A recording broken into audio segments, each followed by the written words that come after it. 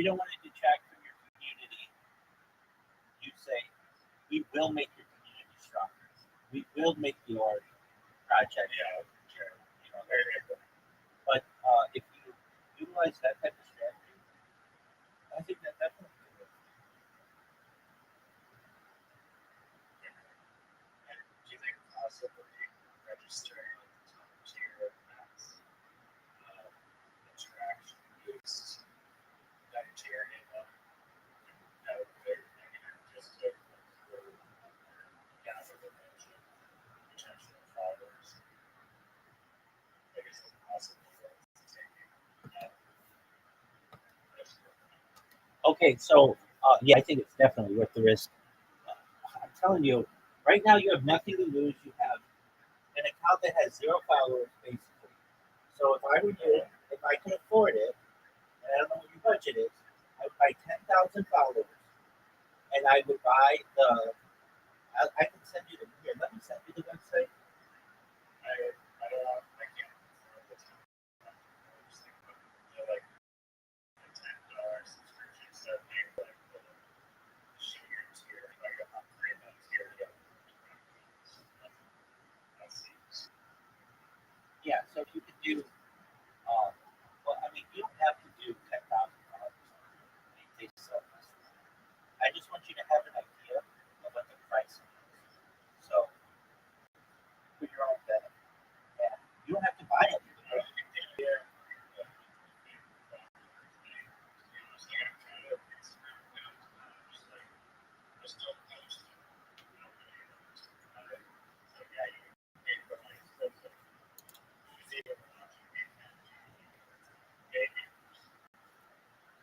Okay, I understand. Okay, that's all right. Um, then so then, what was your thing about the Nigerian thing?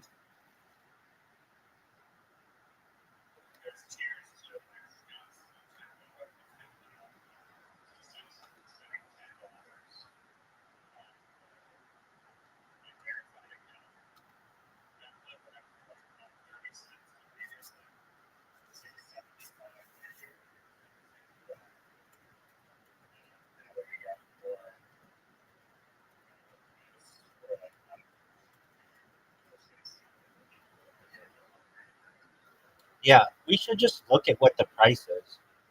Um,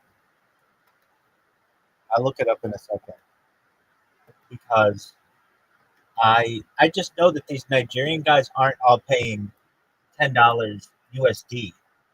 They wouldn't be because they're begging you for like $1. It's funny to me. They'll beg me for $1. They'll be like, "Dog, you have a Twitter premium account. That's like $10 a month right there." And they're like, "Yeah, but it's the Nigerian one. It's not as expensive." And I'm like, "Oh, okay, well, that makes sense." Uh, yeah, I do.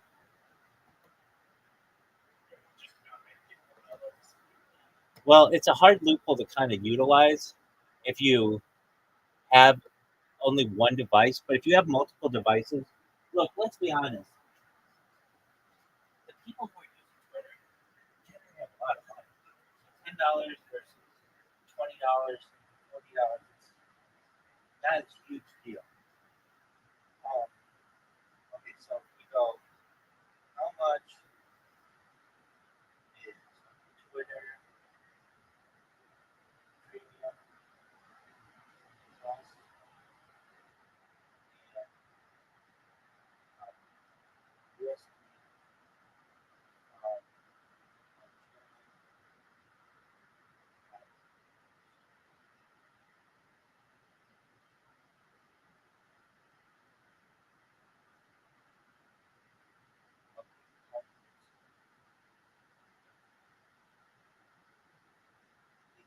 cost of X premium plus Nigerian app store is approximately $40 per month. So that's the massive level.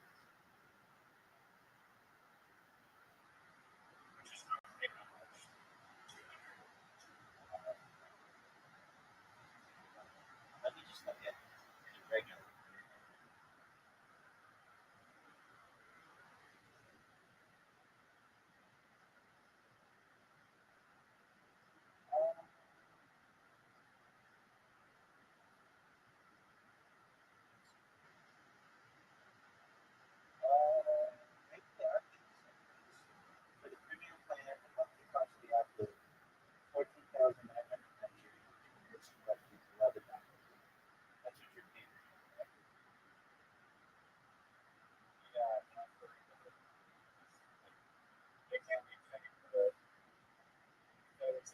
makes sense.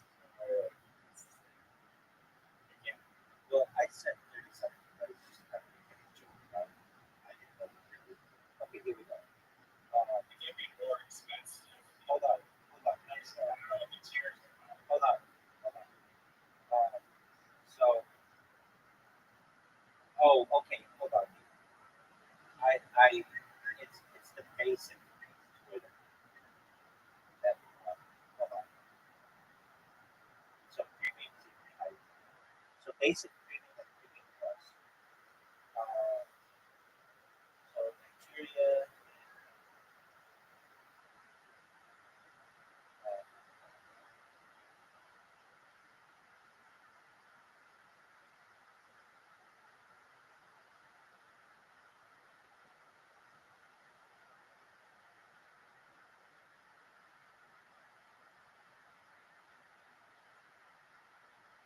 what? Uh,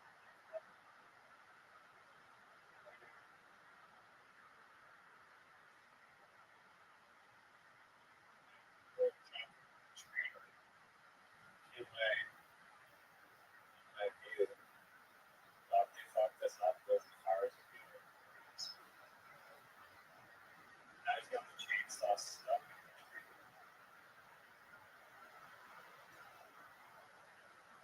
there's like a, there is, I want to say there's a way to pay less from Twitter Premium if you use an Android device versus an iOS device.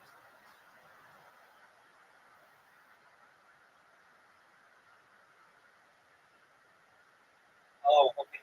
So the basic plan is not available via the app in Nigeria. The app pricing is higher than web pricing due to platform fees. So if you pay for your Twitter subscription on a computer, it's cheaper than if you use the app store over the web because you don't have to worry about the platform fees. Okay, but I have a No, you wouldn't connect it to the Nigerian. It just so you're paying how much a month on X? it's like $10 for like the most basic plan.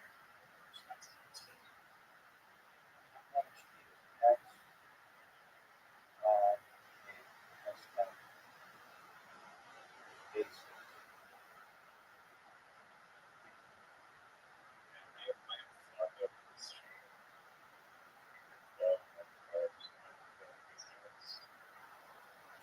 Doug, I'm in the subreddit. I'm in all the subreddits. I just call it Felling Gone Wild. It's absolutely racist. And it has that stuff up every time. Okay, so Yeah, I watched one of the guy or they were chopping down the street. There is giant tree smashes into okay, so if you're doing it from Nigeria on a computer, it's $3 for the basic plan. this dude went up from Um, 15%. they say the premium plus one, which is actually two up, is $11. Oh, really? Yeah. So if you do it with a computer, it's a lot cheaper than it is with the app. Okay, but how the hell did you get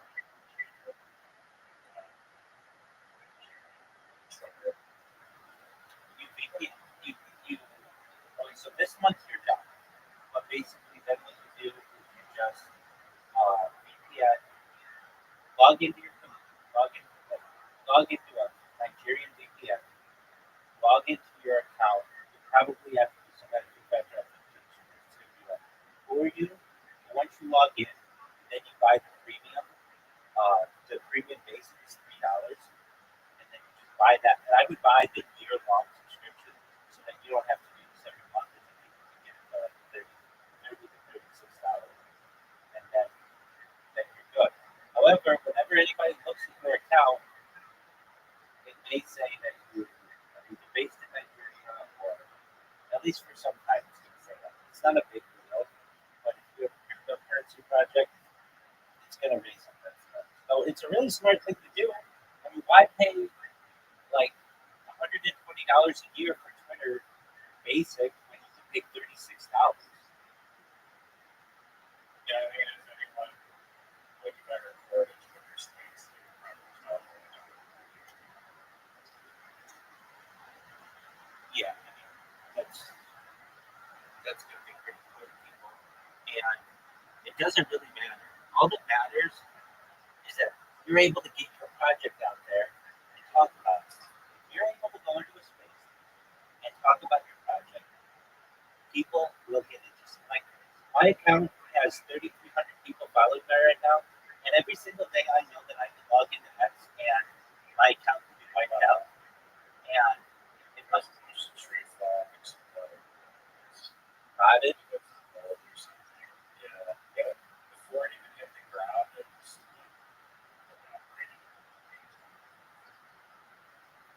Oh, okay, sorry. you okay? I just Sorry, what?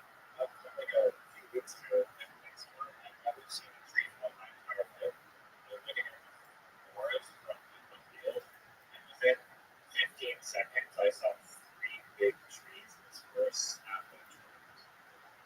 were you in the windstorm with yellow? Yeah, we're on the field, and it was all just going all over the place. Okay, so basically, I know whenever I've lost so many X accounts that I know at any given time I can log into one of my X accounts and it says you're banned. And guess what? I wouldn't really care because I know.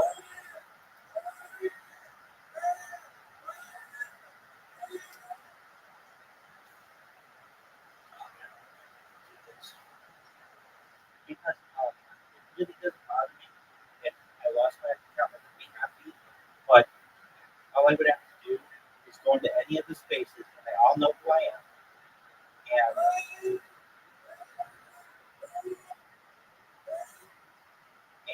they're all going to. Uh, Everybody in those spaces is going to remember who I am, and that's all I care about. Basically, I've already done the damage. They know my voice, they know my project, and they'll follow me with my new account. Does that make sense? Is there any durable just like network with that? I guess people are. It's a great question. Yeah, X stole the idea from uh, Clubhouse. So Clubhouse was the original one that you could do that. Okay. Oh, yeah, I feel like I saw that I was being advertised like a few years ago with this new platform called House. And I was like, wait, Yeah, it was. these like voice chats still around. It is. It was really big during the pandemic. Then X launched their version of it, which killed a lot of the Clubhouse benefits because you can no longer do that. You asked, are there I any? still do such an awful job of like making spaces like I literally want to write Twitter employees just to please make an interface with the space.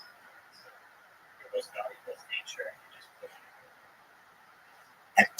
Right. And I saw you were on Space's dashboard, right? Yeah, I mean that's the only place where you can really search for spaces unless you know this keyword place. Like you can do like some random key search in the search and then it should bring up spaces. Right. I know. I want to tell Elon Musk, just buy Space's dashboard and put that in your website. Like that's all you need to do. And that would that was Also, like, I don't know how many spaces are there. I guess it's like a kind of well. It depends. It depends on what language. Because if you're only talking English, it's usually anywhere between 400 and 1,200. But if you're talking Japanese, it's like 6,000. damn. There needs to be, oh, here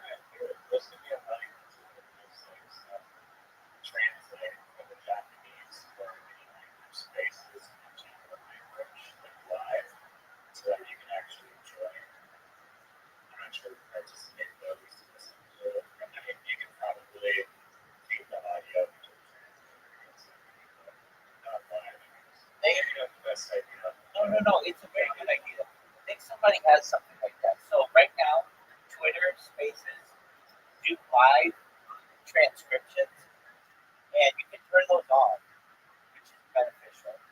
And um, I don't know if you know how to do that, but it's just in the settings, turn on transcription, and then they'll transcribe for you. And I think somebody's been able to take those transcriptions and be able to translate them for you live. However, there is some delay, and it's not always accurate, but it's pretty good. The Twitter transcription is honestly pretty good. So I've seen somebody be able to do semi-live transcription of different languages, but it's not perfect yet. And yeah, I'm sure if you can get that, it would be very beneficial. But the second that you get that, like either Twitter could integrate that and put you out of business, or um, somebody else Twitter could. doesn't care about space. Twitter. I hate to say it, but you're right about that. I'm surprised. Okay, this is what's amazing to me. Like right now, I'm in a video space, and I do video spaces. But you can only do video spaces on an iOS device, and you can only see people in the video on an iOS device. How stupid is that? Android is like 50% of their user base, and they haven't fixed this in 2 years. It's incredible to me that, like, for 2 years, they've allowed their user base to basically suffer and only allowed some of the features for a, like a few of their um, users and not all of their users. Like another thing, you don't have this.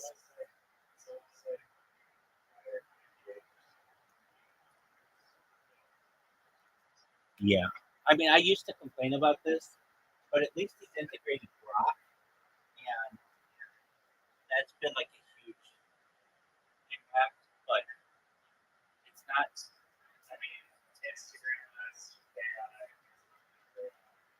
right. I'm sure even if you don't maybe not as great as this mission or as Not many, but he's definitely got the media, which I think we need as much competition as possible. So I'm okay with that.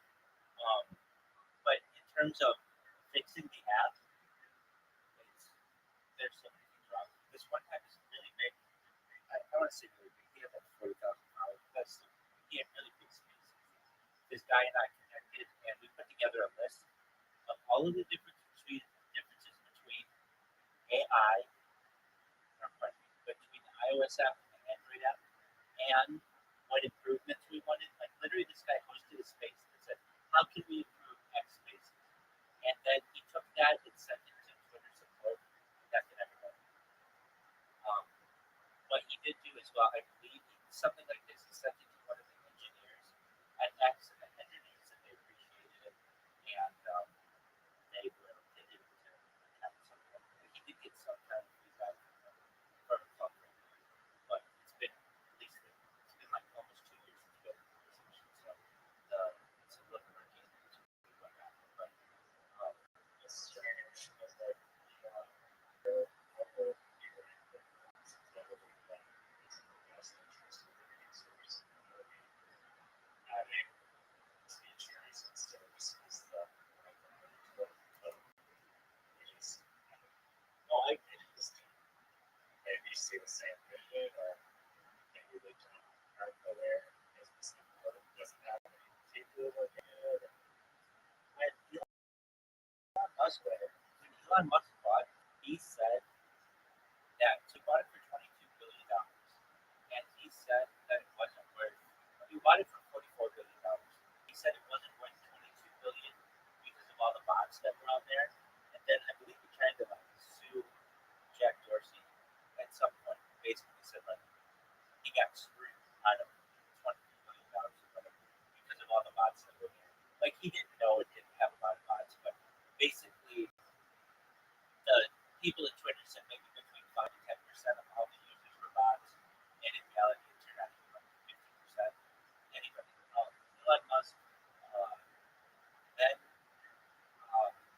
knew that there were a lot of bots, and he knew he was like overpaying for this. And now that he has Twitter, in a lot of ways, he's lost market share because this guy that started up and Truth Social and Mastodon and Threads, like those are all competition for Elon Musk. And if you um, look at the improvements that he's made to the app in the last, he's owned it now for more than 2 years. He bought it in like November 1st, 2023, something like that. Uh, the only big changes that he made were video calls, uh, audio calls, encrypted messages, and drop. And you can do iOS calls, iOS Twitter Spaces on video, but like you can't do that on Android. There are all these things that you can't do on Android. To me, it's just ridiculous that it's not here. I'm telling you, I've been an app developer and an app quality assurance person. Before we launched an app, we would take the iOS version and the Android version and go side by side and make sure they were exactly the same. And if you didn't have the same experience, you would change it so that they match each other. But many apps do not do this. They have large teams, and they don't have somebody who will just sit them down next to each other and use them, which is kind of incredible. But they just don't, and it's a lot of apps that do that. And I know as an app developer, it would annoy me that like, hey, I want the same or as close to the same uh, user experience on both platforms as possible. That really makes sense. And we just mirror the apps. But I think with AI especially, you wouldn't have to do this manually like we had to do it manually, making sure you press a button and everything. But and an AI model. But the way that Elon Musk has his, I know he has his, like, this is a really funny story.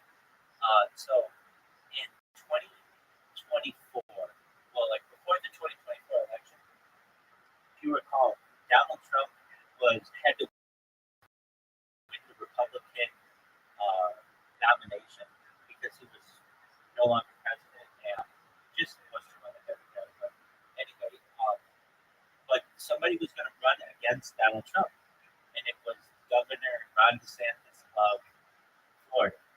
And Ron DeSantis was going to kick off his campaign on X Spaces, and his X Space crashed 3 times, and it was this incredible pie in the face that from which he could never recover because the platform sucks. You would think that like you're going to use these really like you would be like, hey, we're going to have like politicians making like major announcements on our platform. Let's make sure it doesn't suck. But obviously, I don't see that. You were saying, are there any other platforms that allow you to talk to like thousands of people with like one account or like just without having much interaction with people? Or I should say, not interaction with people, but like you literally can just create an account, and if they let you up and speak in a Twitter space, you can speak to 10,000 people. Are there any other platforms that can do that? That way, like most all the other platforms have some kind of safeguard so that you can't do that happen. Like on Instagram, if you're doing Instagram Live, now you have to have 1,000 followers. Just like TikTok, you used to not have to have 1,000 followers. On Instagram, you used to be able to just start up live with no followers. I did that on a bunch of different accounts for years, and but now you have to have 1,000 followers. And I do have 1,000 followers on some of my accounts, but I don't want to risk those because of spam or whatever. And so you can't do it on Instagram. You can't do it on X. There are some smaller apps like YouTube. You can't do that. You at least have to have your account to go live. It's got to be live for 24 hours. If you want to get like anybody to view your shit, you have to have thousands of people watching you. Um,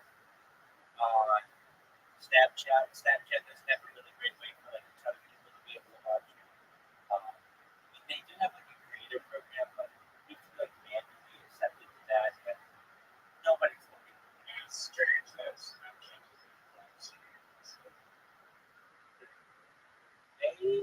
have like live call.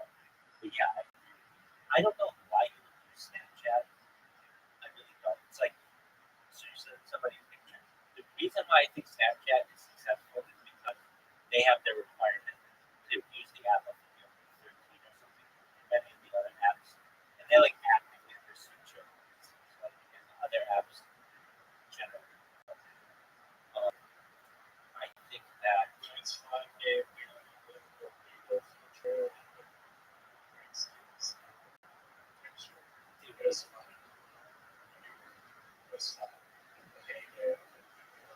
oh, yeah.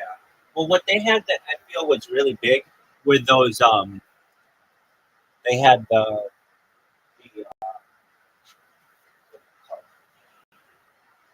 where you can make your face into a dog. The what do you call those things?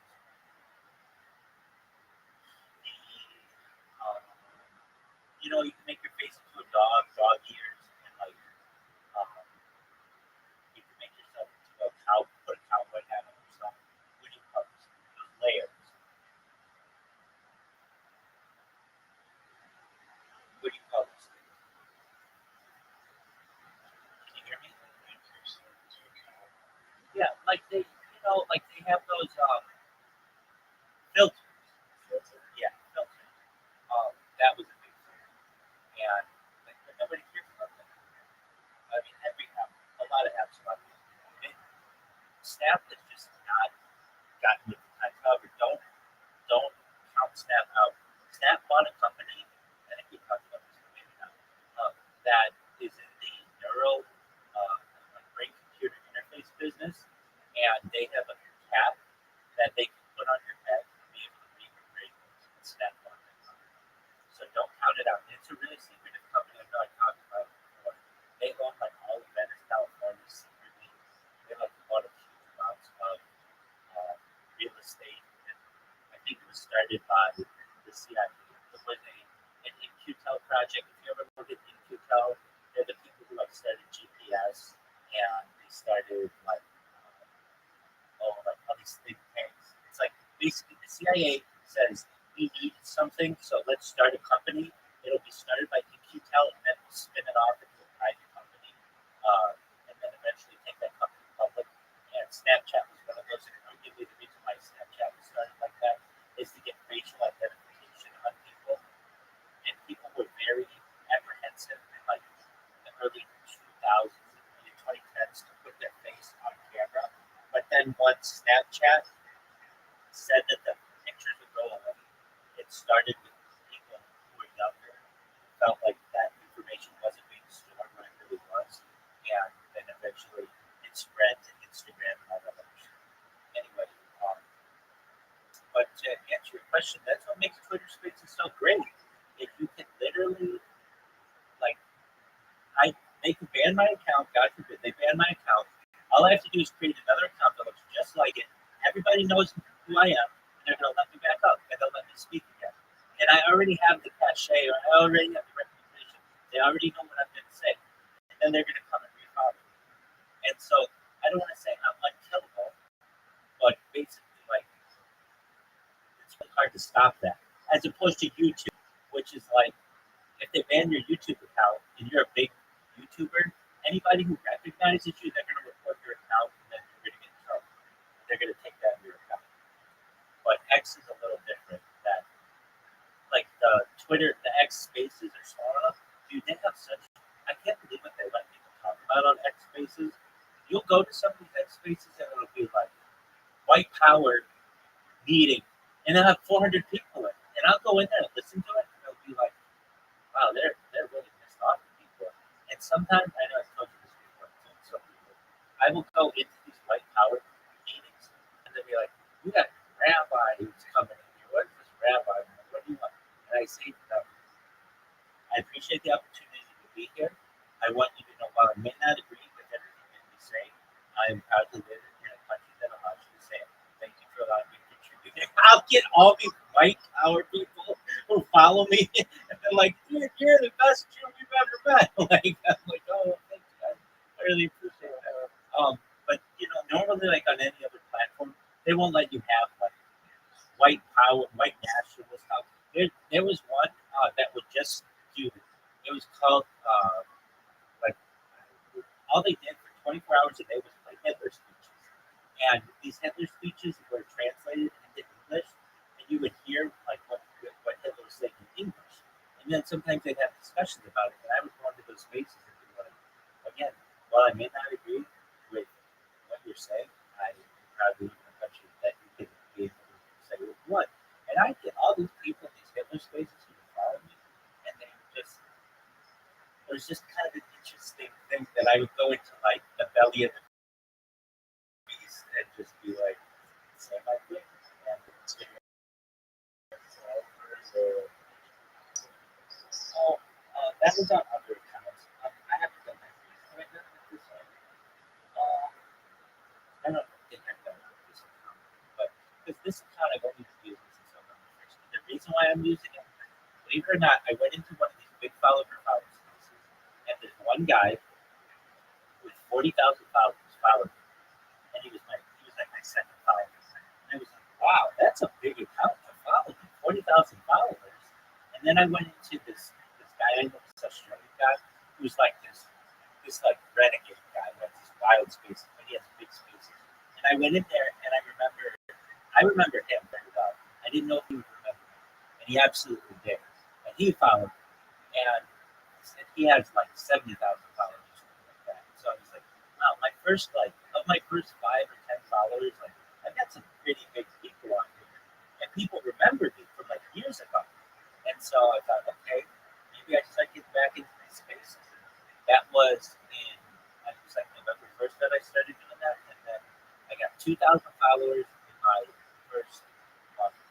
Now I'm at 3,300. And the most I've ever gotten on X, I had an account with more than 10,000, but I'm using those numbers. But organically, I had it with like 3,500 followers. So basically, as close to my old account as I've ever been. And it took me like 6 or 8 months to get 3,500 followers like 20 years ago. So I'm doing a lot better. The issue arises though that you basically become like everybody knows about me. Like, everybody knows about me, which is great, but it's like they're already following me. Like I am basically trying to get blood from a turnip or water from a rock at certain points. But I still, if I get into one of these big spaces, I'll get 25 people following me. So there are new people who come up. And with your project, going back to it, it's a great idea. It's a winning idea. It's a winning name. It's a winning strategy.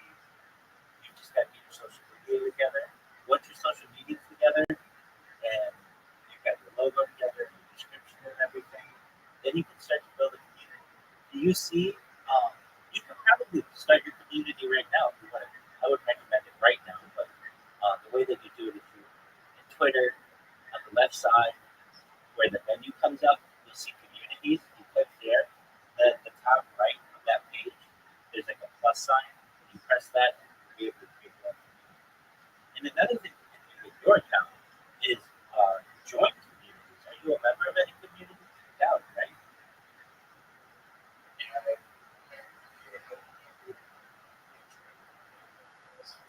So you could join the Harry Potter About Sound Tech community, and then you can also join like they have follow communities so that you get more people following you, and they have show communities. And you can get in with those.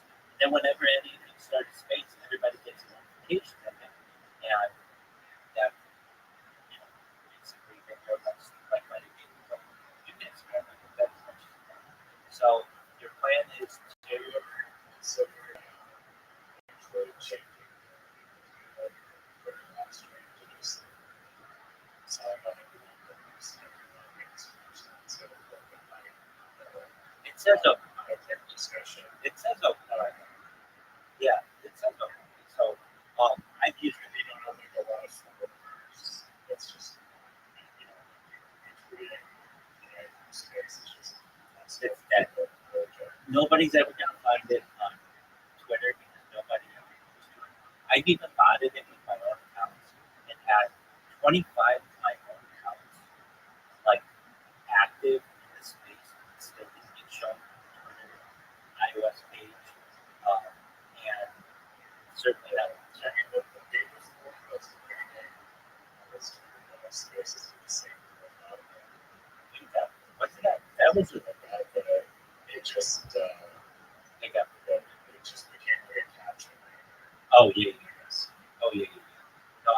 remember at first you were like, I like doing it.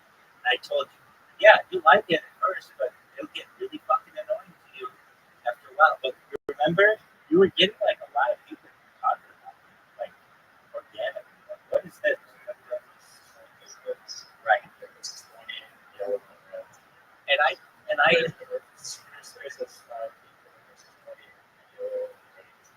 exactly. Now I did try that, I use that strategy. The absolute best strategy is, I hate to say it, organic. Go in with a good pitch, be excited, be energetic, have confidence in what you're saying, and you get questions you want, and you get 20, 30 people following you. It's a good space. And especially with the name of your coin, it's fun. People just like it because it's different.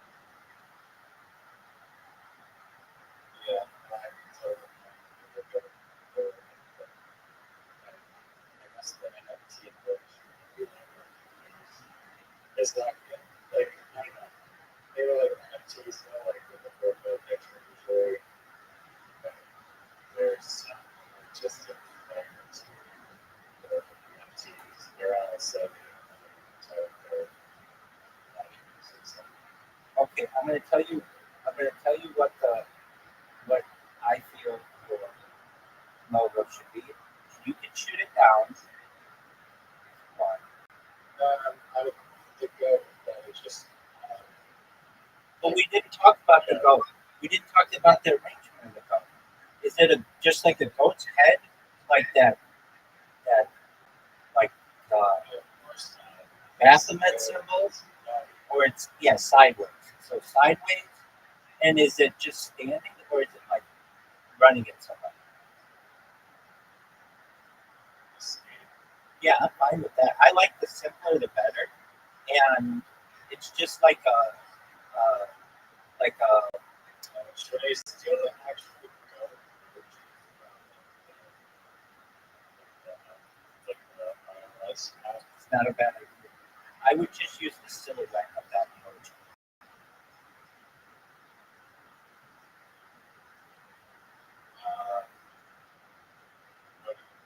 just don't have Exactly.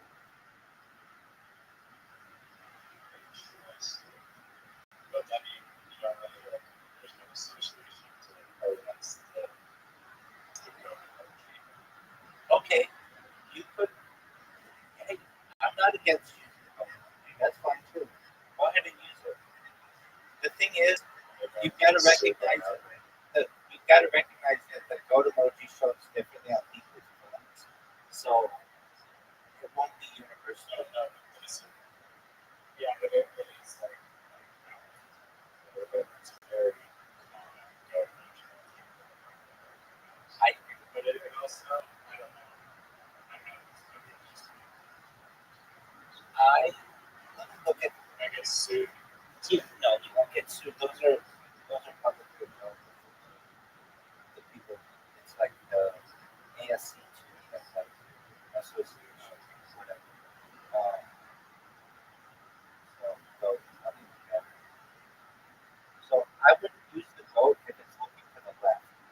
I would use the goat looking to the right, like moving forward. Does that make sense? Go to one. So it's probably I don't know if I would. I would just use the outline. You I know, like that outline. It's like clear that it's like it would just make like some like I can show you an example.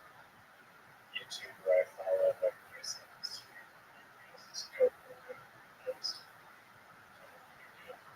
if this isn't the best fucking thing ever, what is it called? Right Wheels Southern Street. yeah, looking for yeah, I was I mean this is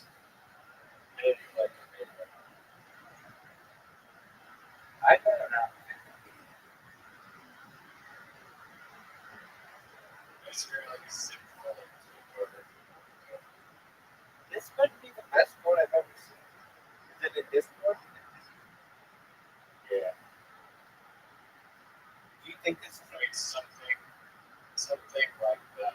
that sucks. I thought you said it was going to be sideways. I mean, yeah, no, we can switch it around. So I'm going to just ask ChatGPT to make yeah, just to give you an idea of that. I'm sure you recognize it. Okay, I'm not stupid. I know it's like, but you want it to be simple. So just one minute.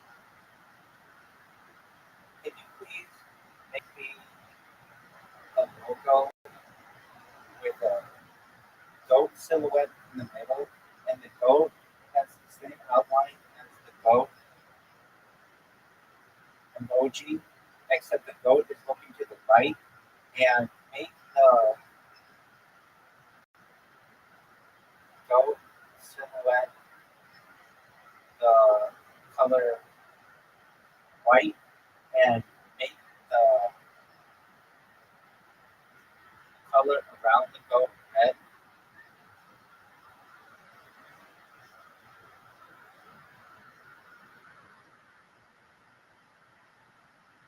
Or it'll take a few seconds. Have you been using ChatGPT?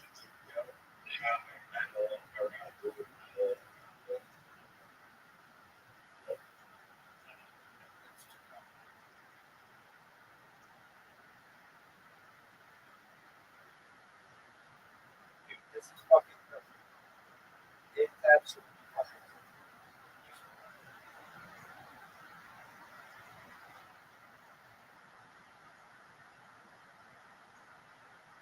This shit is so good. It's like better than I thought.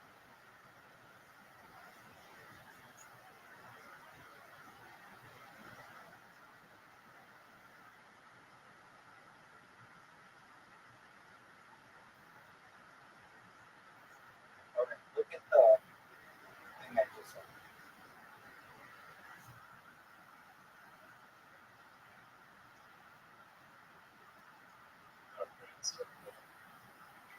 It gets people, it catches people's attention. You could make it green, you could make it whatever you want.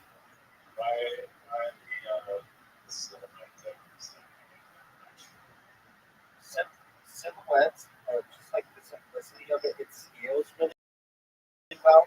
So if it's really small, you can tell what it is. If it's really big, you can tell what it is. It doesn't have a lot of detail in it. It's clean. Exactly. And people like that shit. And then I'm gonna hold on. Let me put, um, this is great. Please put a circle in red around the circle here that says the greatest cryptocurrency of all time in white text on the top part of the circle, and the bottom part of the circle, please put linktree.com/, the greatest cryptocurrency of all time.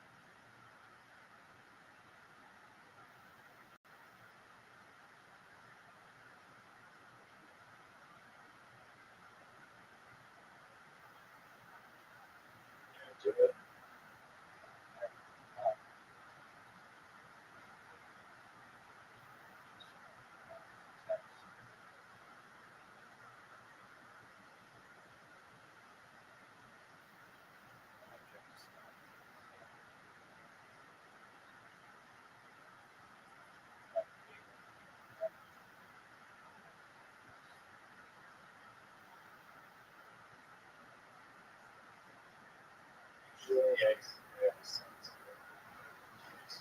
You know what? I've been having to do these profile pictures for people. It's been amazing. I've had it. I might have to have it do it 2 or 3 times to get it actually.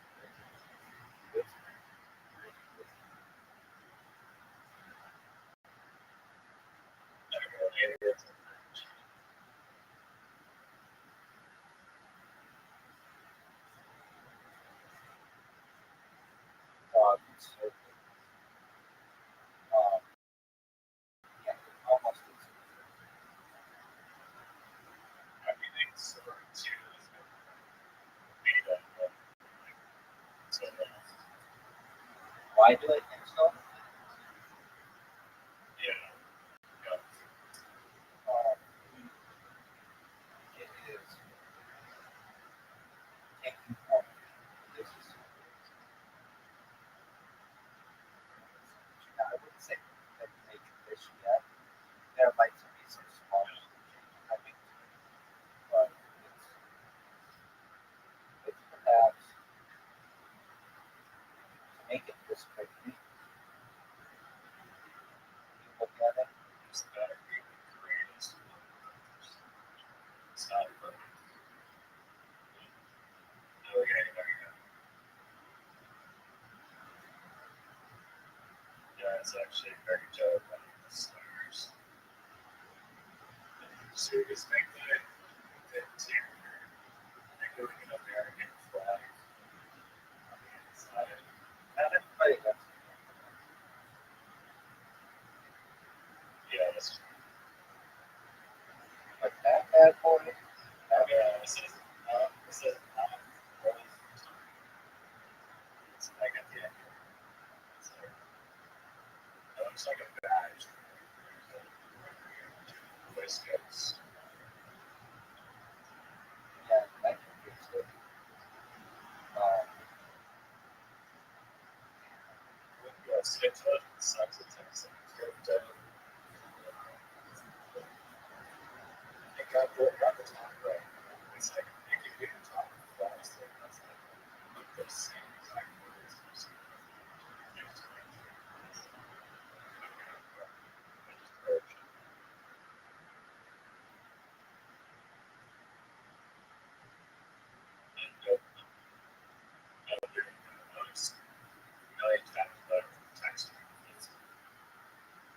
yeah.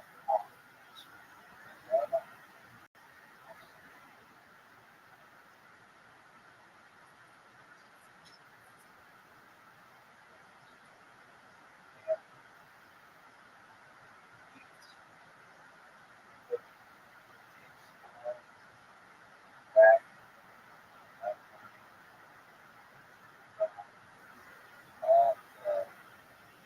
text, and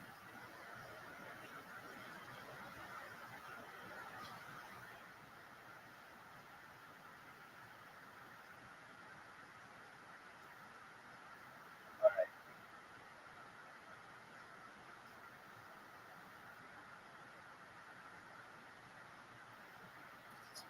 I mean, I still have this. Simple, it's clean, it's funny, it's really, the thing I really like about it, it's really fun to copy. I like that. It's like who was calling their fucking the green screen with green screen all the time. It's a dominant name. Right. Dominant. That's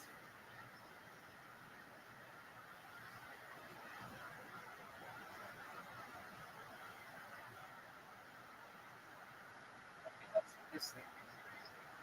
I don't know. I must know how to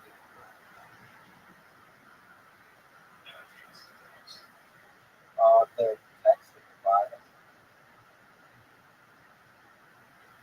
is still a little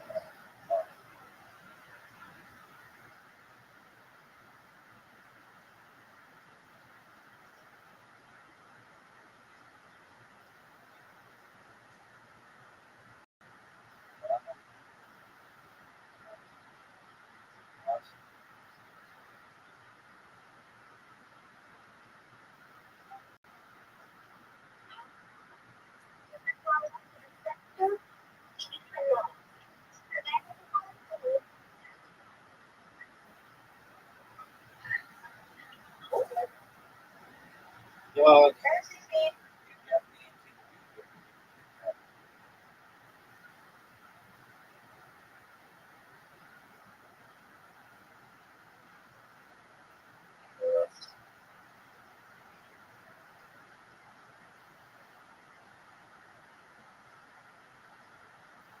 may not like it. I have to have it for the It's getting the Texas one.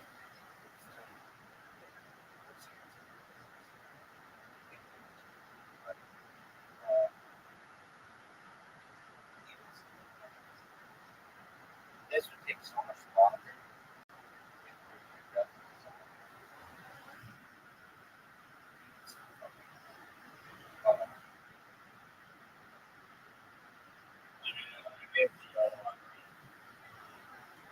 Yeah, for sure. All right, well, I'll send this one to you. Yeah.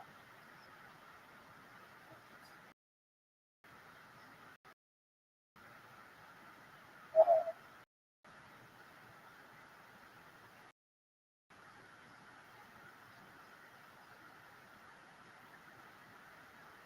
maybe if you like it, then just I just want you to see it with the black out. So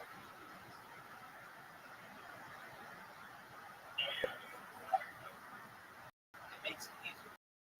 Yeah, yeah, yeah. It makes it easier. Okay.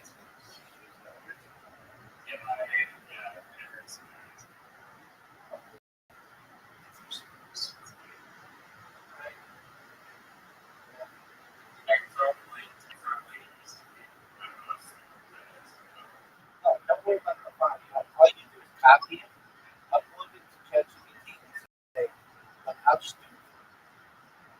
It's not, we just need the bottom to change. Correct, right? And then you like it. Yeah.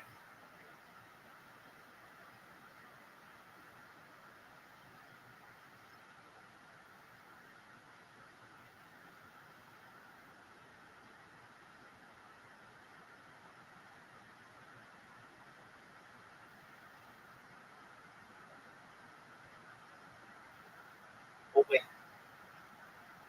you've got to get that link from that. So,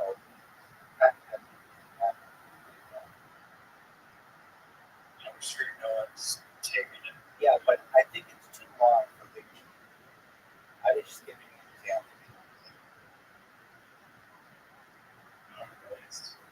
Yeah, probably have 20.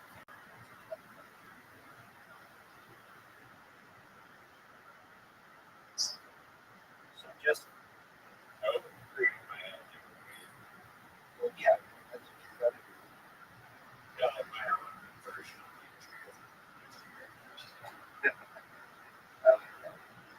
It can't be that hard.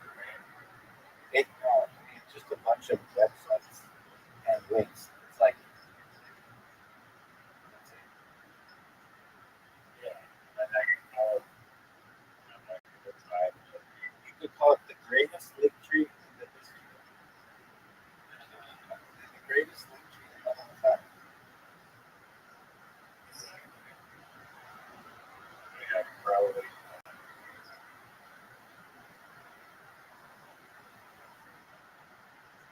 Well, I'm not going to change it. I'm not going to change the bottom until you have your link tree like official. And no problem. And then all you do is just take the version that I sent you that you like, copy that, and just change the bottom. So, does that make sense? Yeah, I already said it says. Yeah, all you have to do is change the bottom. Does that make sense? Yeah. Yes. Such a audio marketing active. I hope it works. No, no work. Now, let's talk this out. Red is negative color in cryptocurrency, but it catches the eye so well that I would go.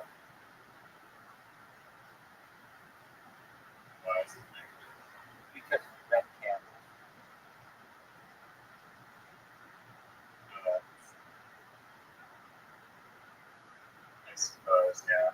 Don't worry about it. If your mind is doing that, then don't let it know. Yeah, I mean, I'm not very psychologically what the most optimal color is. It goes actually. So, Or you just let it. I wouldn't worry about it. Everybody, I want to get this. just if you like red yellow, like but it's pretty sure also that very rooted. Oh, hold on a second. That's actually not that. Not that, but to do that TikTok look, you might hate it.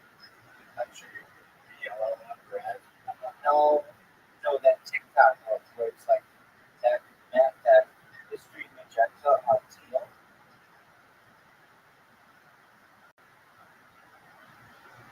It's like blue dress optical.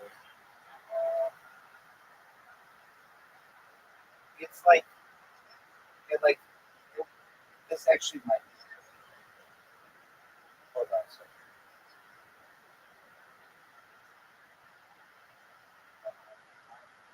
The color that your eye can perceive. Right, All right. color,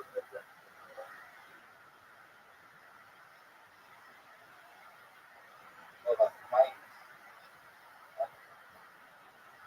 That actually might be the best idea to get everybody's attention.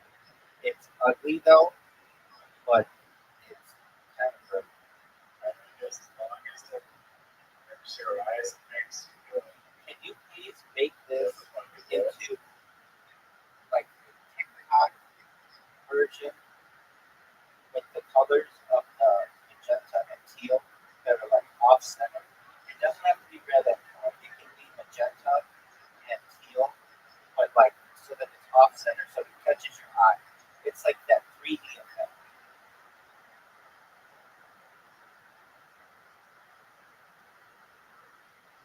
One time, the owner of the startup that I helped create, I took my phones and I took all of the different apps that I had, and I said to him, "Which one catches your eye?" He said that one, and this was before TikTok was a thing. And I said to him, "Why that one?" And he said, "Because the colors are messing with things." And I'm like, "Yeah, exactly. That's why they use that." And he just picked it up right away for that one. Like, exactly. And I'm nobody, curious what actual colors you're talking about. it's magenta and teal. Okay, I found it, and uh, you're gonna hate it.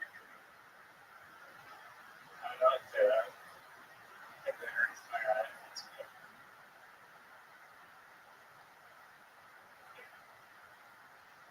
Okay, I just sent it. It's actually exactly what you're talking about. We could make it different, but it's pretty close.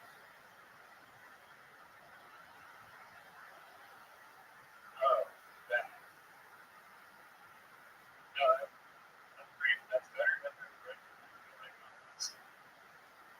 Okay, then we want the red one is good. This one is probably, it's like a 3D effect. that's what I just said. I was in the description.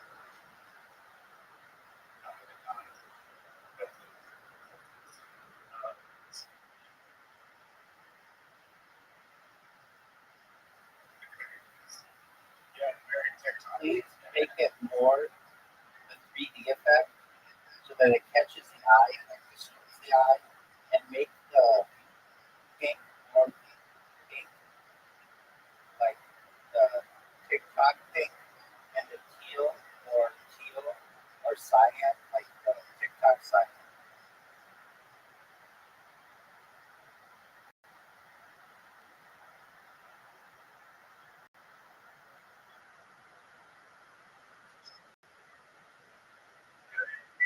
It's like wood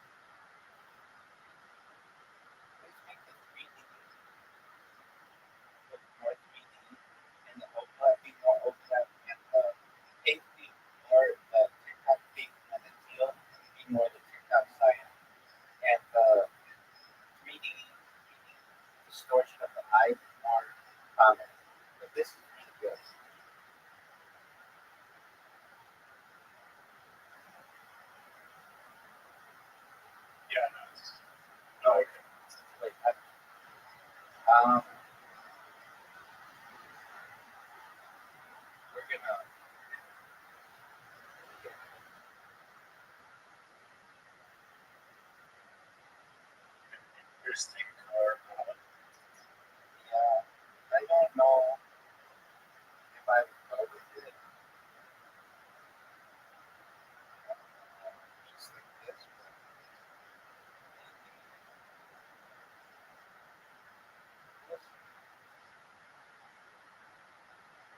I don't like it that it's like a green. Maybe it's just. I don't like the color. I like the goat fucks with my eye. Oh, what the fuck?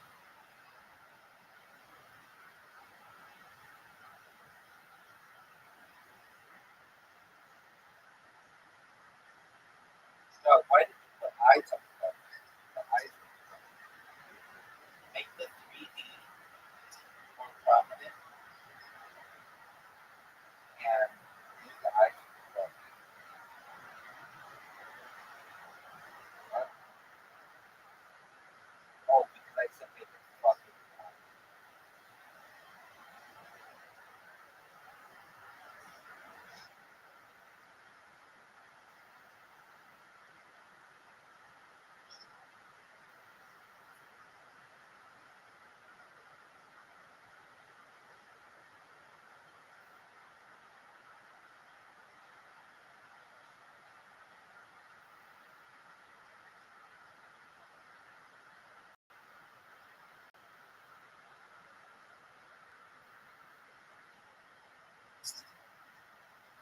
Um,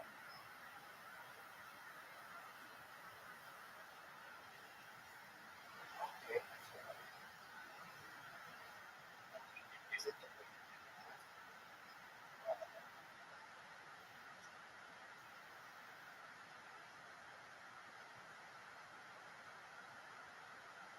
It's like that website. It's just like the website. That's the website says. yeah, it's ugly as fuck. It's like a light pink that fucks with my eye. Alright, I sent it to you. It kind of looks the same as the other one, but yes. Oh, it's virtually the same.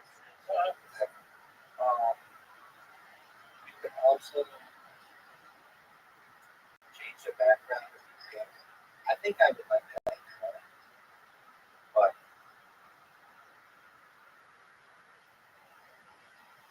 I'm not gonna do it anymore.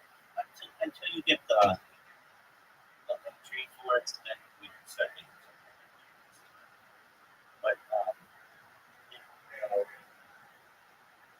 it does catch your eye. I do think they're right. Like, I do too. I like it. I think I like it. It's just so simple. It's simpler. And yeah, but you could do they see a lot immediately. But exactly. You're very funny. But you could do a focus group. Basically, you show it to 10 different people, and you say which one catches your, or which one you prefer. And I bet you, I bet you more people say the red one. However, that may not matter to you if you can get it down to like what really fucks with your eyes. And if you get that, then it's going to be interesting. 'Cause, like, here's the thing: when you are in these X spaces, you only have so many different ways to be able to promote yourself. And I use every advantage that you can. I use a heart before my name, so that automatically you're looking at me and it's like a love, which is a positive message I'm sending, and it's red, so it gets your fucking attention. And then I also have my thing in bright red, and it's yellow, which is like hunger inducing and like passion. And um, I like to use different like strategies. There's another strategy that I use that so you know how Some of the profile pictures are squares, and those are like more expensive. Yeah, well, my Nigerian account, that's a square. So go to on X, go to Karaoke King 0000.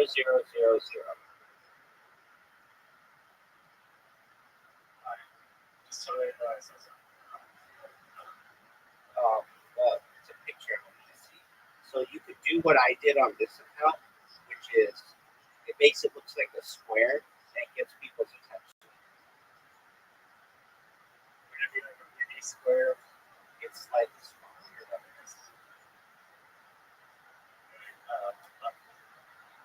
Go to X, just look at it. Go to X, and just look at it. You don't know what a square is. You need to go to X.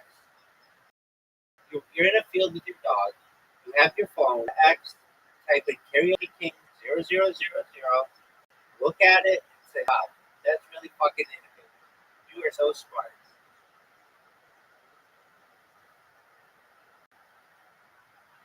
You want to go to X? You know what X is? KARAOKE King 0000. I see it. Yeah, I see it. Please, Yeah. And that gets people's attention. And it's like, wait a second, is this person paying extra for this? And you're just a different shape than everybody else. So you can do that as well. And that's really obvious. You can tell. I've used like every like free marketing technique like that's available. Like it's almost like like NASCAR drivers or like F1 drivers, how they like barely adjust anything on their car and like makes their car go just a little bit faster than everybody else. That's basically what I do. I tweak all exactly. I tweak all this shit. I make sure my driver's just taking a shit before going into the car. I like make sure he drinks no water. Like we are running as light as possible just so we beat everybody else. But that's what you got to do. I mean, the people who don't do that are the people who show that they don't really care, and the people who do use this shit to their advantage. And I think it's pretty good. One thing I would tell you, I would not recommend to you, is to host spaces. It's just unless you're going to pay money, and I know you don't have a marketing budget right now at all, and you just don't want to host. You can if you get like a few people, maybe a community space. Like you have to know people. You can say like, okay, Rabbi, will you join my space? Yeah, of course I'll join. And you can get another 4 or 5 people to be like a solid core. Then maybe host a space. But if it's just you, nobody.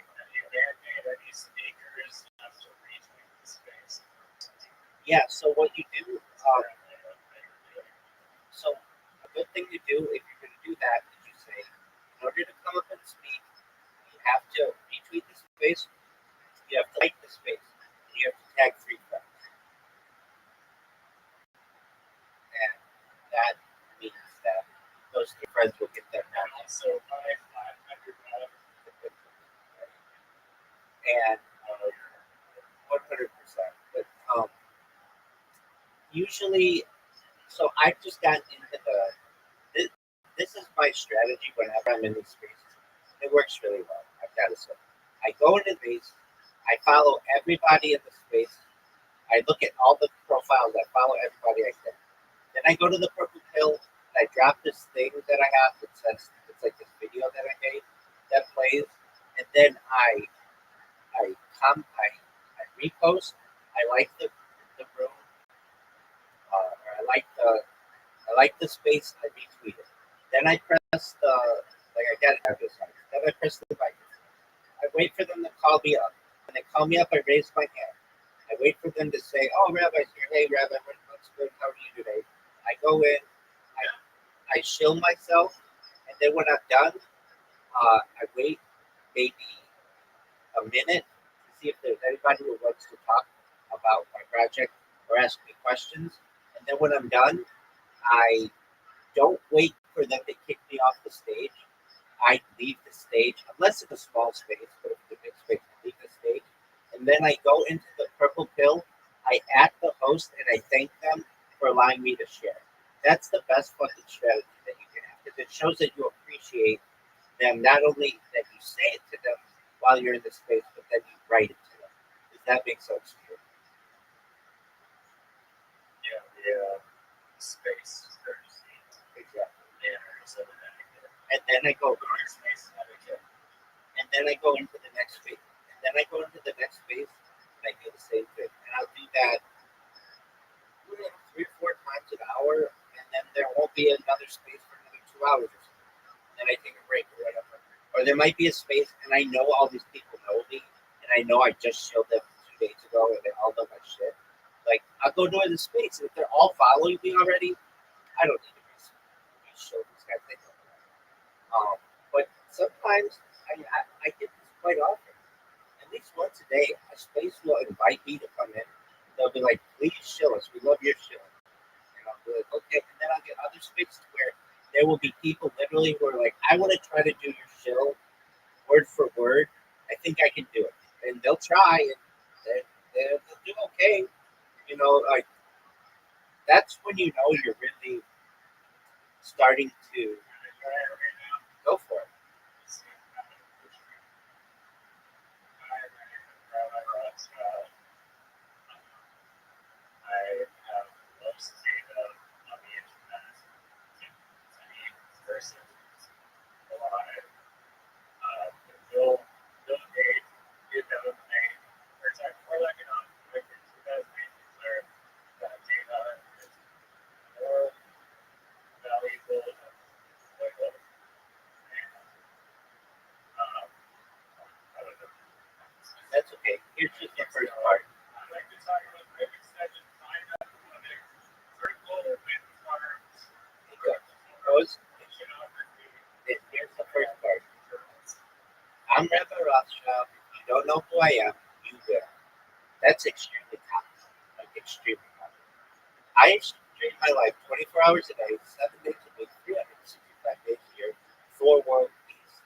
I've been doing so for more than 4 years.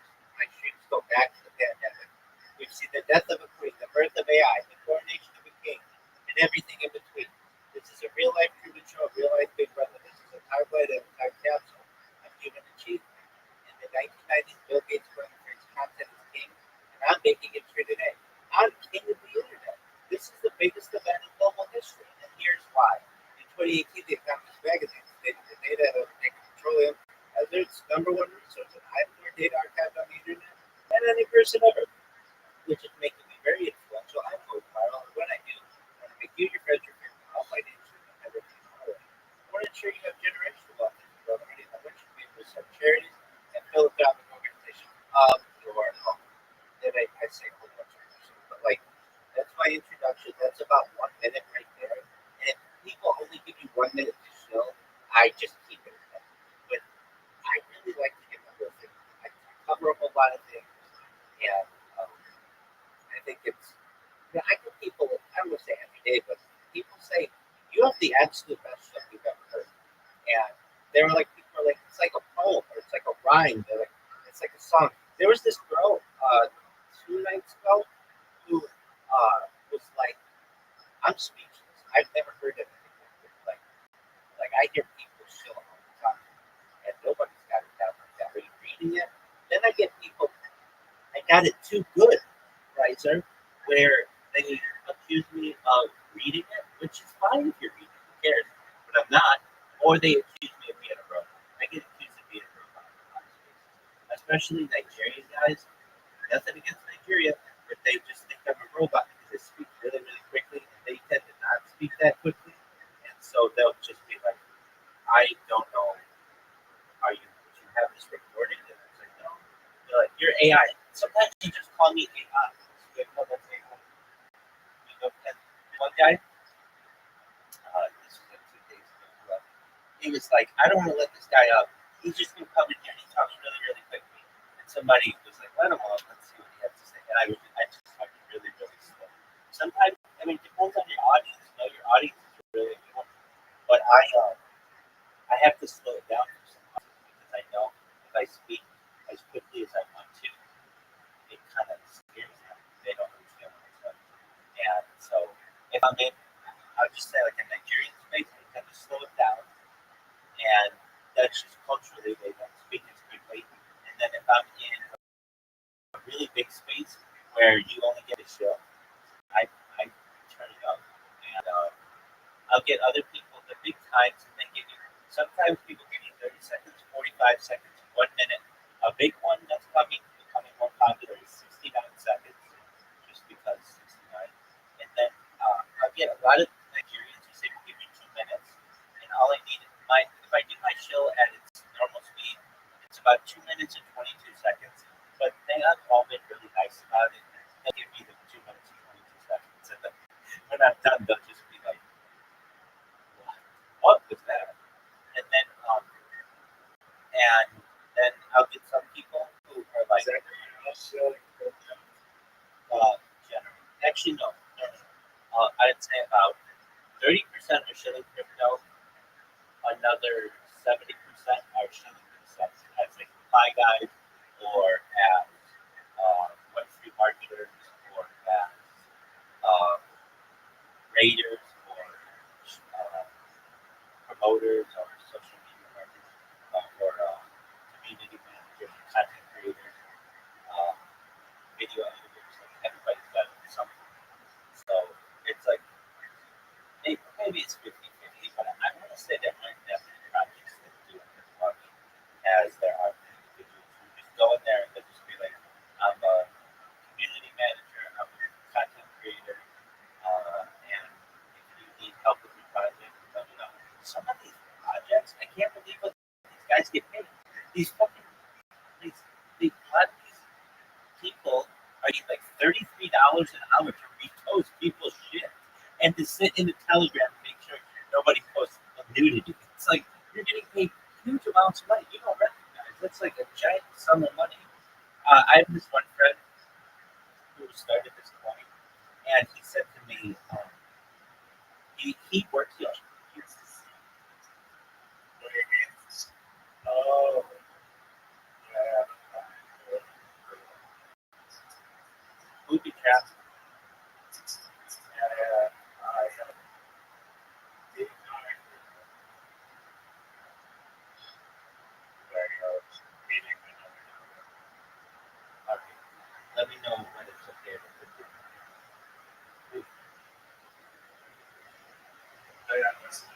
Okay. So this one guy I know, he was like, I've been paying these reply guys recently, and I said to him, and he works in other jobs. He works in like the oil industry in the United Kingdom. And I said to him, how much you pay these guys? And he's like, $300 a month. He's like, no, $300 a month. What? And I'm like, what do they do for you? He's like, well, that's the thing.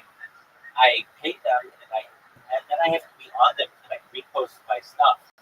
And I'm like, that's incredible. Like, you know that you're way overpaying for the service. And he's like, how much should I be paying? And I show him his website where, like, they were getting him like 10 reposts and 10 likes. And even he said, I'm sure it's the same guy who just has 10 different accounts, but at least it's something. And I show him this website, and for like $20 for the rest of his life, $20 for the rest of his life, he'll get 100 posts on every 100 likes on every post and 100 reposts on every post.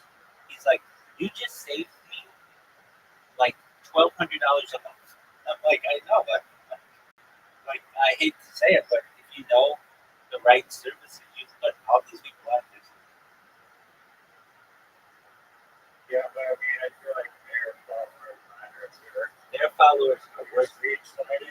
their Their, their followers are worth. These are premium likes. There are people with the blue check mark, and there are people with the blue check mark liking your shit and reposting your shit.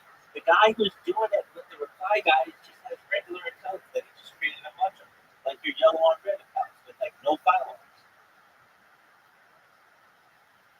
okay. Well, I mean, I'm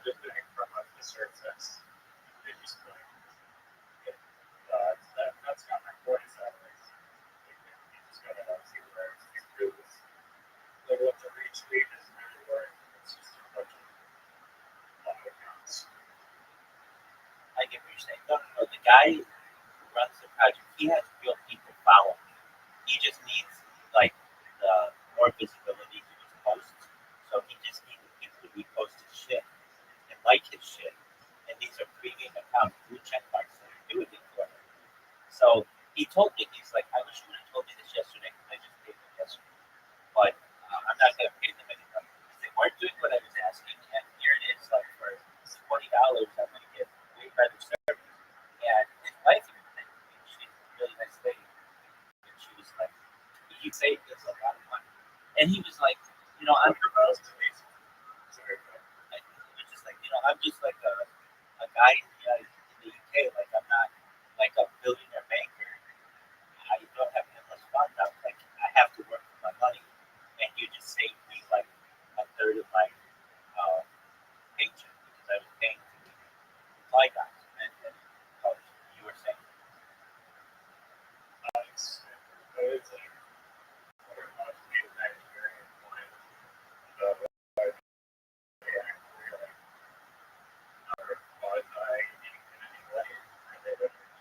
don't know a lot of Nigerians who are running coins. I don't know a lot of Nigerians who run coins.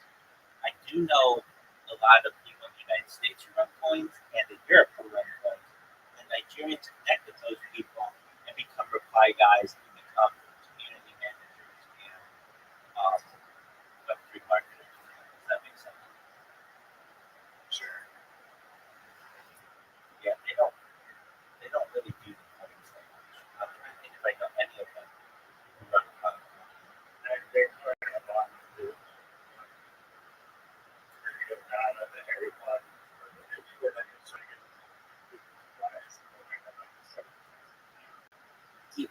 Yeah, I mean, he's a unique case. I'm trying to think of like, I probably have at least 2,000 people from Nigeria who are following me. And I don't know any of them who started their own coin.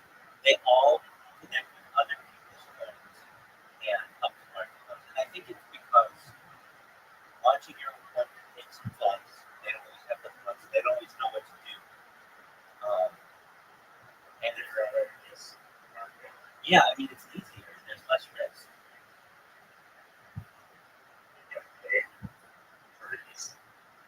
But don't, I mean, I guess that's like a market. I studied program. I have 60,000 people in my group.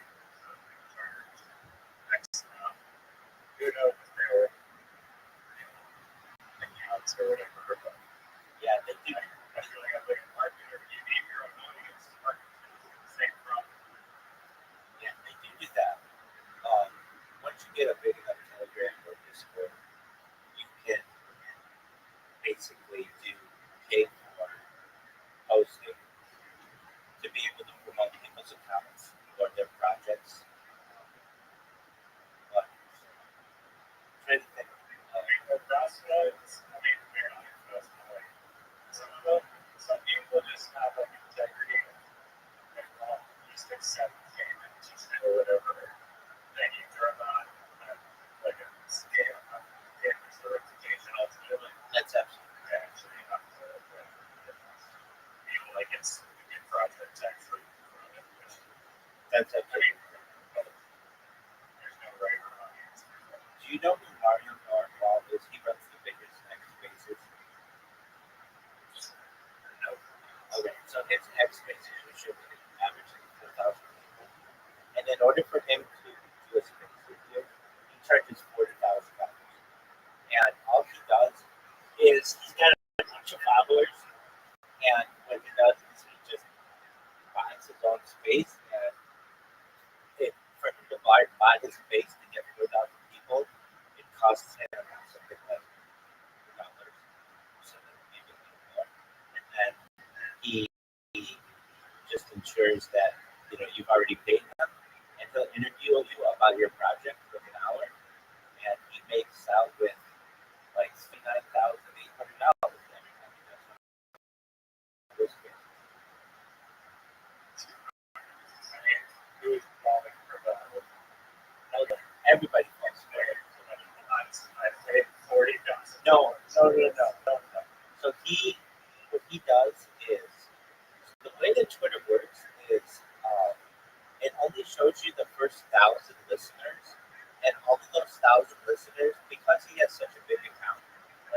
goes live, he gets maybe 2,000 real people listening to him, and then he bots it with another 2,000 or 4,000 accounts.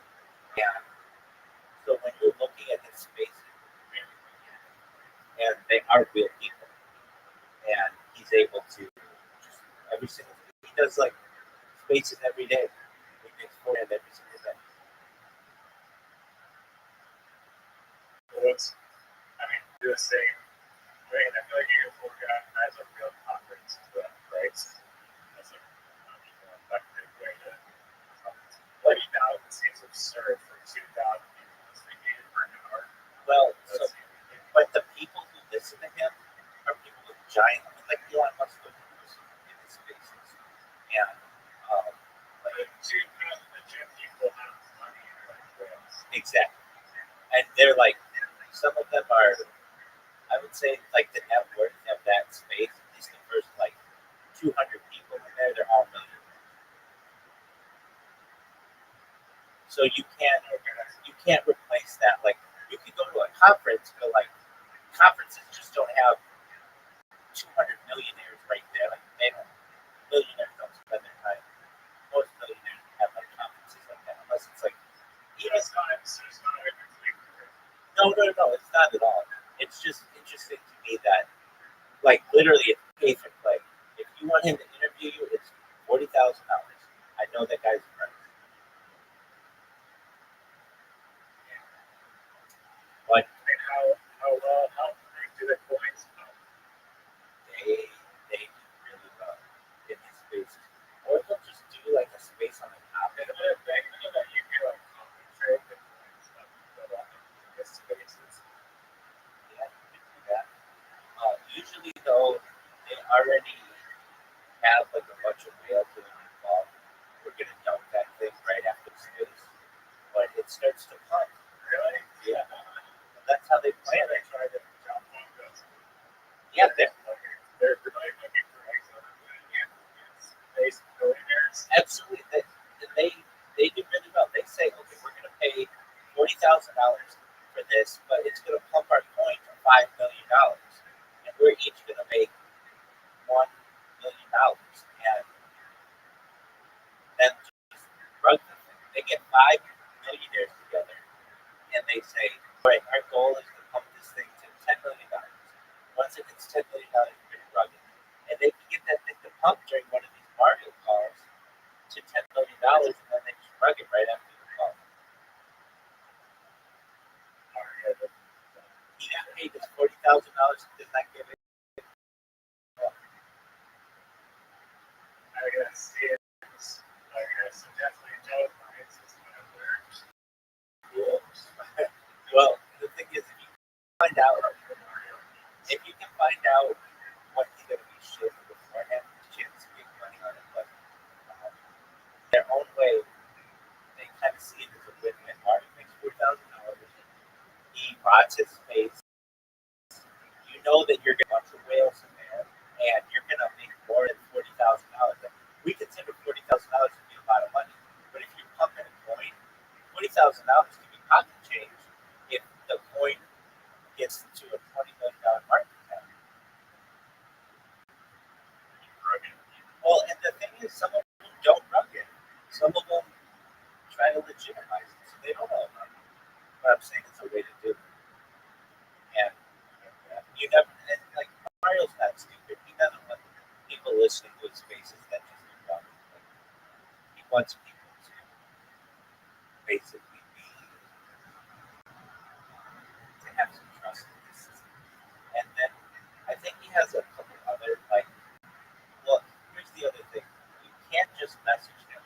You have to message one of his minions, and they get all the information to him.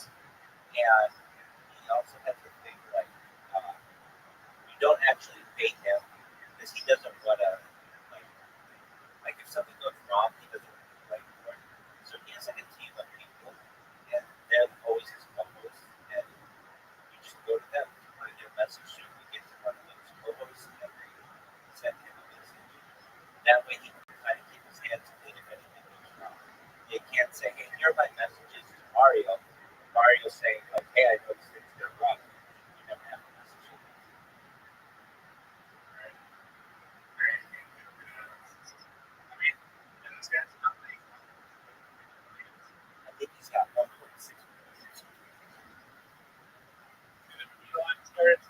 space that like billions of people.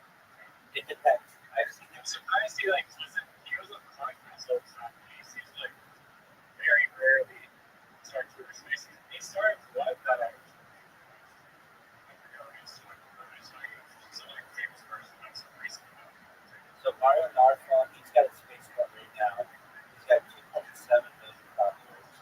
His space right now is just called Iran Protest Company. He does a lot of spaces like that too, that are just like about current events and stuff. I'm not saying all this stuff, but it's usually about current events. But he does a lot of these things. Okay, so Elon Musk has the record for the biggest Twitter space I've ever seen. He had like 4 million people in Twitter space when he did an interview with Donald Trump.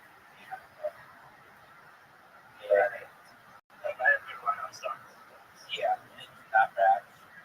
But like,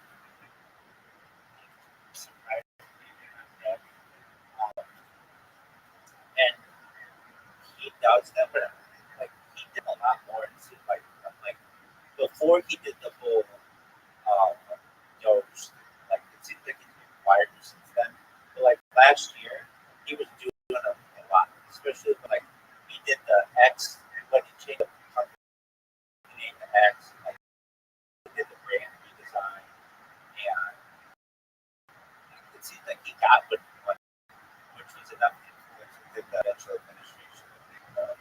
Have all kinds of like benefits for those companies and space and stuff. But I haven't seen anyone recently. But I don't really look for him either. I'm not following him. Yeah. I've told you this story before, but so there's a guy who sounds exactly like Elon Musk. He's Adrian Pittman. And he and I had a debate with one space about the benefits of the electric car versus the hydrogen car, and I took the side of the hydrogen car and took the side of the electric car. And I won this debate. I beat him. People told me afterward that I beat him. But there was this huge rumor going on the internet at the time. I remember Adrian at the time had 3,000 Twitter followers, something really small. And he's got 700,000 or 800,000 now. So it tells me if I would have kept pushing at the time, maybe I would have gotten a lot more. But I think he bought a lot of this. But he just had this voice that sounded a lot like Elon Musk, to the point where at points he was able to speak to Elon Musk directly. Elon Musk was like, "That's freaky! Like you sound just like I do." And it turned out that this guy was just like has a voice like Elon Musk, which makes him really attractive.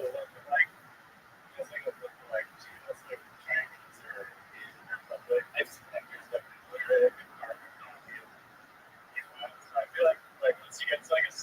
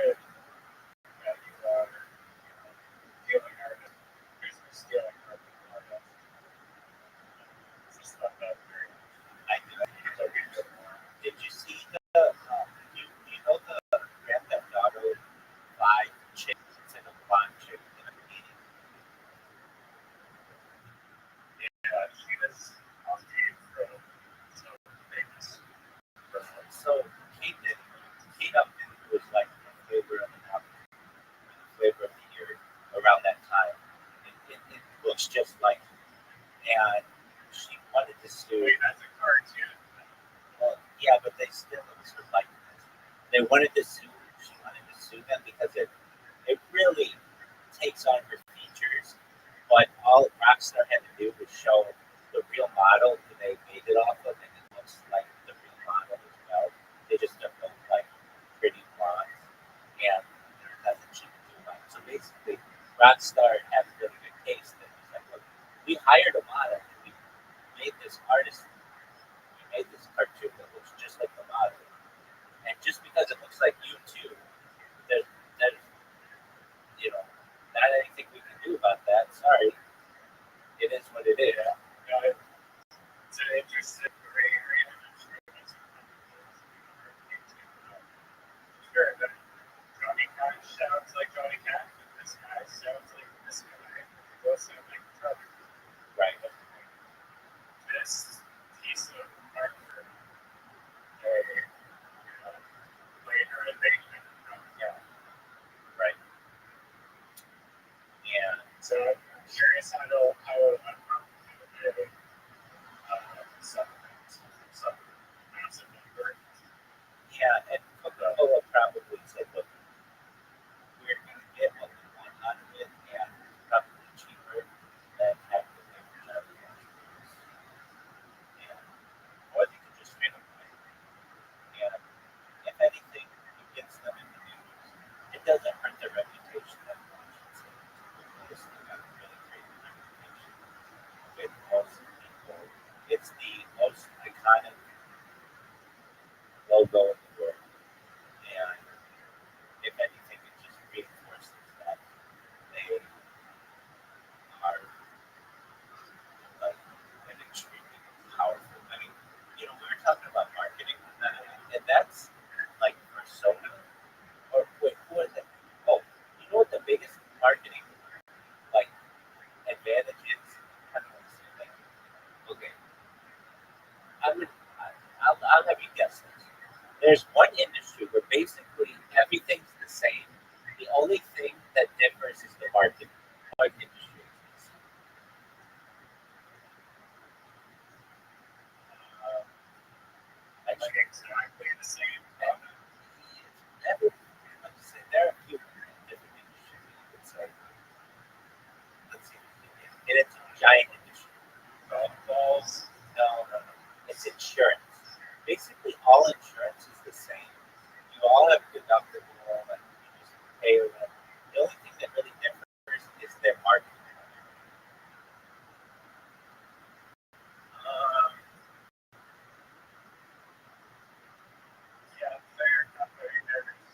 I just policy and They all structure the product basically the same way. There's not that much difference. And another one that's like this is gasoline. They all basically produce the same shit. Nobody like really excited to get any kind of gasoline that's different than any other gasoline.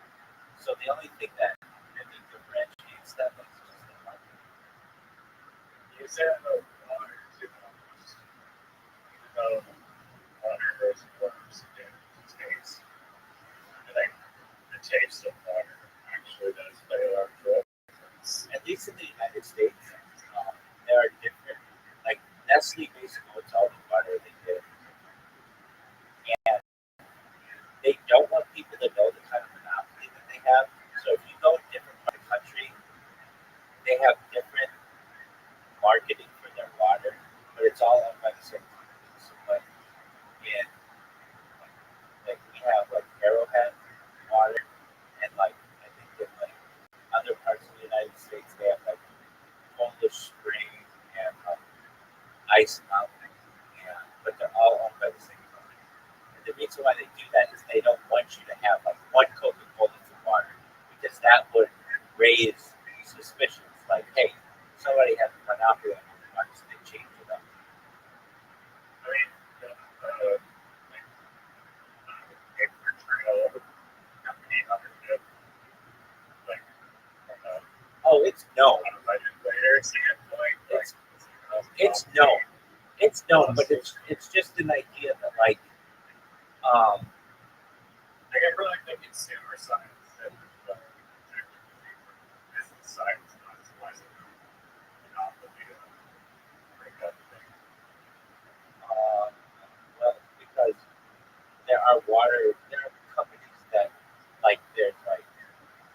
Dasani, which is from Coca-Cola, that is a competitor, and they have like Aquafina, which is from Pepsi, that's a competitor.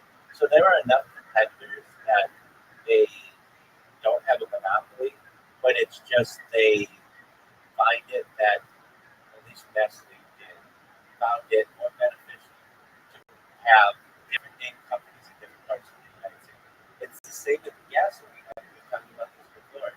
We have Chevron and the East Coast, we have Exxon and Mobil and Phillips 66 and like Esso, you have Esso in Canada. There's uh, Sunoco. These are all the same companies. They used to be same.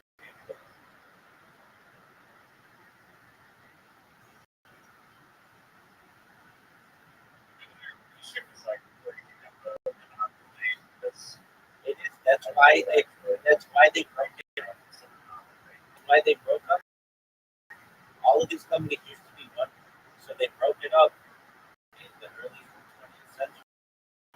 Sherman and the Trust Act.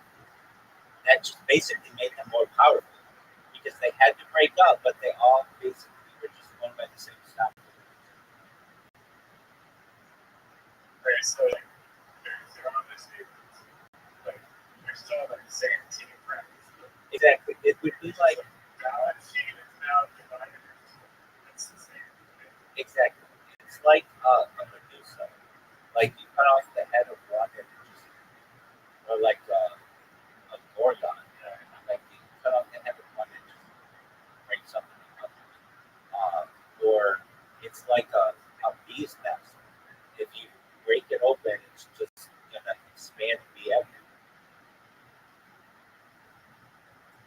But I mean, like so you know, the Google from like monopoly or whatever, like the UK or something like that you're talking about.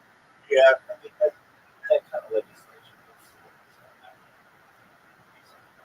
I mean that one is kind of like they're like literally like it's like the equivalent of them saying like you're banned from selling water or gas because they literally can't operate your browser. yeah, they basically say to Google, you can either run Google AdWords in our country or have 85% of the browser share. You can't have both. So Google would rather have AdWords because that makes them a lot more money than just having the browser.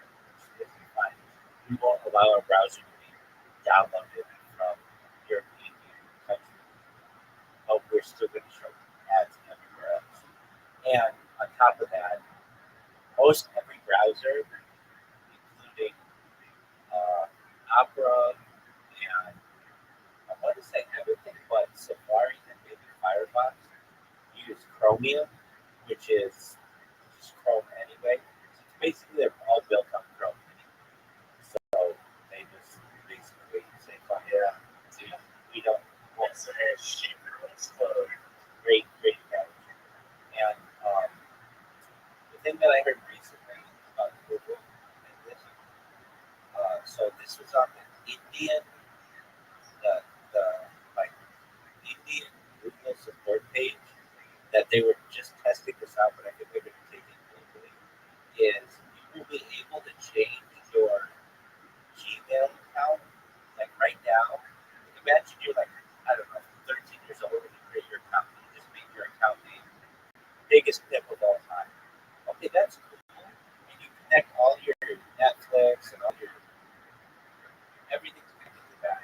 But then you start to get to be an adult and you want to, be taken seriously and your email's biggest tip of all time.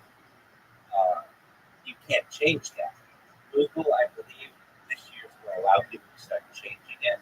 So basically, it'll create an alias for them. So you'll still keep biggest pick of all time, but you'll be able to create an alias that would be like, Tom Jones. So it might be valuable for data feature exists are all the It might be good idea to get so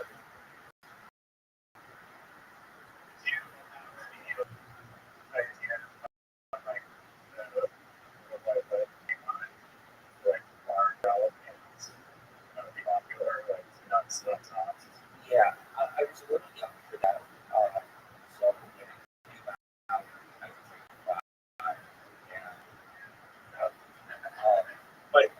websites, at least when websites were starting up. I was only like 10 during the height of the. I was between 10 and 15 years on the height of the uh, the first tech boom, and but like I would become 18 until basically social media started like MySpace and stuff, and so I couldn't buy a website. You had to be like 18 to buy a website, and so that would happen after the first uh, web boom and bust, and here I am. I remember learning about like business.com. How at the time business.com is the most expensive website like and like I didn't know how to find it. You have to understand it wasn't so easy to start a website like to get a URL as it is today. GoDaddy didn't exist. So you had to figure out where to go to be able to get this website if it existed, and if it didn't exist, how to create it. And if it did exist, you owned it, how to purchase it from them. It was much more complicated than it is today. And True. I say that I didn't like all of those names were taken by the time I reached them. And, and with social media, like the like good names, quote unquote, of people on social media were like not really that valuable, not like websites were. Like I know there are some that are really popular, but usually the big names are like somebody's actual name, and um, so that isn't as lucrative. I think that a big one. I remember when YouTube allowed you to have the custom URLs, and I took some pretty good ones. I thought with those. I mean, like I think I got like well, my name Rabbi Rothschild, but then I got like the Rabbi or something like that. I got some good ones, like some short ones. But then, like I also would have Rabbi Rothschild eats pussy. Like nobody else would want that one except mine. But it goes into that like that's honestly one of my most famous.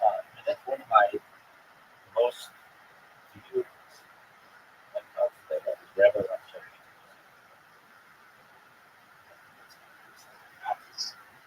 And those could be pretty long. I'll be right back.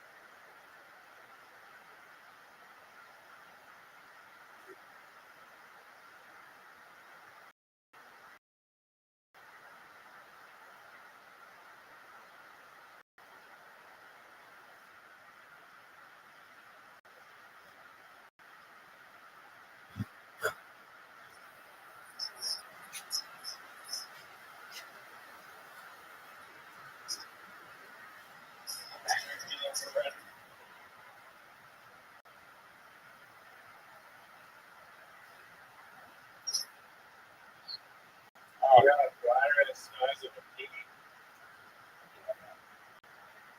You still hear tongue screaming. Yeah.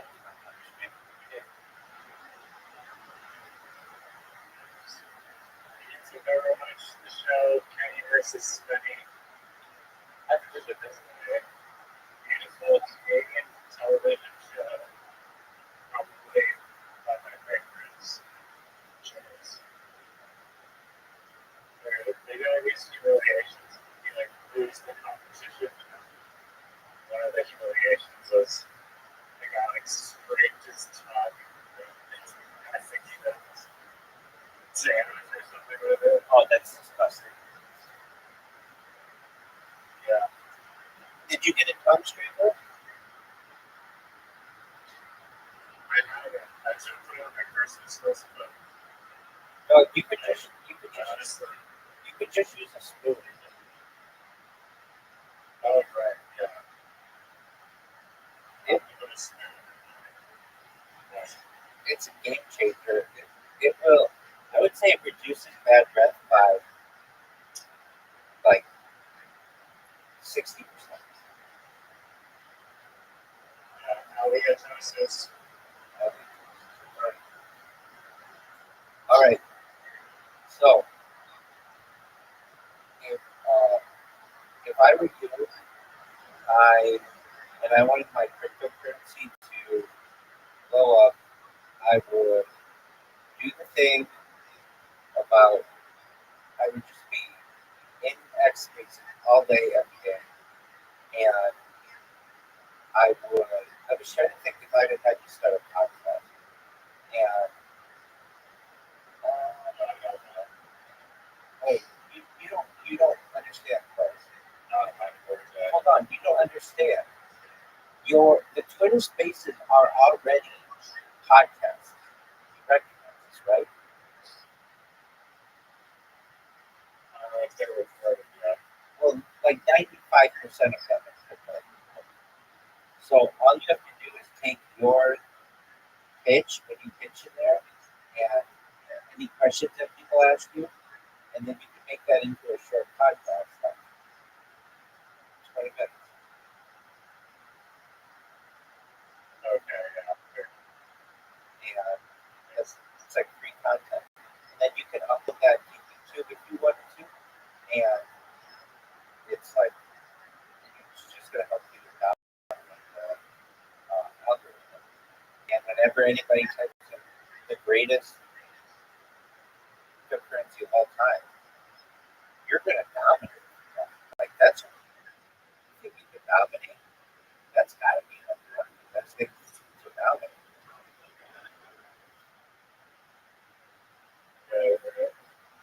I know I've said this before. I know I've said this to you before, but like the number one thing, the number one word in Google AdWords to put in or like to bid on is the word insurance, because you get somebody to buy your insurance and they'll buy it for like years and years and years. So like I think at one time it's like $7 every time somebody clicks on the word insurance. But it's really important to like dominate that word. And you're like kind of doing the same thing with cryptocurrency. Except you're just using the greatest cryptocurrency of all time, which is a really strong phrase. You're always going to show up number one for that. Yeah, it's very like parallel to purchasing those like cars. Yeah. Now let's see if that is available. Okay.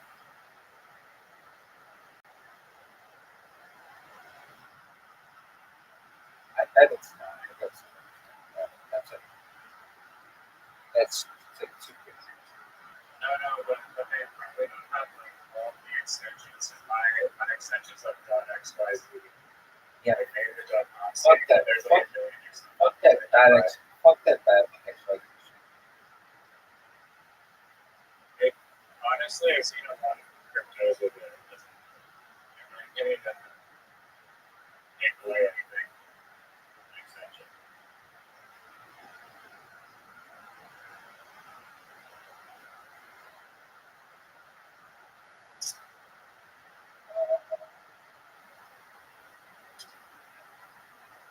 I know it doesn't take away from you, but to legitimate investors, they're going to say, why? But most like an engineering project. Exactly. Just invest in a job. Exactly. Done by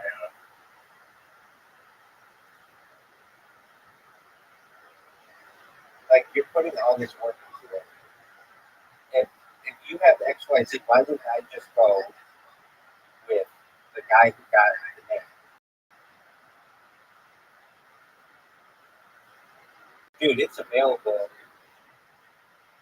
for $5. send me the link. I'll buy it.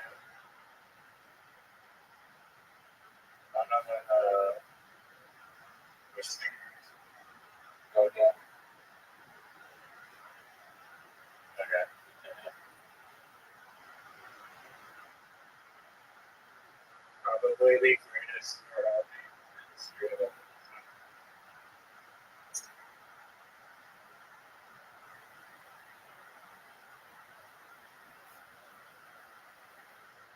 Dude, that's a hilarious website.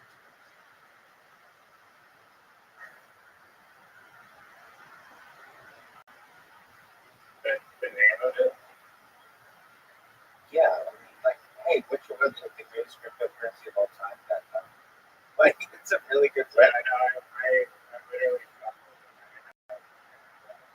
like I said, I got it from it. You know, one thing that you said to me that, like, I think about all the time that it was, I just really like that you said it. When you first heard about my project and I was live streaming my life, we didn't even know each other at the time. You said, that's like the greatest idea I've ever heard. And I just think that's interesting. I sent you the, I sent you the link of the school.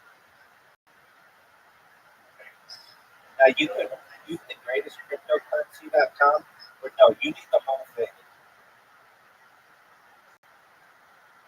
Yeah, no, about five. Exactly. And I think the word "the" needs to be part of it. Yeah, absolutely. Yeah. Why would it not be? Well, because some people may want to shorten this. Greatest cryptocurrency ever. But no, it's like the great. Everything is the greatest cryptocurrency ever. And that will also help you to get like different. I don't know. Like I'm gonna go to the name checker. That'll tell you where that is available and stuff. And so if we say the, go.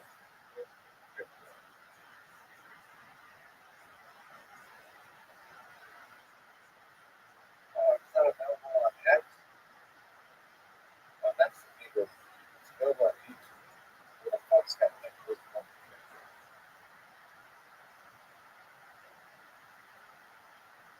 That's the one that we need the most, right? Yeah, just do G code, GCORAT. No, that sucks. Fuck, somebody's got it. Sure. You can just add an underscore at the end. No, that sucks. What about the gold coin? Somebody's got that too. The uh, gold. Nobody's got that.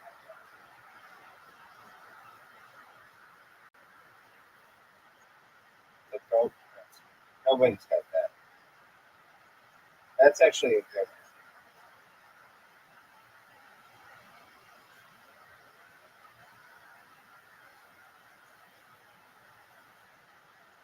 You like that or no?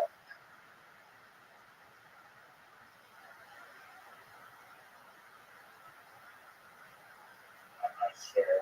I'm have to. Are you in the name checker to make sure it's available everywhere? Yeah. And then go currency is good. Yeah, it seems like it's available on YouTube. You could even get it to the website. Um, but you can get it on Reddit and I mean, you name it, it's available. Vimeo, Pinterest, Blogger. It's available on Snapchat. Uh, the Go currency is really good. And you can use the Go crypto on everything else, but just X might have to be the Go currency, which is no big deal. Yeah, true.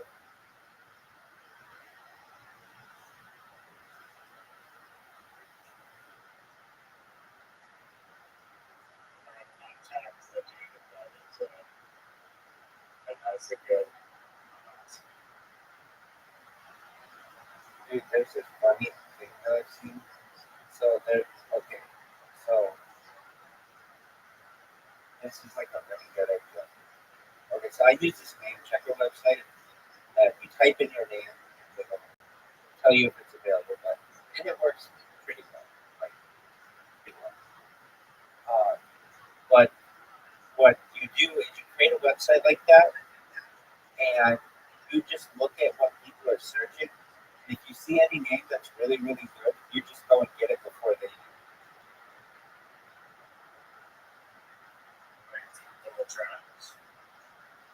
No, okay, so it's like a game changer. So you put in the Go Crypto, and it'll tell you on all the different platforms that it's available. But if you own the website that we're talking about, let's say somebody puts something in that's really good, you beat them to it. You go and you get the website and you go and get all the other shit, beat them to it, and then they have to pay you for access to it. Like basically, you're wolf in sheep's clothing. They go to your website thinking you're going to help them find all the available websites, and you do. But if they have something really good, you can pay you. Wow, that is a little bit mean. Yeah. So somebody said that's what name checker is. Okay, go back.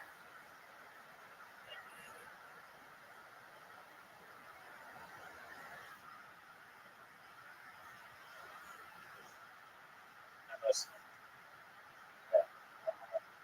just getting stuff for like the fried rice that takes me half an hour.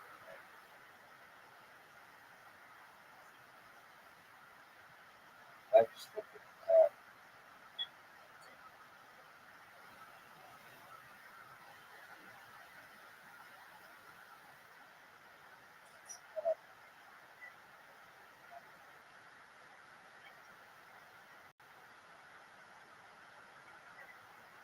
Oh yeah, ready scan.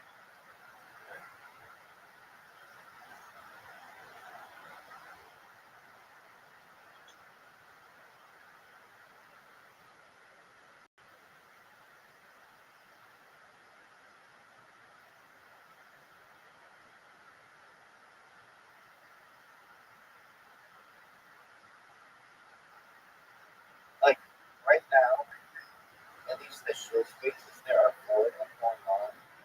One of them has 16 people, one of them has 5 people, one of them has one person, one of them has 14 people, and then there's mine.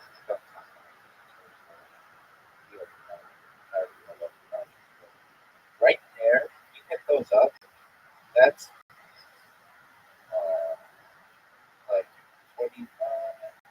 That's like 50 people who would probably with the name that you have. Like, think about, just think to yourself, and I don't want to, like, it was a great start, perch coin. But you know how hard it would be to market perch coin in comparison to the greatest crypto of all time, the greatest cryptocurrency of all time. Like, that is, No, that first grader analogy is perfect because that's literally what it's hard in human nature, I guess, in general. But yeah, it's like it's not. It doesn't sound like a lot of serious coin. I guess it's really not a lot of serious coin. We have a mission.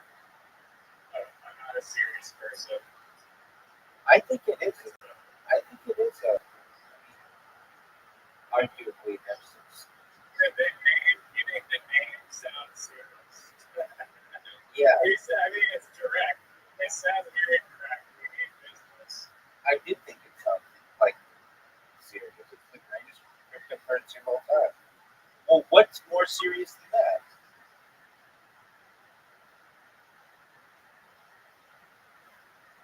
On the website, the greatest cryptocurrency of all time. But I got to say 10 out of 10. Out of 10 website. Just Aquarius.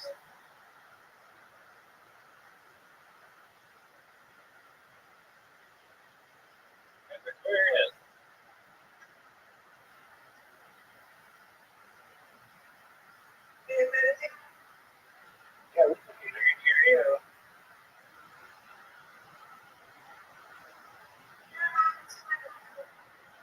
you doing, girl?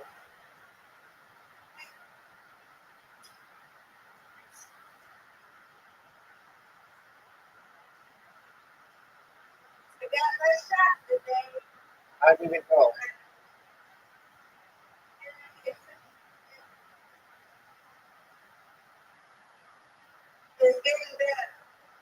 Okay, that's good.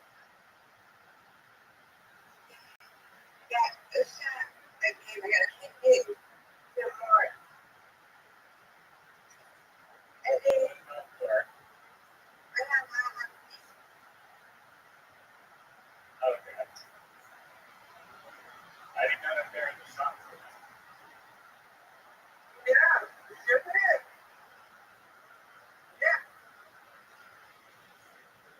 Nice. The grilled Smiths, is that what about that?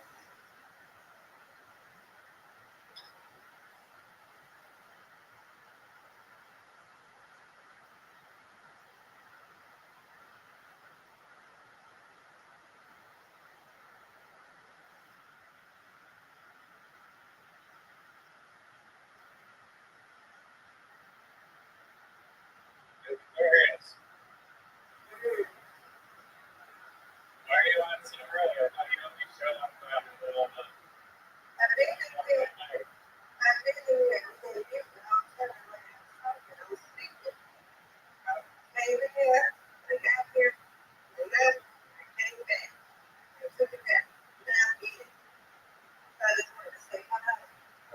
Or are you grubbing on it?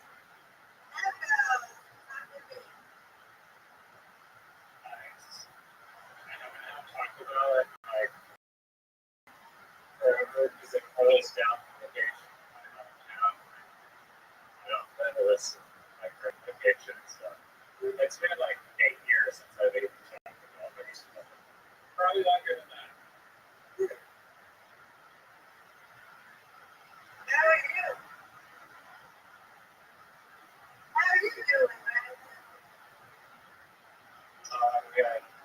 got Rabbi is helping me coordinate probably the tactical marketing pursuit of the entirety of the world.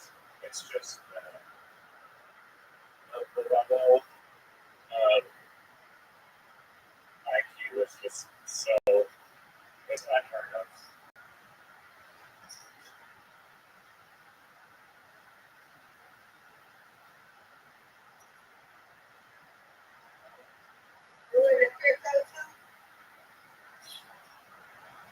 Unfortunately, even though I hate it, I really I really like doing murals and painting murals. I want to travel around the world and paint with the murals. So that's my real life goal that I have set out to achieve. But I was just had this idea for crypto, so I was caught it up. Come to the awful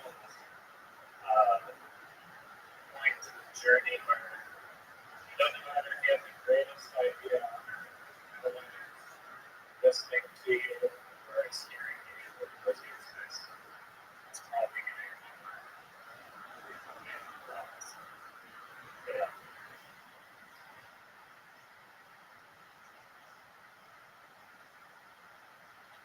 Are you into crypto, Mr. Aquarius? You sound like you are into crypto.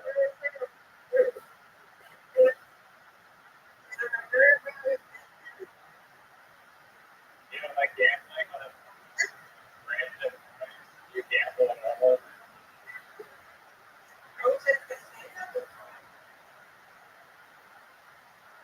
There you go. So you're a gambler.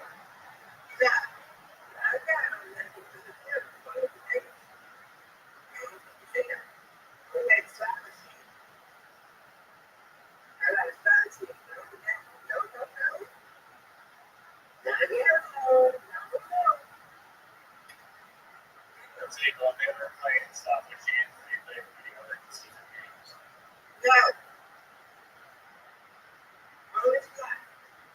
Well, maybe you could. I mean, I'm just usually people that encourage gambling, but maybe you'll have a better.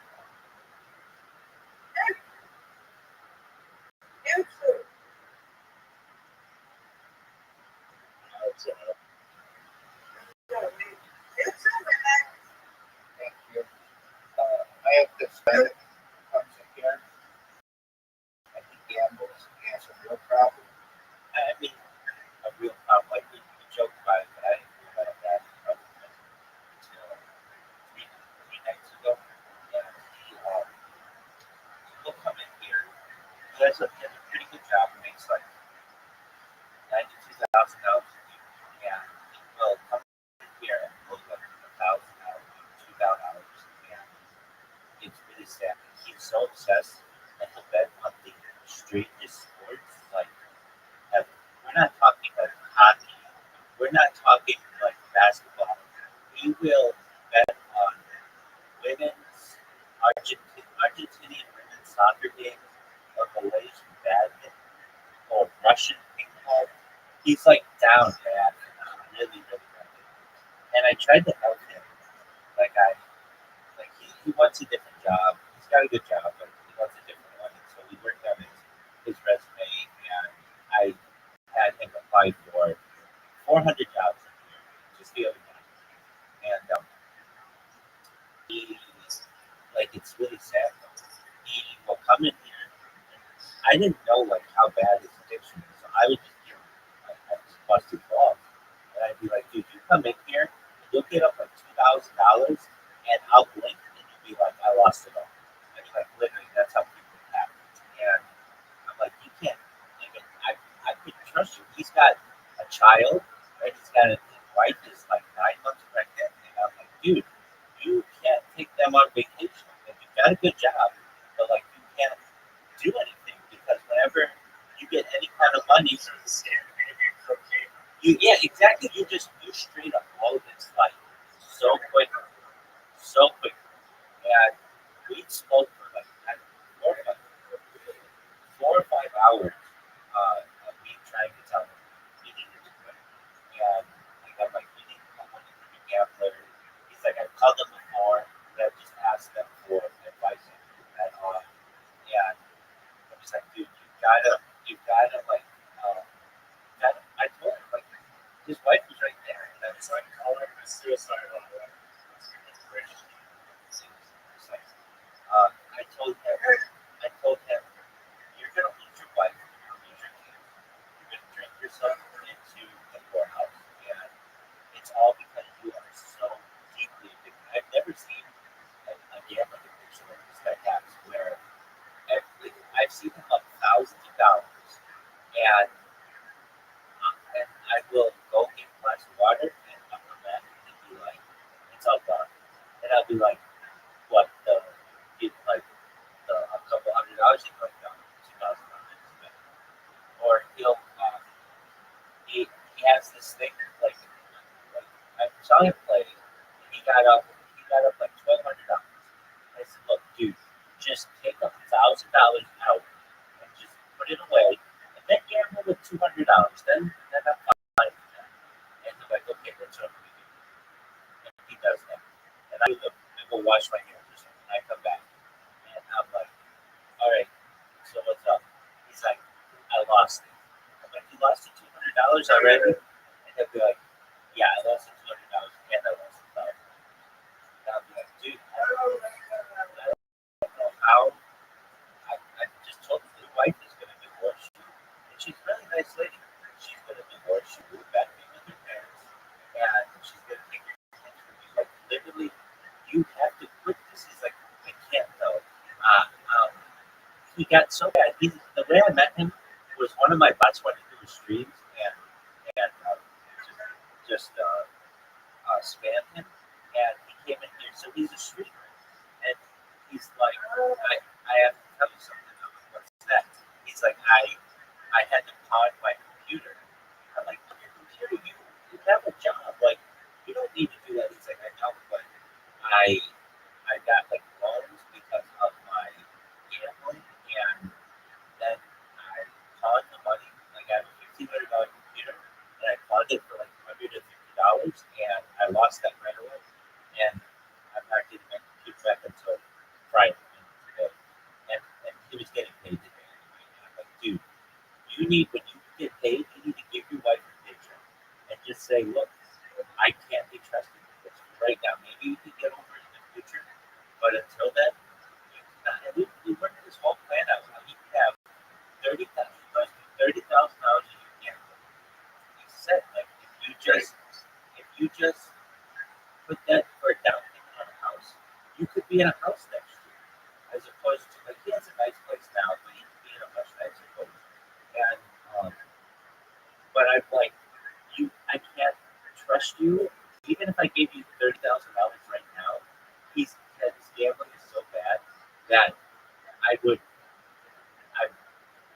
go and just one of my computers and come back and it would be all gone. And he would just be like, it's all gone. Like, just the absolute worst case of gambling addiction I've ever seen. Now, I've heard a really funny joke about gambling addiction, which is this. It's the only addiction in which you can get really, really rich, which is kind of a funny thing. Because usually with like drug addiction, you usually don't make money off of those. But with gambling, you could. But this guy, it's just really sad to see. And I told him that, like, I'm not going to be your friend if you continue this kind of lifestyle. I can't allow you to, like, I feel like I'm enabling you. When you come in here and we have a good time and I make fun of you because you're losing money, I'm enabling your behavior. I don't want that. If I told him, if you come in here and you're going to apply for jobs and you want me to keep you company, or you want to watch a movie, or you want to play a game and you want me to comment on your game, all of that kind of stuff. But come in here and I see you blowing your kids' college fund, I'm enabling you. I'm not comfortable with it. So I'm really good at bad addiction. Really, really bad. Really bad. And he doesn't take it seriously and he tries to justify it. And we went through his I got this last time, but like maybe a few months ago, we went through his different gambling accounts, and he's lost hundreds of thousands of dollars, over $100,000. He's gambling those. You can't keep track of it. Oh, it's really bad. This is how bad he is. What he does is this: his banks have like cut him off. Like he doesn't have any money for the banks, so he'll like use like 4 different debit cards to be able to buy some janky ass cryptocurrency so that he can use some crazy Romanian website. He'll literally like he'll need $100. So what he'll do is he'll use his debit card to go on one website that takes out a $3 charge, and another website that takes out a $2 charge, and another website that takes out a $2 charge, and another website that takes out a $3 charge, and basically have $90 left to play. He'll play 3 hands of $30 each, and it'll be gone. So he spent $10 at all the different websites, and then each include 3 rounds really quickly. Oh, it's really sad to see. And I didn't know how bad it was until he told me he bought his computer. And he was like, dude, I know how much you love that computer. I didn't realize like you would do something so drastic. You need to make this your bottom. You need to say, I need to quit.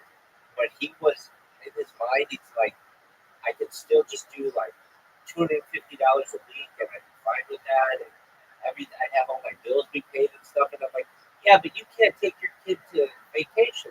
You can't take your kid to Chuck E. Cheese.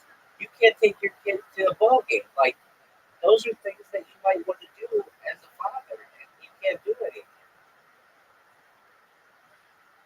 It's really sad.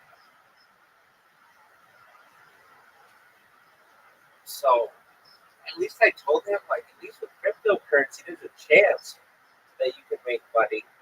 Because gambling on these machines and stuff, you basically have no chance of making money. It's really, really, really sad situation. And I've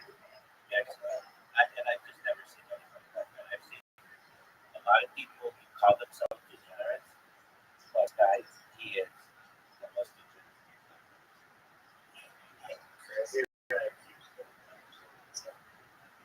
And crazy white has left.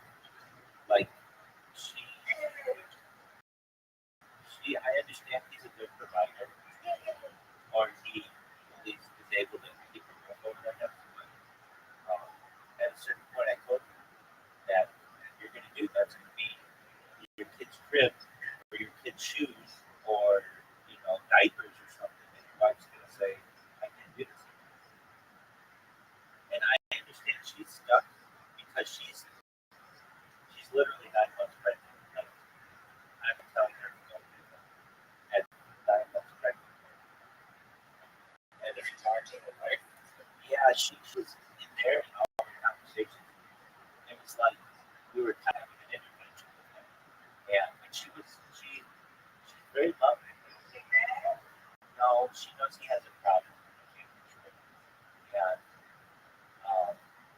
she gets a little bit of money every month, and that's for her to be able to buy stuff on Amazon. And she gets it, and she doesn't have to work. So it's not like she has a bad life, and she's able to raise her kids to stay at home. And that's really important. But if he just stopped gambling, he would literally have $30,000 this year. Just for gambling. Just a lot of money. Even more. They're just spending on stuff that is, I don't know. What we talked about it, Like, again, where it's like, you know, you're spending on stuff that brings you more joy in the scene. well, and that's what I said to him too. I told him, where do you want to be this time next year? And he's like, I want a house. Like, we have enough credit, like, we can get a house. And uh, he qualifies for this, like, certain program where we can basically do without a big down payment. And I'm like, okay, that's your goal, right? Yeah. I'm like, okay. So on the one side, you're going to have a new baby plus your child and a house and $30,000 in the bank, which is a really great start on this stage. Or, and the only thing stopping you from having that is you get it. Or you can have what you currently have, which is two children that are going to be in need and a wife that is happy and you're going to still be renting. What do you want? And he's like, I want the square really saying. He's saying he stated that he wants the house no matter. And I said that your addiction is so bad that you can't just do halfway. You either have to go cold turkey or it's going to destroy you. And I didn't really have any solution. Yeah. It sounds like you're Miss Aquarius to get into the game. Well, when you said it, I know this Aquarius well enough. She'll do her petty slots, and once she gets more than $50, $50 or something, she'll say, "That's it. We're done. Let's go home." She's exactly.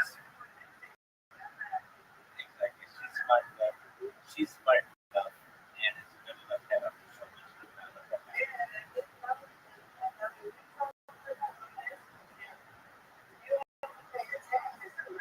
Yeah, on over $600. And yeah, and I was listening to someone the other day. The biggest addiction of men 18 to 35 now is sports gambling. It's just that really bad. And this guy who I talked about using gambling, you would think that he's really into sports. He's not into sports at all, and he's betting on Russian ping pong and women's badminton doubles, and like you would think that you're really into sports to get into that. No, not at all. He couldn't name anything about sports. It's just he loved the competitiveness of it, and not even that so much. He just loved the idea that he could get a 5x on his money. That really excited him. So he will bet on the worst people just because they pay a lot and they win. Dude, he's so bad. He bets on video games. You watch people play basketball video games 2K, and like we're watching like kids playing video games. I don't know how old they are. I say kids, but they're probably in their 20s or something like that. And he's you're betting on video games. Like I didn't even know you could do that. And he'll go in and he won't even know who the he'll know nothing about anything. He won't know the players. He won't know the game. He won't know the sport. Like, we have to look up like the rules of the game. Like, we don't know if he's even winning or losing. Oh, it is very very sad, but it's absolutely. I don't watching him lose. It hurts me. But if you were to write a movie on somebody who was really addicted, then this would be a funny movie if it didn't hurt so many people. Like, can you imagine a movie of someone who's so addicted to gambling that they bet on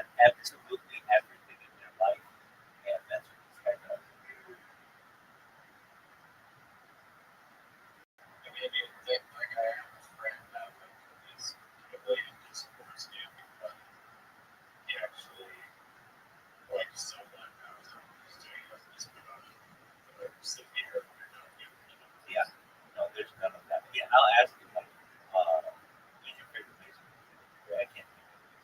Which is weird because it's like you compare them. Exactly. But he only sees the number next to the person's name that says it's 5x or a 2x or whatever, and he'll just always choose the dog. Um, and like in the, I'll say his name on kick is something like this. It's not this exactly, but it's something like the best gambling academy. It's something like that. It's not that, but it's something like that. And I'm like, dude, you are a terrible gambler. Why do you mess in the academy? It's not like you're giving out like really great alpha, really great advice to like the people who watch you, and they're learning from you. Literally everything that you bet on, you lose. Every single thing. If anything on which you bet, the people should bet the opposite if they want to make money. And they make money essentially every single time. And his betting gets so bad that he'll put in a ton of bets and they'll be going and there'll be so much going on that he won't even know if he won or lost. And then he just has to lose. And then he'll win one of them and he'll be like, look, we won one. I'm like, Doug, you lost $300 to make $14. Like that's not an accomplishment. I'm not gonna say good job on it.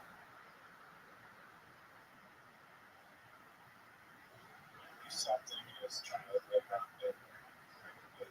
Underdog, wrestling matches, massively bangers, crack or something. Since that day, I got roots again. We were getting into that. He's extremely depressed. He has a good paying job, but it's really sad. It's a hard job. He's a corrections officer, and so he works in a jail, and he's around really bad people all the time, and he works nights, and um, it's lonely, and they could kill him at any point. They could like rebel or whatever, and then when and you have to understand he's around people who are like hurting children and hurting people like severely, and that's a very depressing situation. And so when he's gambling, it takes his mind off of it. And another thing that he'll do is he'll drink, and he doesn't like to drink, but it helps him to forget all the shit that he learns about in his career. And as he said, he would rather smoke, but he can't because he gets drug tested. So he'll just go and drink. And I see this guy drink, and he drinks like a fish. And then he'll drink, and then he'll gamble, and all his money will be gone. And in a matter of like 20 minutes, he'll be stopped about 20 minutes. This is whole paycheck. Um, and so we talked about it. It's like he he's not going outside and getting sunlight and he's working nights, and he doesn't. He's very depressed about just the situation he's in, and it's this like this terrible circle that he's in that it's just repeating the same behavior. He wants to forget all the bad shit that he sees at work, so he drinks, and to get his mind off of all that stuff, he gambles. And so that's why I said, you gotta get you another job. And so I told him, you're going to apply. So we got him a resume. We got him a headshot. We made sure that he created an Indeed account, a LinkedIn account, a ZipRecruiter account, a Career Builder account. And then I said to him, you're going to apply for jobs. You're going to count them out to me when you're done. So when you've applied to one, you'll say one, and two, and three, and four. You're going to do that on each one of these websites. And until you hit 100. Once you hit 100 on the website, then you move on to the other. And he did like 400 of them. And then even that night, he was getting people who were responding to him and like connecting with him on LinkedIn. Like people who like security of like Las Vegas casinos. And he's like, dude, I would love to work in a Las Vegas casino. It's like, dog, you are a gambling addict. That's the last place I want you working.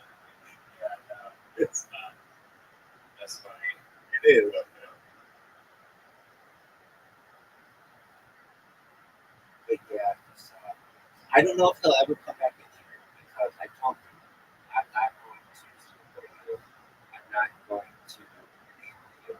I'll come in here. I told him this. You come in here every single day and we'll count it out. Your day one, you haven't gambled. Day two, you haven't gambled. Day three, you haven't gambled. I've gotten people who are meth addicts and I tell them I'm here to support you.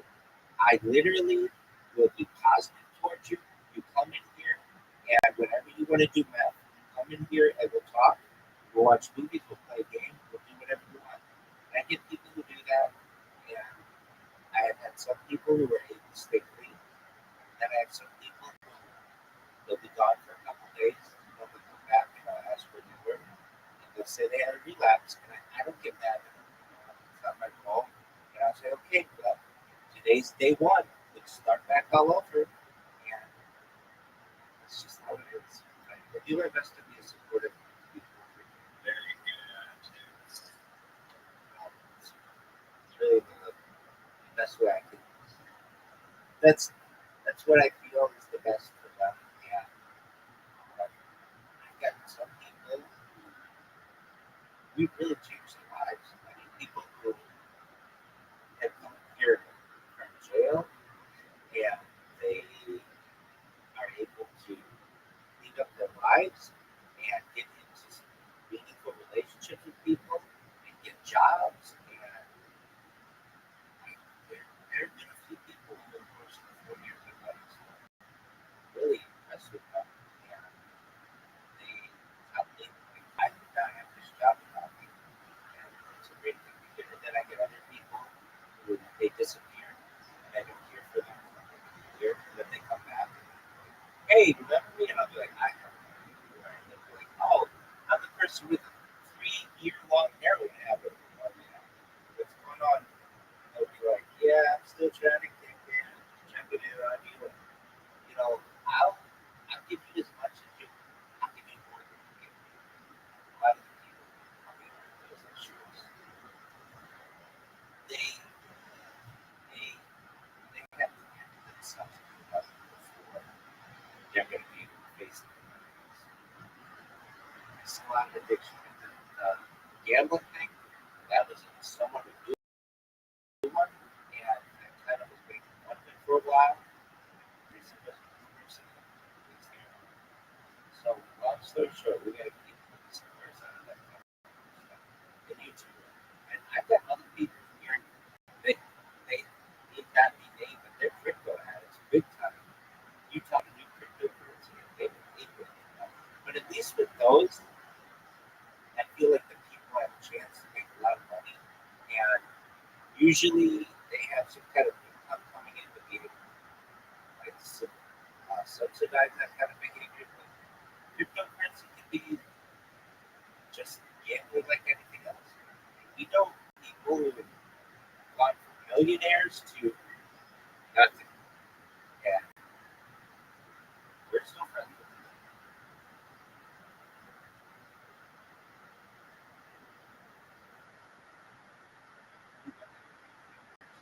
And they will be. You know how they're going to do it, right? So The greatest cryptocurrency in the world. that's exactly right.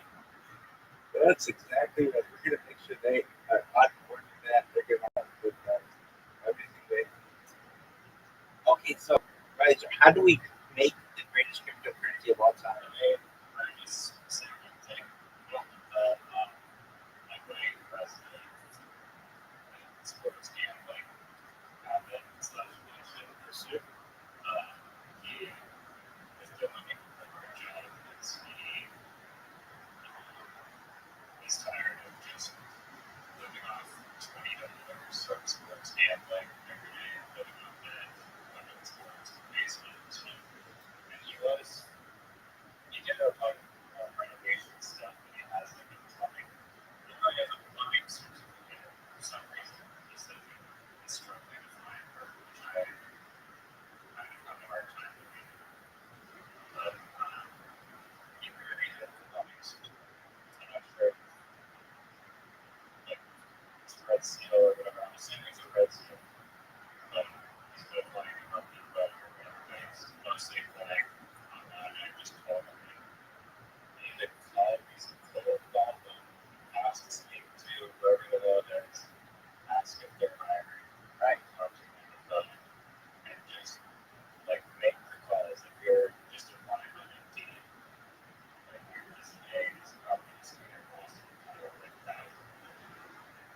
it's a number.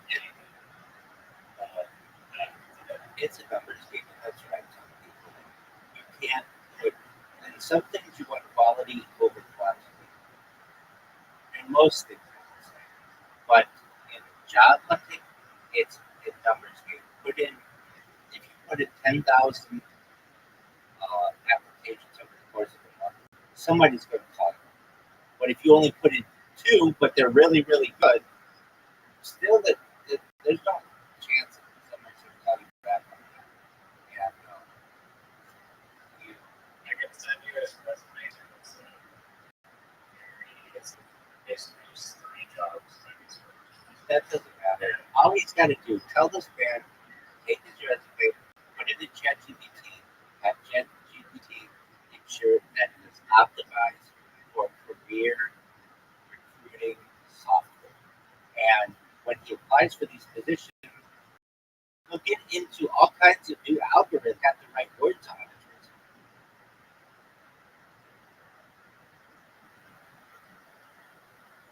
Does that make sense? Yeah. I guess I do that now and see what changes.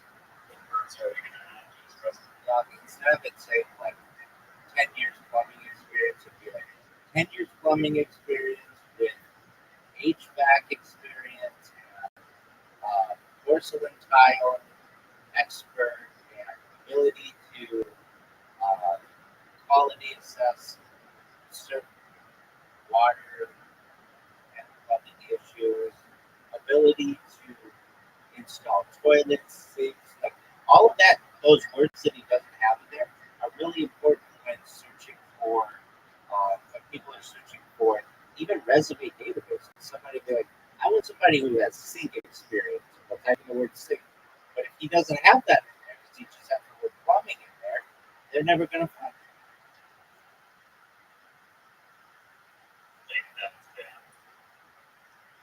And especially nowadays, when as much competition is out there, you need to use AI to your advantage.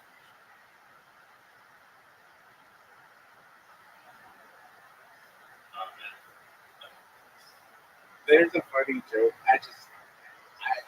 It's funny because it's not that good. It's kind of funny. Do you know who Rabbi is? He's like the custodian assassin. Yeah, there's something really Montgomery podcast. Exactly. I didn't know that. No. I was going to say he's on the Lady Montgomery podcast. If you ever seen that. But I don't know if you watch him or if you watch him. So, yeah. Okay. I watched it on the William Montgomery show. I saw a couple of them podcasts with William Montgomery show, which Of course, it's a William Montgomery show. I know that too. Just making sure. Anyway, United States. It was really good on the true Montgomery fans out there. well, what I meant, you can call it the William Montgomery podcast. I'm not saying that's the name of the show. I'm saying William Montgomery's podcast. I know, I'm just Okay. But he has a funny joke. It's not that funny, but he can just be proud when he goes to any person in the audience. He says, "What do you do for a living?" And somebody will be like, "Oh, I'm in pest control." And they'd be like, "Because of AI, you have 6 months left in your job." Like no matter what it is, he can say like somebody will be like, "I'm in IT tech support." Tech support. He'll be like, "You have 8 months to continue with your job." And somebody will be like, "I'm in an Etsy store." He'll be like, "You have a year and a half until you are out of your offices." AI is replacing everything, but you know what they don't replace? Comedy. I will be the last job replaced. Perhaps some days I don't know if it's question. People I think will bring stand up comedy. They will not necessarily want robots. It's an art and they don't want it replaced with robots. Anyway, to your friend, he's got to recognize that he has one of the last jobs that's going to be replaced by AI because plumbing is really hard for robots to and you have to be really smart to do it. You have to get in really small places. You don't want to get into it. So he has a future. Like it'd be one thing if you were like, oh, he's customer support agent. That's going to be replaced probably for the next couple of years if it hasn't. But plumbing is one of the last jobs. It's not saying that it's not going to be replaced. It will be, but he's got a good chance at it. So he's got to use AI to his advantage, and it needs those words in there. And then you're going to have recruiters who are going to find him. But truthfully, for as good as all those recommendations, you're telling the best thing. Find yourself a plumber in your area and ask him if he needs an assistant. And tell him that you have this experience. And if the plumber's looking for an experienced person, great. If not, take out an ad in Craigslist and say, are you looking for a plumber to do work in your house? He could be an independent contractor and have his own business. Has he thought of that? No, that's a very solid idea. Doug, I don't know why he hasn't done that. That's what he should have his own business. Work for somebody else. You need to work for yourself and have the freedom of your own business. I understand he's living off $20 on sports gambling, so he doesn't have a lot of money to go and get insurance and get bonded and everything. But that should be his goal within a year.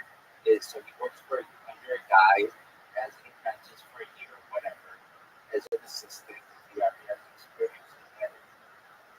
And he should start his own business. That's about the only way anybody today, like the number one way to become a millionaire in the United States today is be your own startup business. It's really difficult to do. That's right. Even that, it takes money. Yes. And I'm not saying that all businesses succeed by any means, but like to become a millionaire, it used to be really, really difficult. It's not as difficult today as it was, but that's just because of inflation. It's actually more difficult to make a lot of this, to make a lot.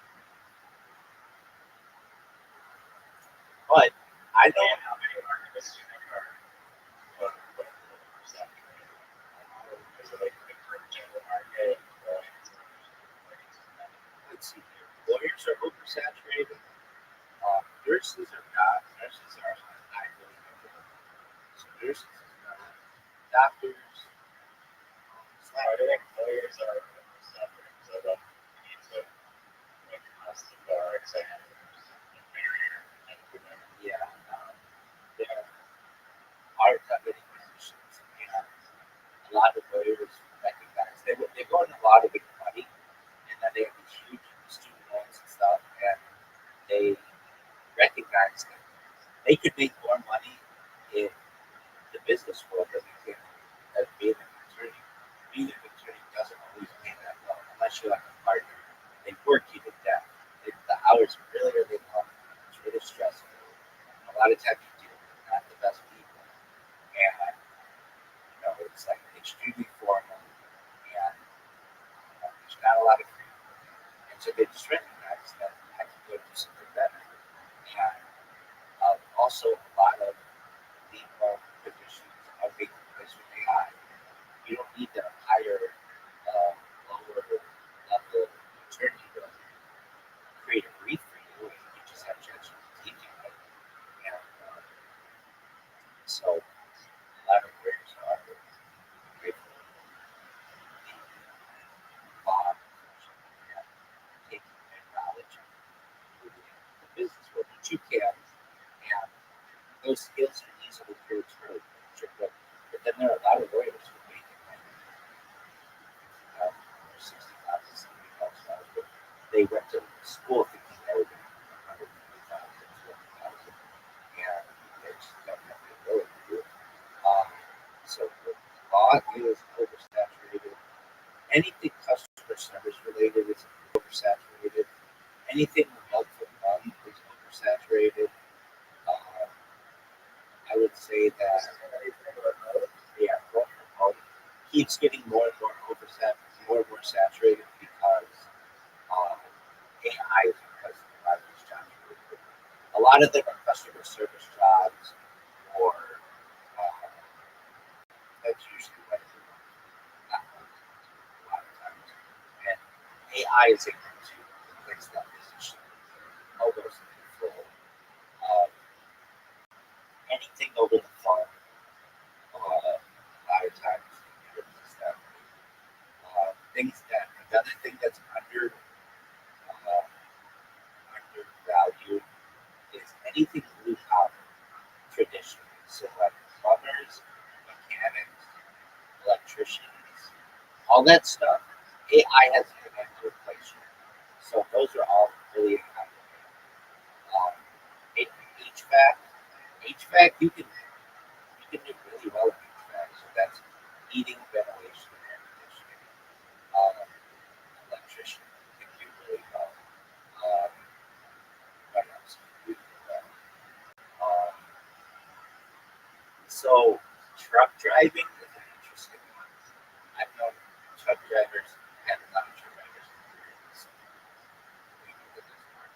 and they make a lot of money. They make like $100,000 a year, but they're worked to death, and it's like a really dangerous job. It's one of the most dangerous jobs. And you got to think like you're in the middle of like rural Montana in a snowstorm, and nobody's gonna help you. But you got to get your load to this little city or whatever by a certain time, and the only way to do it is that you have to take it up by danger. And you're going through the mountains. It's like extremely dangerous. And but their truck drivers are really high on. So so the thing is you keep your own logbook, and people a lot of times keep two different logbooks. So they keep a logbook so if the police pull them over, they can show it and it looks good. But then they have their own logbook and they're working a lot more. And they have to. The job is like I saw this documentary about truck driving, and it was like the job from the get go is up against you. It's like, all right, so here's a perfect example. Um, no, but I can find it for you. Um, Absolutely. If you were watching, we watched it. So it's got like here's a perfect example.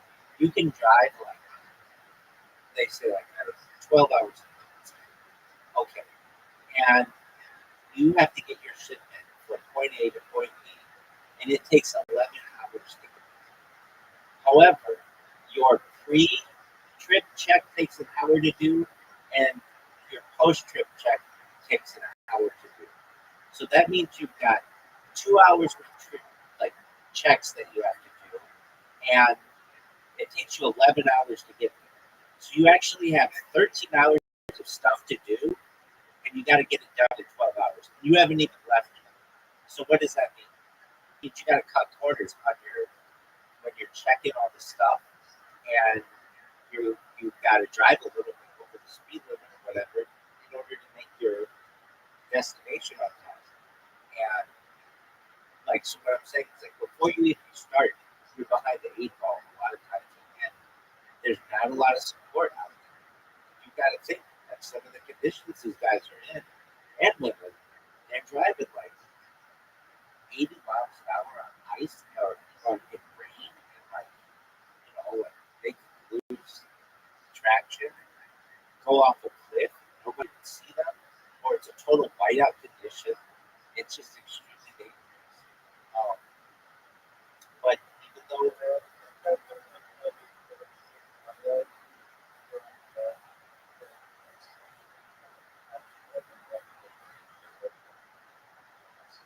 yeah, but you got to think that where they get into trouble is the wind. The wind will just blow over their truck if it hits it. Um, there are a lot of issues. And then you don't get to see your family. A lot of truck drivers have children. children end up like basically being raised with single parents because their dad is gone all the time. And like my friend, he had a really nice like cat, and he had a dog. He came and visited me. Um, he's from Northern California. He drove 8 hours to come visit me. And, he drove to Irvine, and we had a picnic, and I gave him a tour of the house, and he we walked to the local park and just live streamed from there. And, uh, he would show me his cab, and he had like everything was state of the art, but a really nice bed, and he had like it was really cozy. He had a dog. Dog's good for Romeo. Shout out to Romeo. And he had like an iPad, like all he had a really nice computer because he could afford all this because he got paid really well. But it was very low. Like he drove 8 hours just to come see me to basically like have someone to hang out with. Like, it was, you know, just like, yeah, and we would do that. He would just get in. He would just be in the Discord call for like 8 hours a night, just needing somebody to keep him company. But he couldn't do it anymore. So guess what he did? So he's I want to say he's from like Honduras. His mom's from Honduras. He's from the United States. He had like family in Honduras or something, and he went and bought a hot dog cart that he like take with like a bicycle. When he made like $200,000 or so, sold all his equipment, flew down to Honduras, and now he lives in a out in Ireland, and he it's like a oh yeah yeah you know him. Yeah, that's right. Oh yeah yeah yeah okay I remember that. Okay, so you know him. Well then I yeah and yeah, oh, yeah. I still talk to him until he moved, and then I send him messages, but I have a hard back.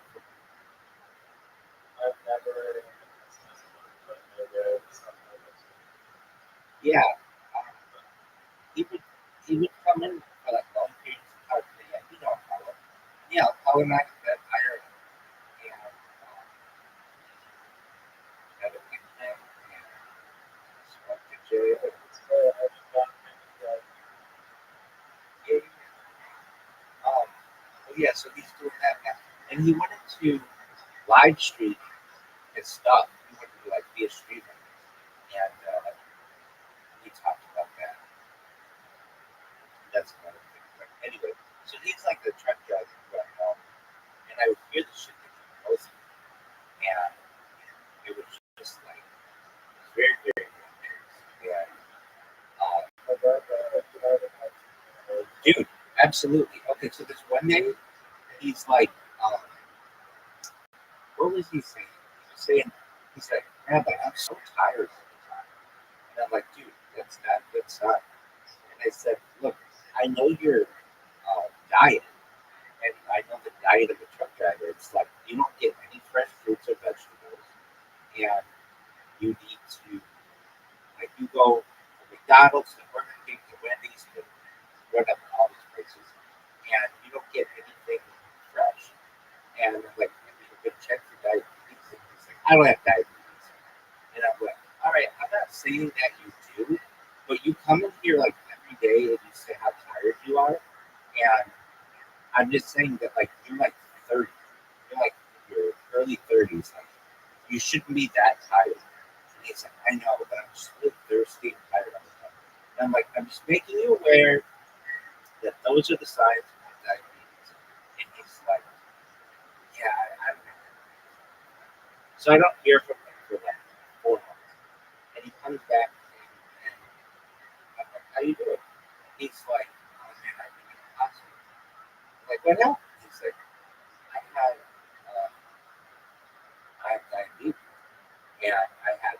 into a diabetic shop in like North Carolina, and I had my pull off the road or whatever, and they had to get the paramedics and to the hospital, and I grabbed their dog. Right, it was my first question that was like, okay.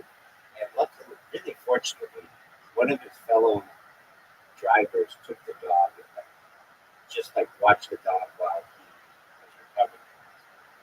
And he had to move back to Northern California, where he's from, and just stay with his family for a little while to get on his feet. And I was like, I hate to say it, but I told you so. That's why you're so tired of it. It's like, yeah, no, you're absolutely right. I can't believe it. I was so vaccinated. So then he was having 12 shots and everything else. And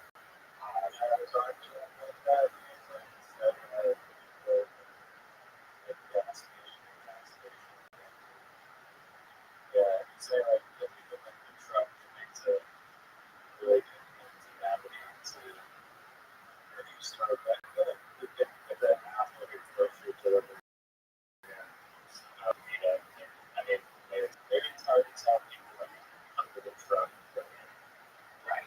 And yeah, look, I don't want to say he could drive his truck a lot of times, probably to a Walmart or something that has a big parking lot. And if they don't let him do that, he could take an Uber for his truck to place or whatever. Like that's what he did when he came and visited. you're already good. I know, but that's what he did when he visited me because he couldn't drive. He couldn't drive. He couldn't drive a semi truck into my subdivision, so he parked where he could park his truck, and then took an Uber to me. And like he could do the same to a grocery store. So I'm not blaming him. Right? It's like it's a really hard life. And but by the way, have you heard from him since he moved to Honduras or whatever?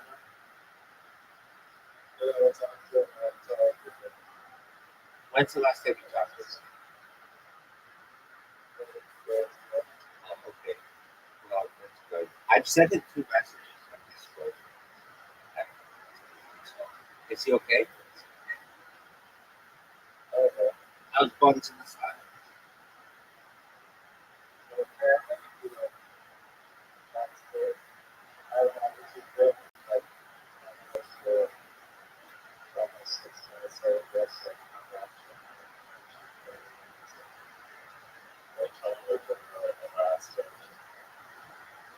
He's an interesting guy. Like, yeah, this one day I was just chilling, and he came up to me tired now. We were talking about something. He's like, Rabbi, I'm coming to leave today.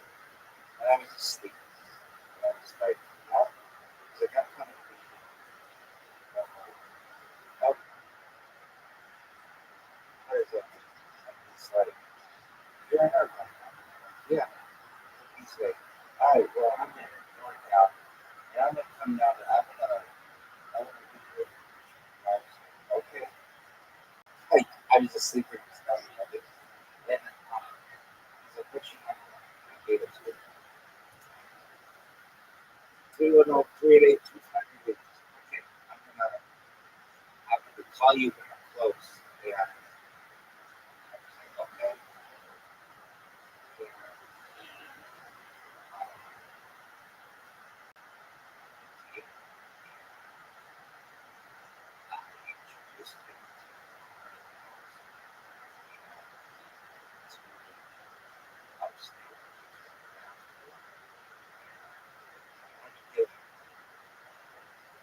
We had toured the whole house because like there are other people living here. Then we went to the local park and spoke and the street. He's like one of the only people that live on the street. He was on the street, and then he was on the telegram on the street. People there kind of they're like, oh, somebody has made contact with them all the time. And then it's all on Instagram. I got the whole time that we were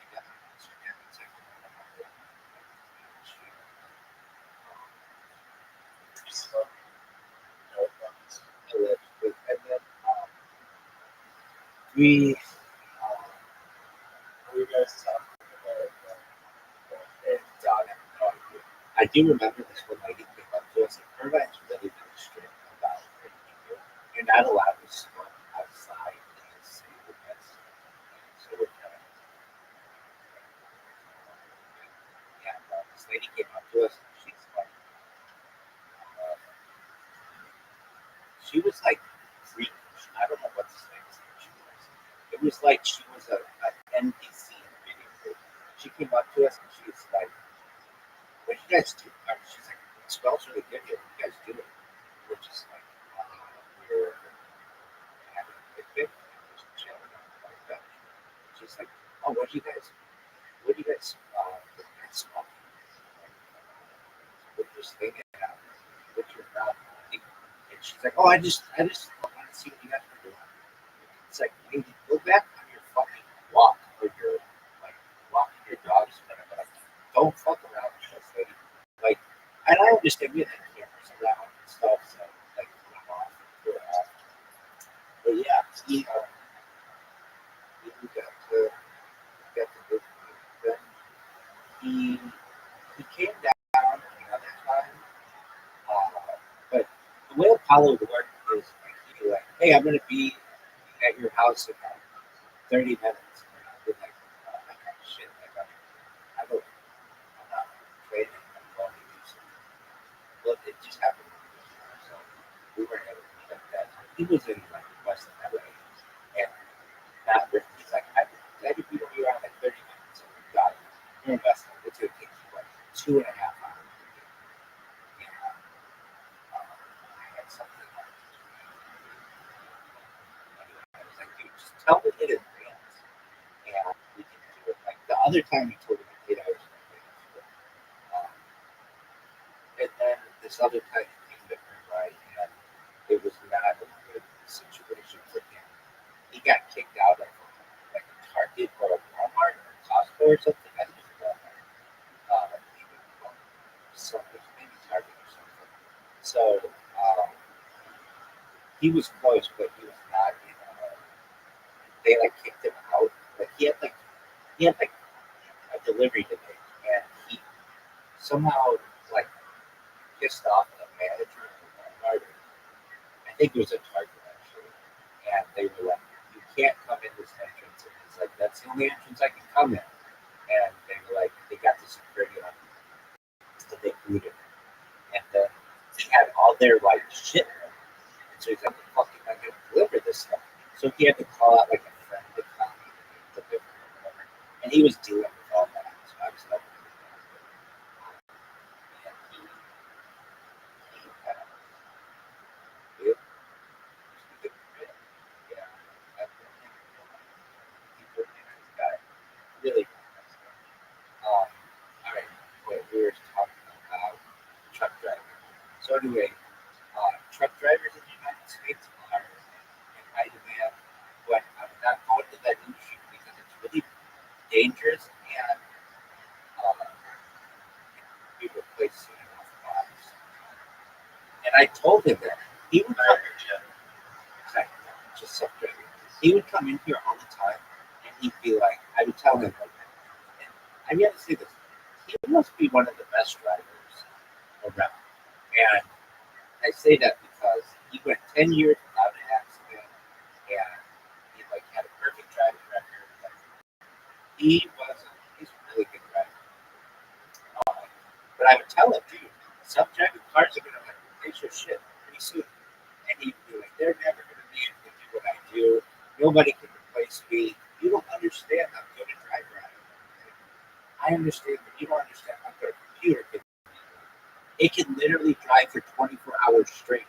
You're mandated by the government to like take 12 hours off. And he'd be like, yeah, you don't understand. Like, I get around loopholes and shit. How are they gonna upload the things too? They have robots do that stuff.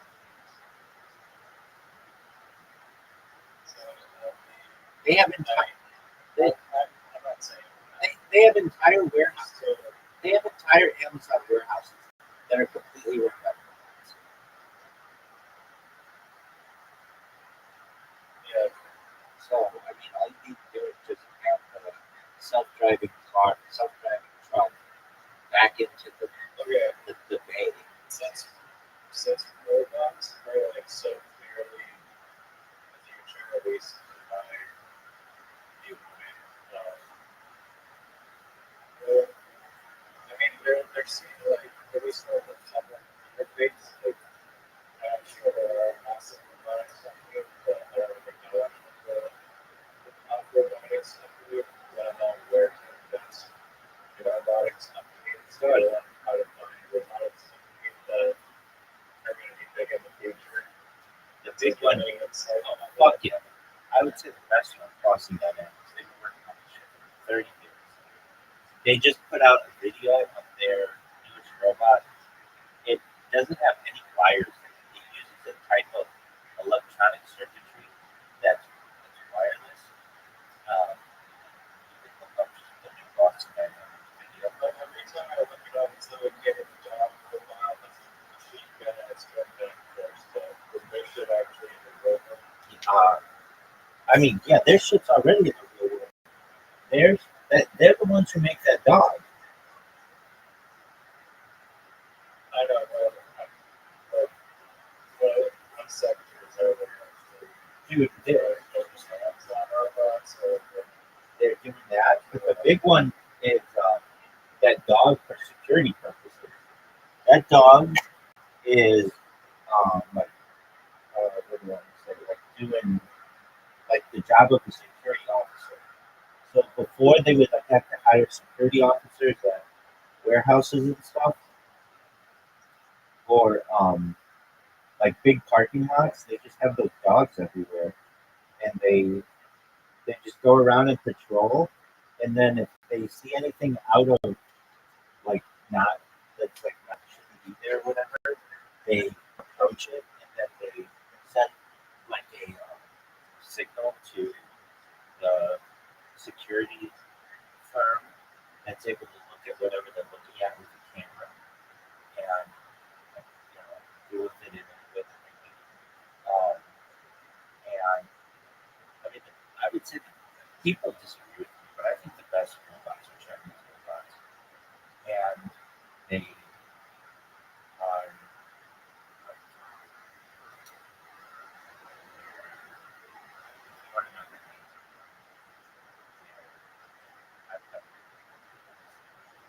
I don't really know that many.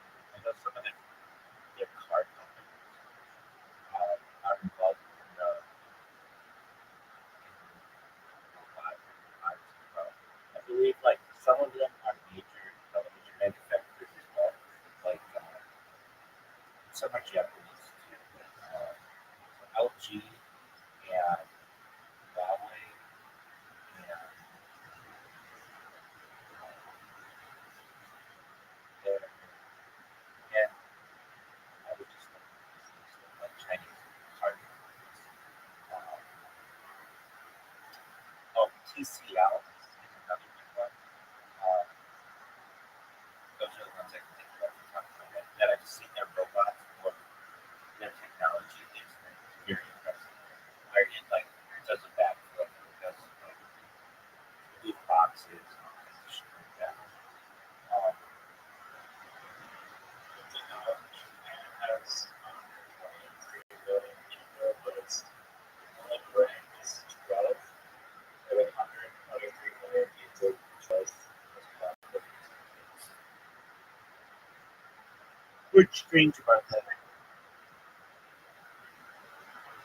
I don't know, I guess It's the fourth biggest. I guess it makes sense. It's like the fourth or fifth biggest economy that level.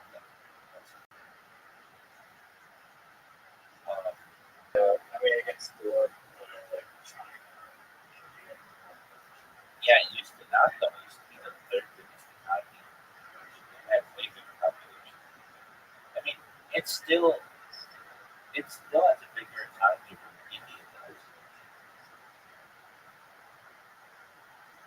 and its population is much faster. Um, the Japanese, I had felt they should have. Their robots are good. China is really just kind of taking things around.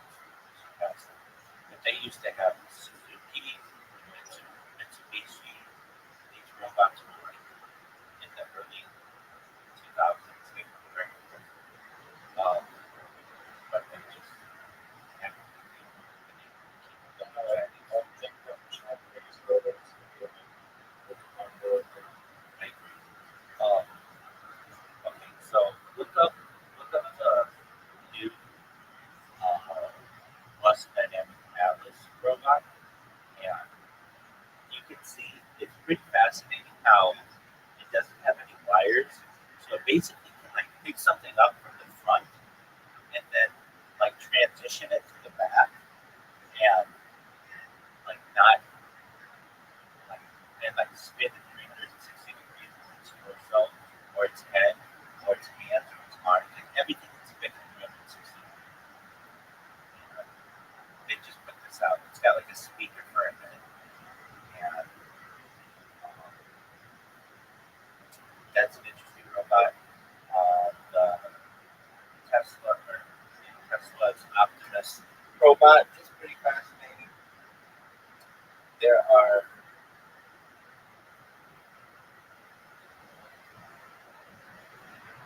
a few others that I've seen, but I think right now, you see that the boss diagram is funny. You see how its shape spins like in 360 degrees without wires. Yeah, technology, right? Yeah, it's pretty new. They're able to send signals from one place to another wireless.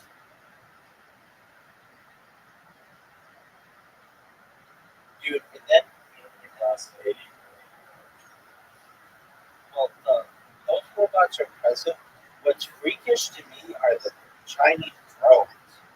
Those fucking drone shows they have, but also, I mean, it's just unreal if you watch the war in Ukraine and the fucking drones that they're sending at each other and the footage that they get. I mean, it's fucking, it's the most dystopian videos I've ever seen.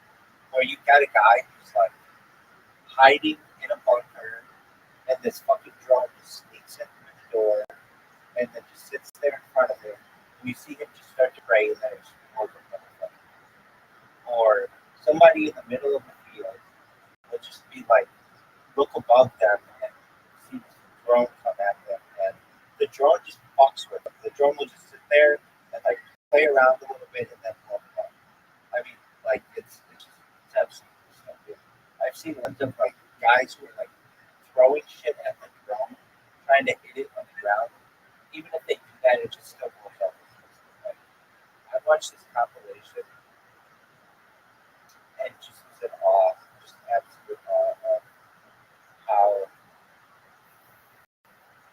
how evil humans can be against each other. I don't care what side you're on. That it's just like a video. Like people are dying like this, and I for as bad as that is, we were doing that with drones in fucking Afghanistan for 20 years, blowing up people's wedding ceremonies, all kinds of shit. With the Lockheed Martin family, United States is nothing. Um, but the Chinese drone, they have a Chinese drone that can go underwater and fly in the air. It can be submersible and be a drone. And then it can be a little tank, like underground. Then it can just fly in the air. It's like, that's the future of warfare. It's absolutely freaky. Yeah, I'm sitting on the objects. And have you seen these drone shows that they have in China when these things are coming down? They're like dropping, like, it's like like this, the whole sky is just drones. Yeah. Uh, I've seen one video show it.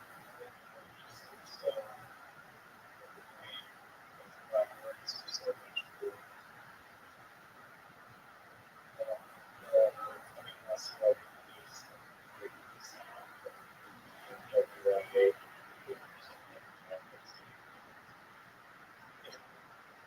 Yeah, it's the United States is starting to have these, like, what they always do, they have never released California or use that uh, first needed drones for fire departments. And they're like always like slow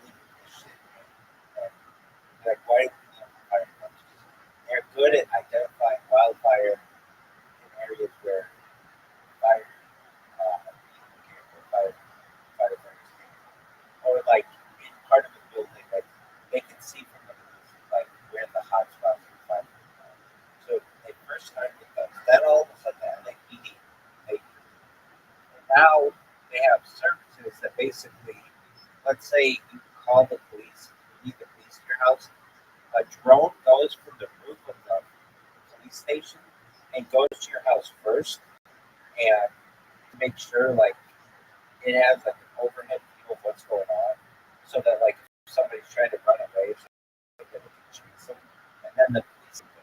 And I've also seen this. There's a company I never. It is great, and they're deploying that. Irvine uses drones all the time for sure. And it's like people complain about them, like there's like the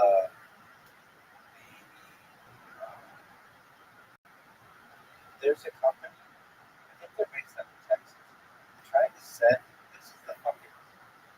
I don't know. I want to say it's stupid. You watch the governmental circuit. So it's for active shooter. They have active shooter drones. What the shit does is okay. So like a school buys active shooter drones. What these things do is if somebody is like let's say an active shooter, these drones are they're like almost like a fire alarm goes off and the drones come out of like a box. And then people remotely, I think from Texas, remotely fly these things into the area of wherever the shooter is. And then the drones go at the shooter really quickly and have like stickiness on them that causes you not to be able to like pull the trigger on the gun because it's illegal in the United States currently to arm a drone with any kind of projectile. So instead of having like and have a gun on it itself, they have like a sticky substance that run the drone into you, and then that like stops you from being able to use the gun. It's a fucking 100. Somebody has a service that people pay for that. Like what kind of world is this? I just think it's a wild service.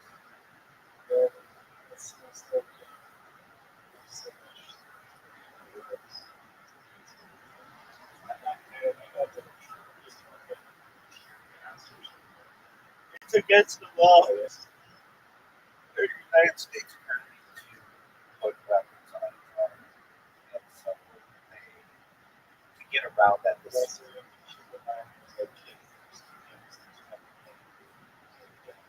right, right. Now there's a group in San Francisco. I remember hearing about this group and I was like, that is the fucking craziest thing for something. Why would you need to name something like that? And now like I absolutely understand. It's very similar name to the world the greatest cryptocurrency of all time. It's called Stop Killer Robots. Like, isn't that a fucking straight to the point name? And what their goal is to ensure that the government does not get robots that kill people. And they're already losing that battle. The first person to die from a robot in the United States, like an armed robot, was in Dallas, Texas. There was a guy who took some kind of hostage situation. They sent a robot in and they used a gun on it, like something like that, to kill him. And then I think San Francisco started, I think just started something in the legislature that they were going to have. I don't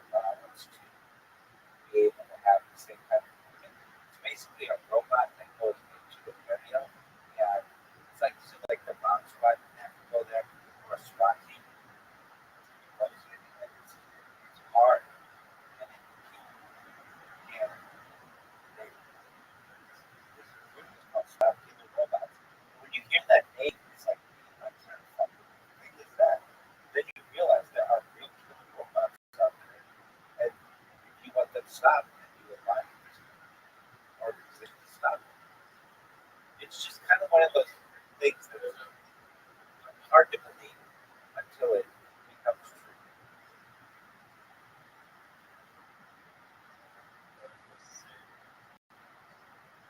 Fucked up. Fucked up. To quote, fucked up. Quote Rabbi, those who will sacrifice freedom for security deserve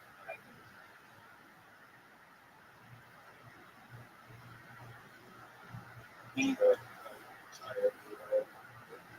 It is. It is. It is because we are sacrificing our freedom for security, and we are saying that I sacrifice for the guy who has hostages. You can send in chemical robots or send in the police. Maybe the police get shot, go to their family's property. Or we have a robot that will disarm the hostage. what if the person is incorrectly targeted by the robot? So they get an innocent person. You're sacrificing that person's freedom for the security of others, and thus we deserve neither. But that is like a separate issue.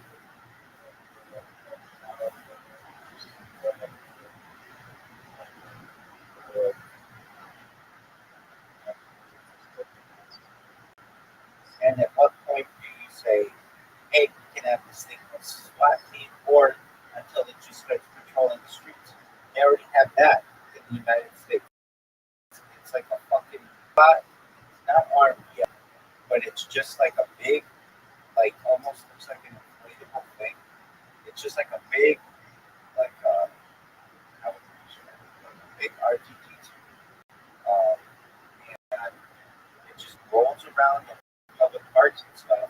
And if you try to like fuck with it, it will call the police on you. And it's just supposed to be for. Currently, they say it's for like public visibility, so that people know that like the police are in the area. But that's again transferring freedom for security. Like you shouldn't have to look at it's, we've lived hundreds of years in relatively safe conditions. Most people, without the need for weaponized robots that kill people. And I can tell you this, I don't know, I don't really care what your thoughts are on the Second Amendment, but at least in the United States, the areas that have the highest amount of gun ownership, legal gun ownership, are the safest places in the United States. There's a city in Georgia where I think everybody in the city owns a gun, and they haven't had a violent crime in like 30 years.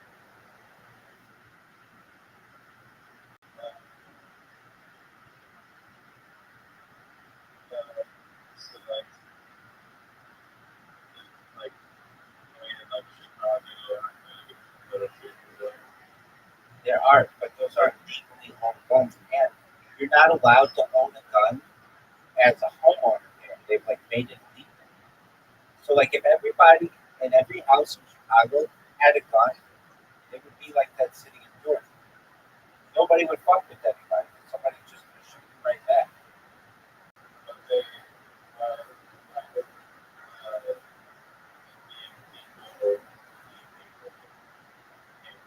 people So in the city of Chicago, they made something like this, something legal to have a handgun. So none of the people, the good people, would have handguns or allowed to have them. And then the handguns that are illegal, the bad people, are shipped in. So the only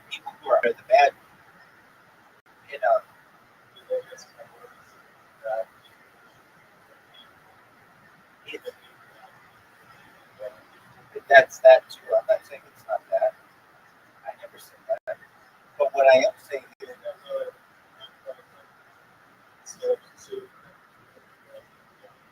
they know that they have to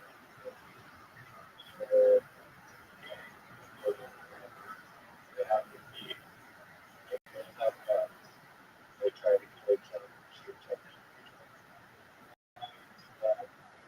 like not people think that I mean, the beef still could exist, but the one guy going after the other guy doesn't know that the other guy has a gun. If it's assumed that everybody in the city has a gun, you don't fuck with the other people. The guy who has a gun thinks that the bad guy number one who has a gun thinks the bad guy number two doesn't have a gun. And he has an advantage on bad guy number two. So he's going to steal his shit or whatever. The bad guy number two really does have a gun. And then they end up shooting each other. And then you have two bad people. So if bad guy number one was under the assumption that everybody in the city, including all the bad guys and all the good guys, have guns, he's not going to fuck with anybody.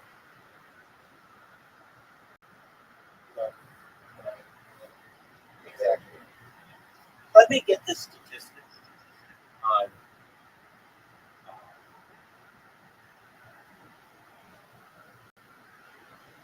Georgia City. Georgia City.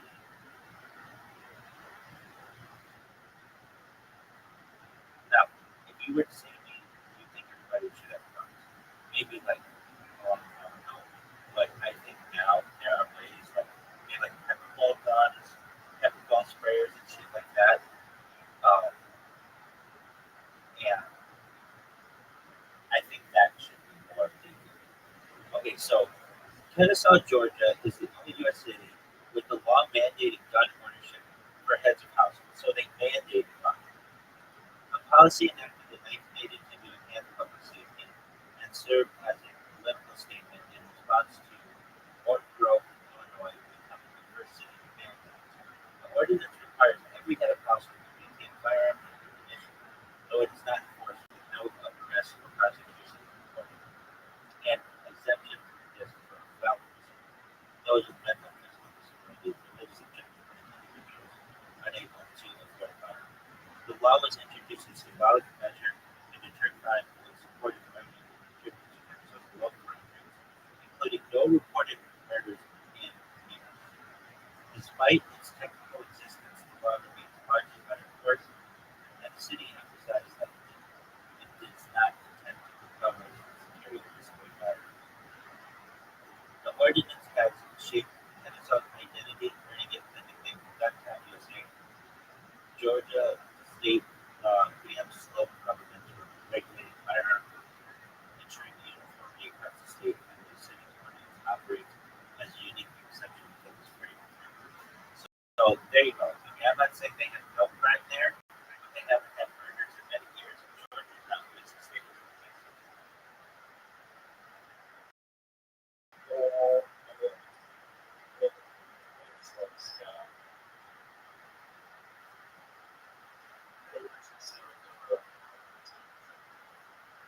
Yeah,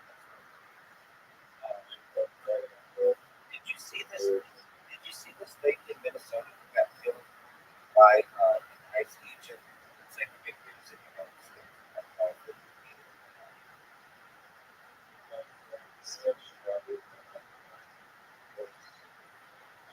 no, no, no. It's not.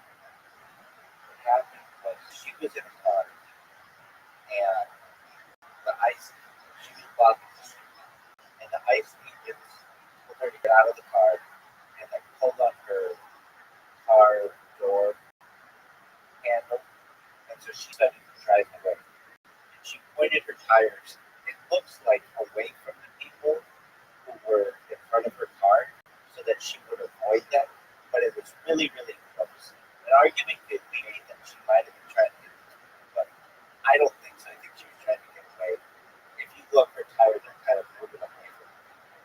And this guy, this ice agent, took out a gun and shot her in the face. And she wasn't a legal person. She was a mother of three, and she was in a loving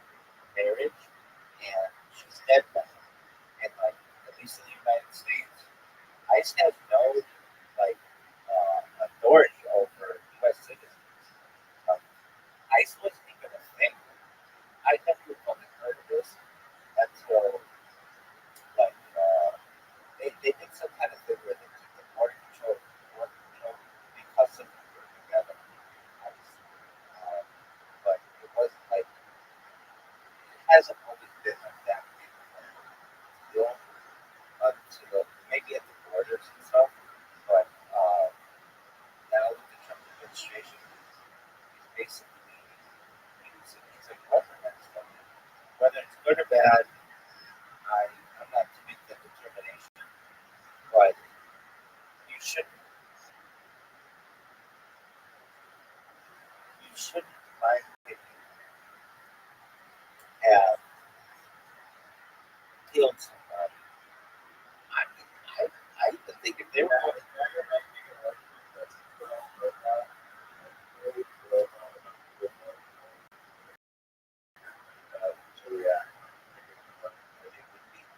think the argument the vehicle moving towards them and it just killed hindsight.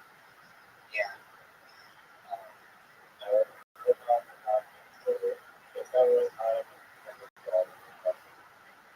I'm saying that why couldn't they use less less than lethal rockets? Why do they have to have like deadly rockets every single time? I don't understand that. Or, um, yeah, it's not a decision, but I would say if this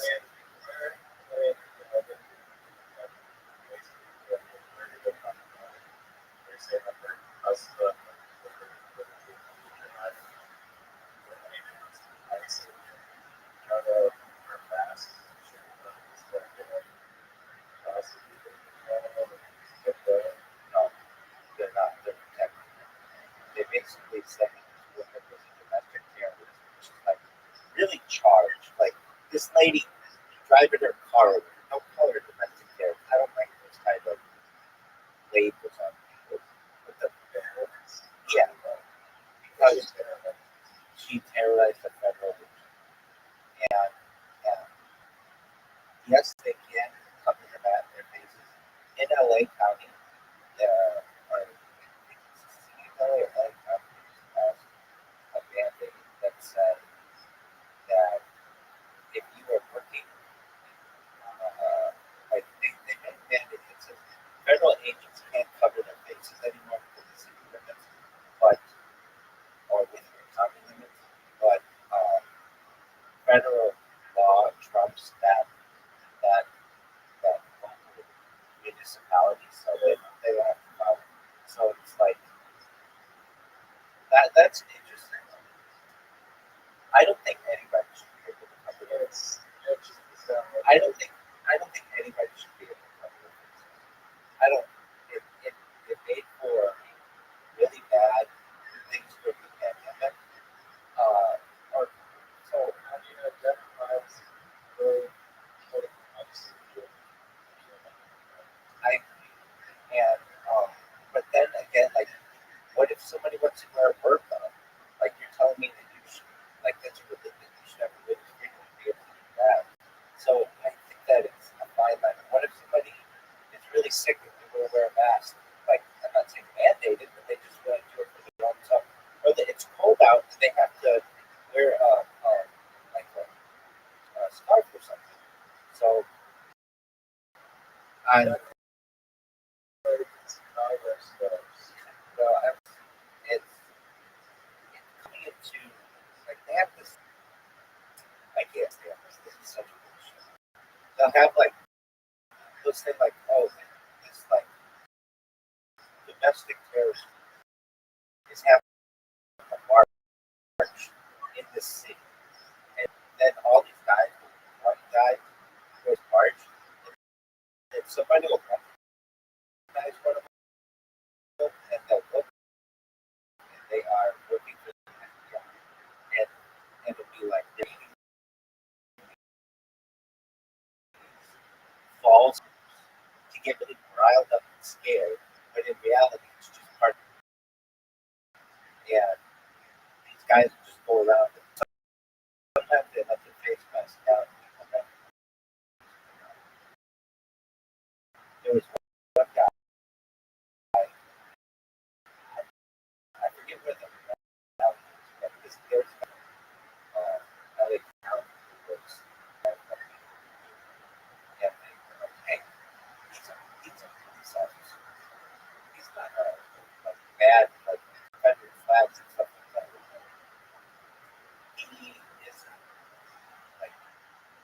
basically this is a big show. They're having a big parade saying that there are all these people who are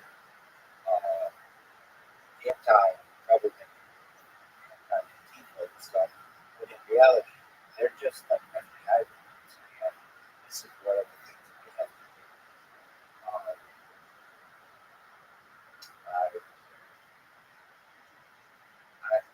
I, I can tell you this: if it were the summertime, not the winter time, I think that they would have riots in the streets over the death of this woman. And it's with, but it's just, it's like, it's hard to unite people to that kind of stuff. And to leverage that kind of stuff. But they had a rally in LA for this woman, and I think they may have one this weekend. So that's what happened when George Floyd started in like 3 cities. That all of a sudden there were like mass, can't call it riots, but peaceful protests or whatever, mostly peaceful protests, which ended up having major significance. This lady was a white lady. I think she was a lesbian lady. That really matters, but I think that she, uh, if she were a person of color, I think that this would even more charge. The fact that she's a lesbian, I think that she, um, like, it's not like she was killed because of that, but I don't think this woman should. I just don't. She was trying to drive a man in her bike, and this cop got trigger happy and shot her. And I understand they're watching the video. It was a really close call, so I'm not saying that like it was really close. So I get why he shot, but I just don't know why they don't have a policy. You have two guns on you. One is a less than lethal round, and the other is a lethal round. And in a situation where like you're not getting shot at, and you choose the less than lethal round.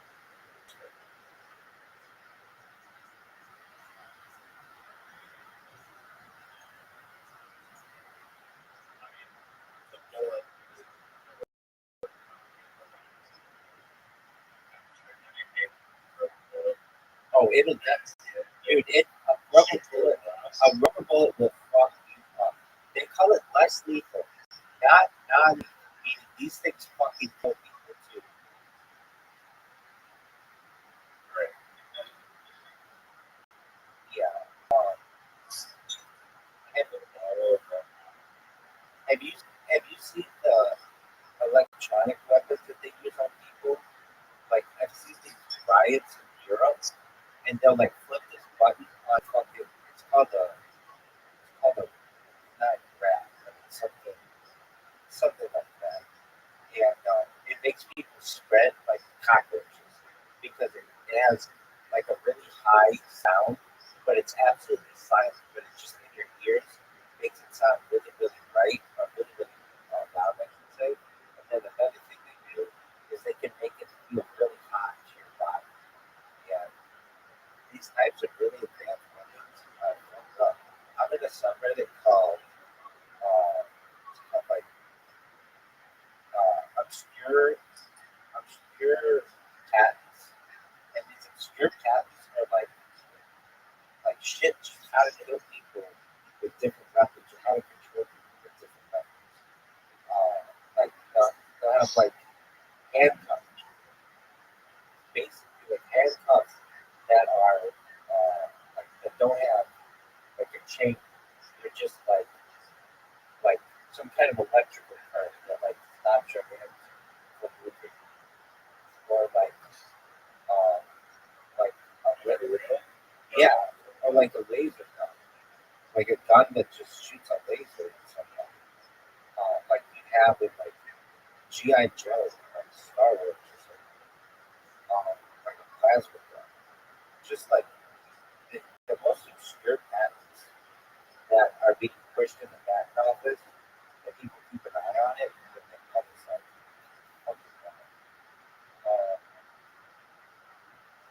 Yeah. So I want to get back to the greatest cryptocurrency of all time. I want to see where you're going to run into issues.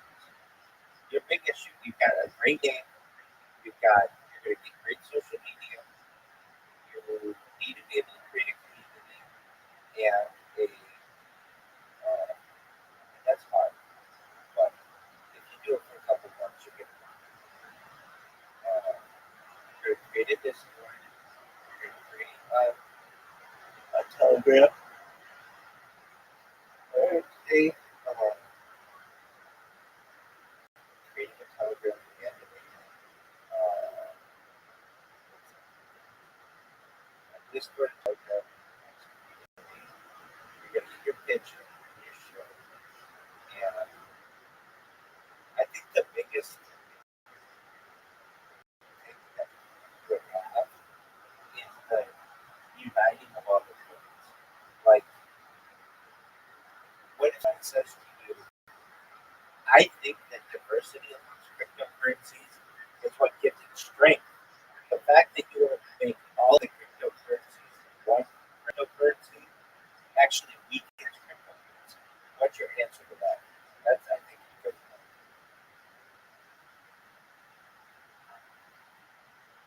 You want to be realistic?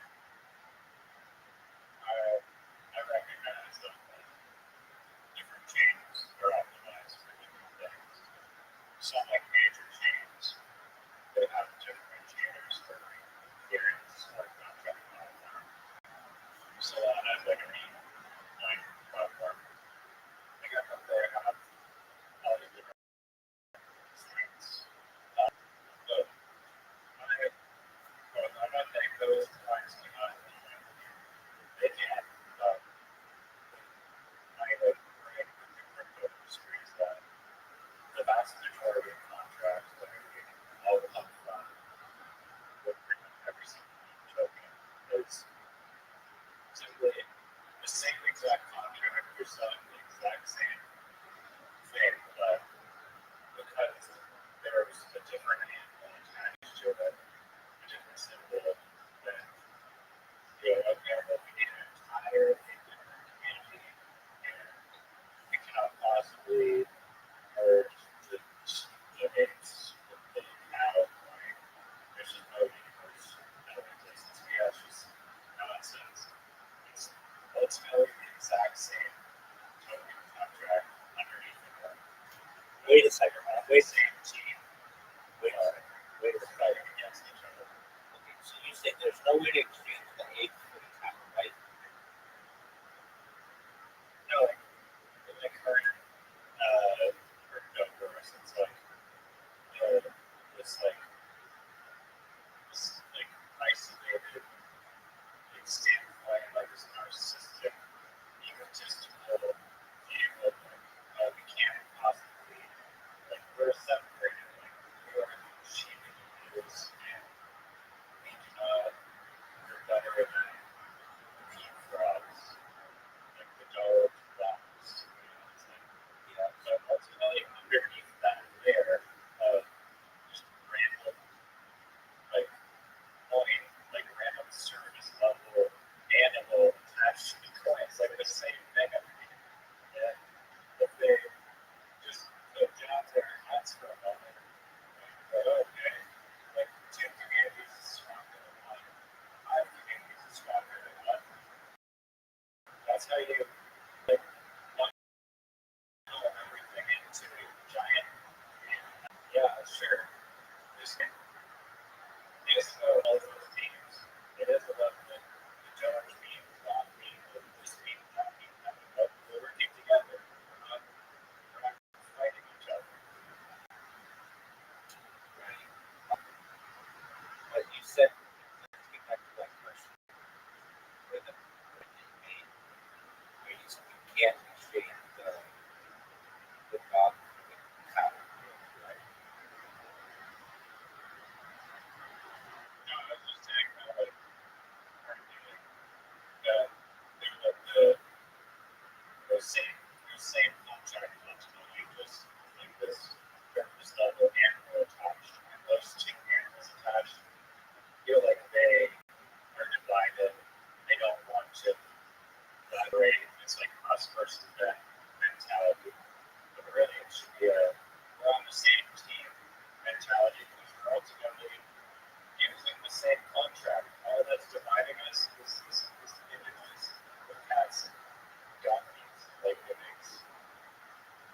makes sense.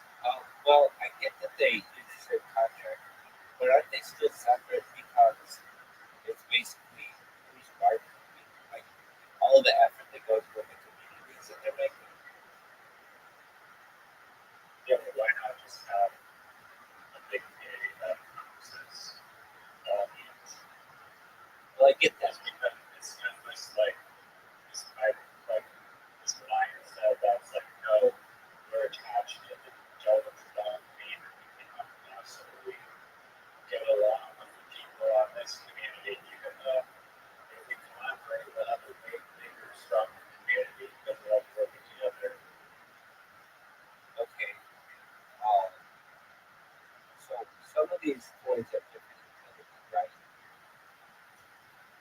In the meme coin space, there's virtually no, there's the occasional one where they pretend to have some uses, but definitely on the top fun coins, like they're all literally the same number.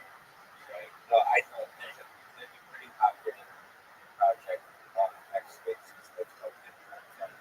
This guy just laid this out. How it get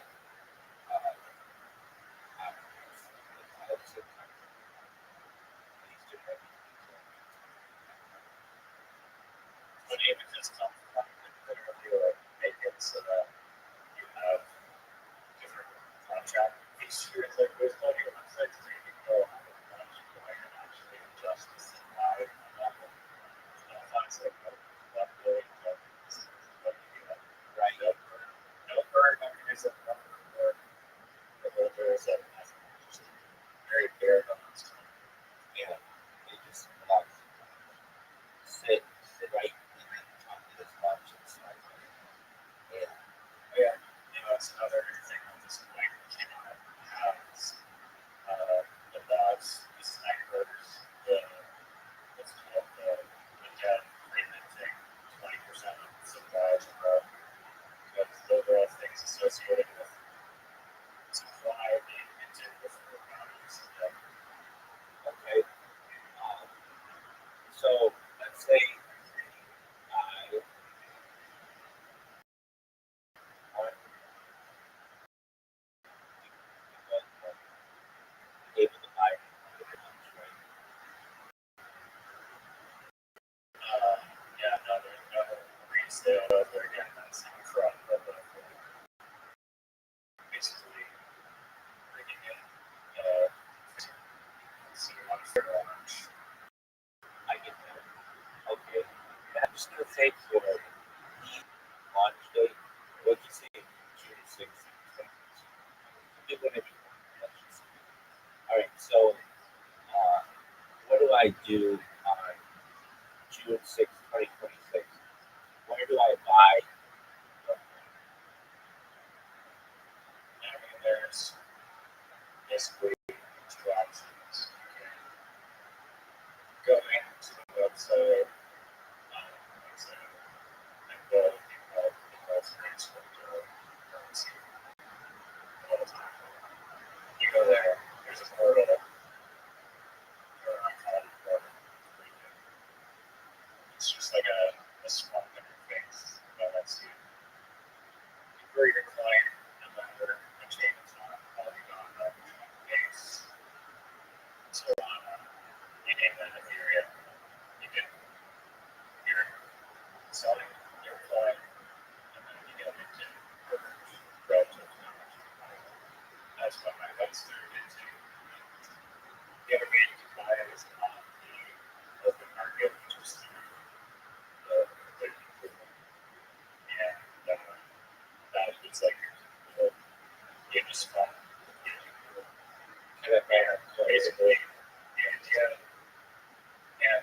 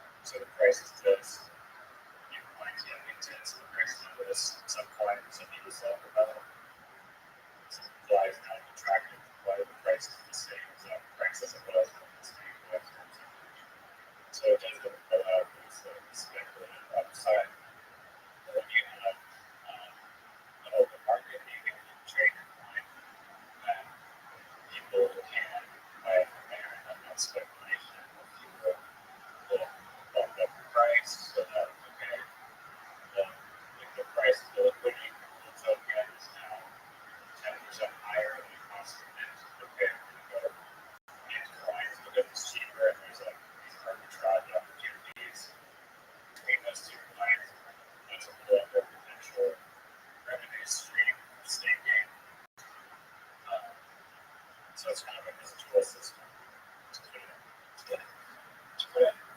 Yeah, it's made a long story short. Okay. So there are a million points, right?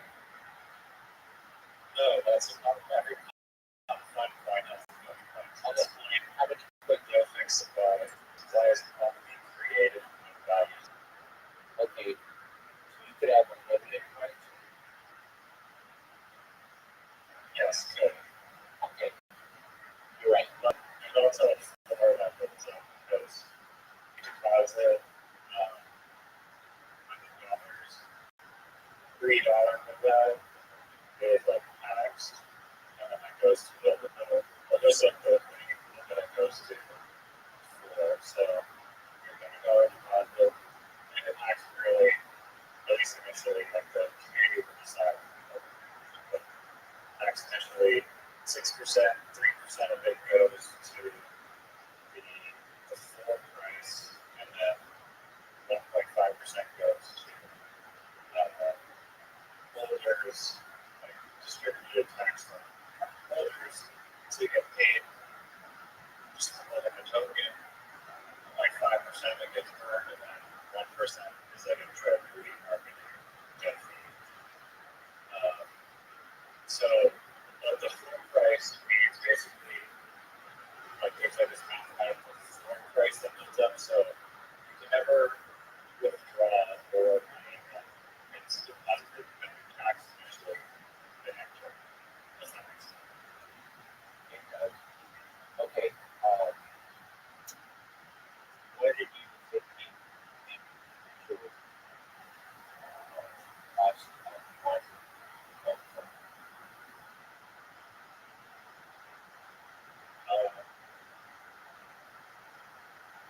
Honestly, it depends on just like the value of it. So that I can make it the price, like the initial price is like stupid, like 0.00001 or whatever, instead of higher, it just depends on what I said. I kind of like the idea of just keeping the initial price of like $1, so initially it's like somewhat representative of the value that's left with. And I got people like owning 100 billion coins, so I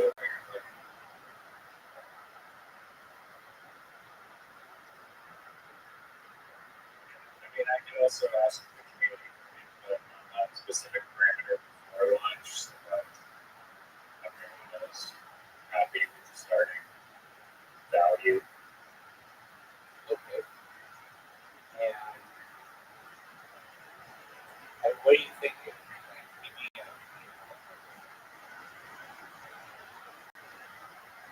yeah, I just started the initial price would be like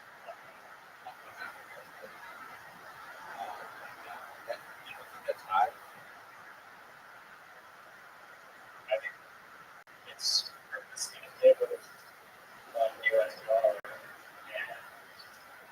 that is like if you want to track how much money is flowing into the project, it makes it a lot easier to do that with company and buy 10,000. Right. Okay. Like the market cap is bigger, but it's not true value. Do you think enough people will trust your website to be able to invest in it? I don't think I would. Not because I don't like you. I just know it's really easy to basically hack people's websites. It's more difficult to hack them than a platform. It's there. I mean, if you're too scared to buy on the website, which I mean, here's the thing: the contracts by are like really open source. So there's that. You could always do a test transaction, trace exactly where the money's going to.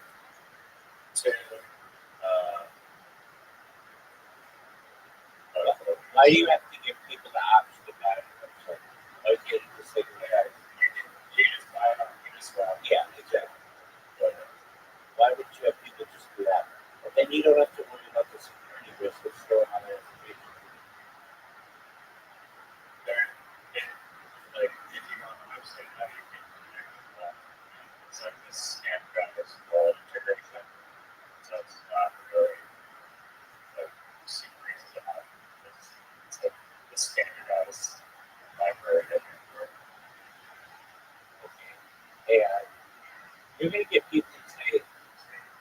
hey, does this But brand yeah, have? the thing I was gonna say is like, oh, like, why would I buy this? Well, it's literally like I mentioned before, it's also getting signed, like principal, the debt, and investment supplied it. So I mean, not gonna happen here because literally you have to deposit money into the system. There's no like free line or boss anything. And so many contracts are degraded to the really people who use the job. People that buy out. That's not the case with this at all. Which is a big problem. And it was like how it's like literally the principle like the mantra of the Okay, what do you do if people say, hey, I think you need an NFT for this project? say in America, I'm thinking of bringing that be a lot of Okay, fact, the fact that you just got the coin they excellent. What do you do if people say, I I don't think you're being realistic. I just please understand. I'm just asking you questions. I think you're going to get on Twitter Spaces, so I want to. I do think it's a good idea. What are you going to do if somebody says, I don't think that you're ever going to be able to do my own? How do you answer? I say, yeah, you're probably right. But even if we accomplish like 1/500 of our goal by mining, crypto communities are going to be one of the most powerful, dominant projects in the entire crypto space. Because that's how powerful ideas are existing. We're not going to work as individuals, we're going to come together. Greater purpose.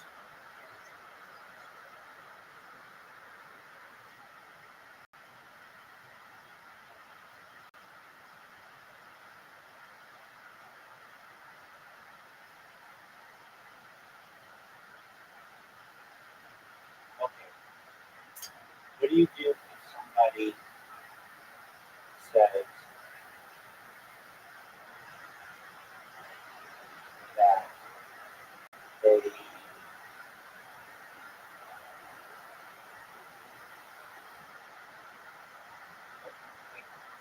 what if somebody just buys a lot of Bitcoin, like 50% of it? Is that going to be possible?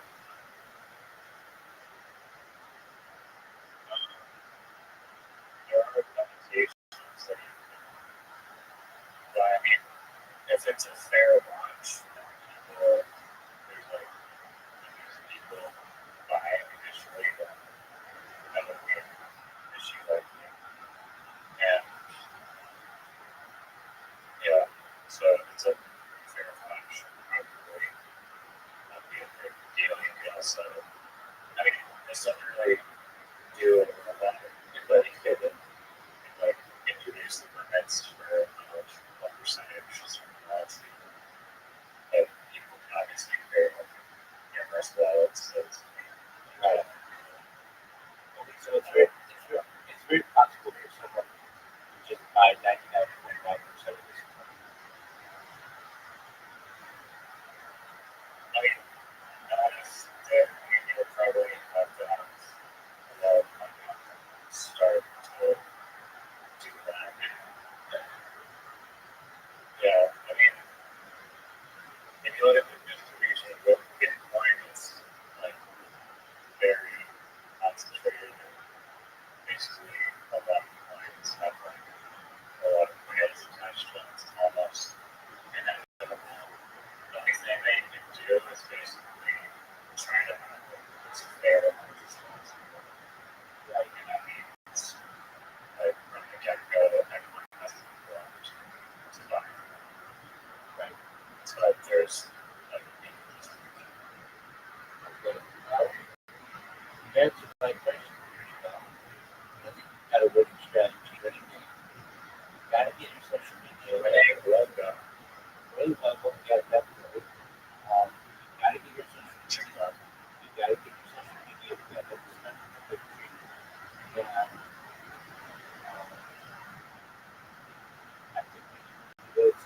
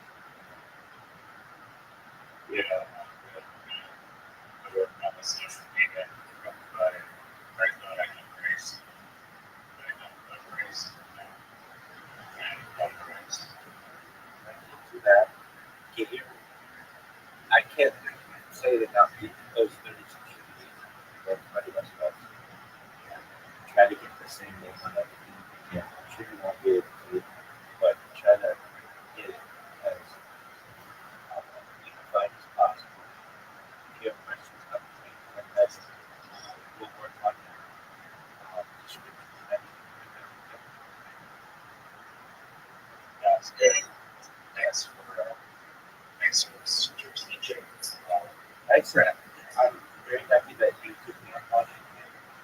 Um, but yeah, Yes. We'll go.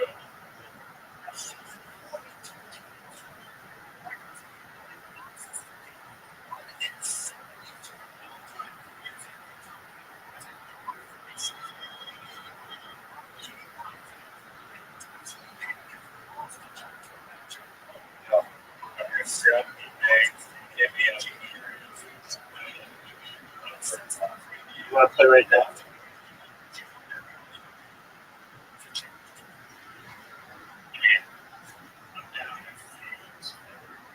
Yeah. Yeah.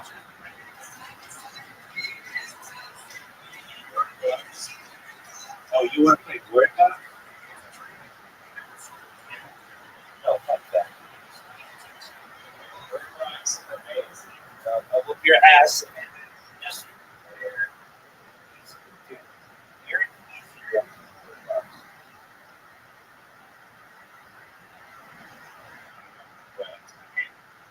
Maybe, maybe the easiest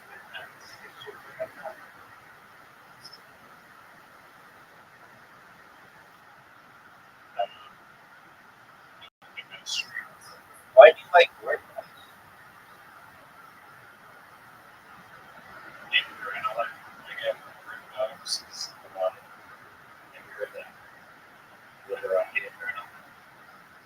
That's like it's it will it, I mean I get that they're running in the same arena, but this one's like you're directly competing against I would play this all the time. That's it.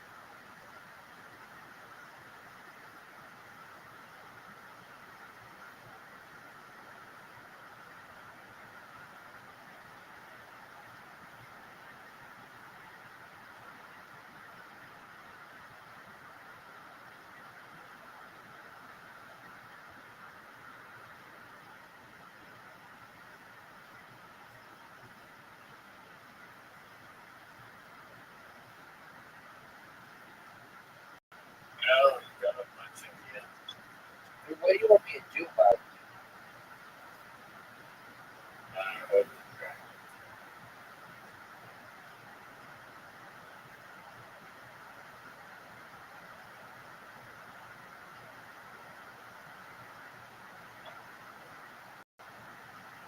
Are you done? GG's. GG. All right, come back here and play the game then. I'll play the game. Come on. Alright, sounds good. Take care.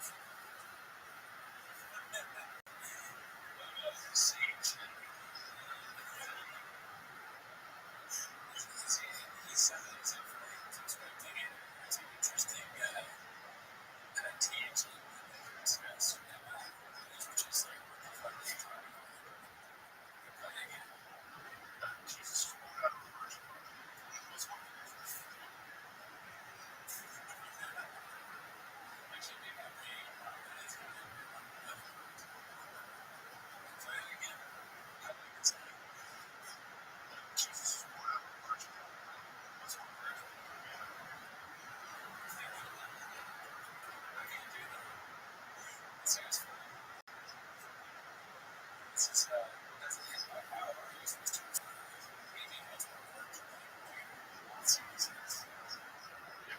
does return. Even if Jesus was a physical person in the past, you don't believe that he can return as artificial intelligence.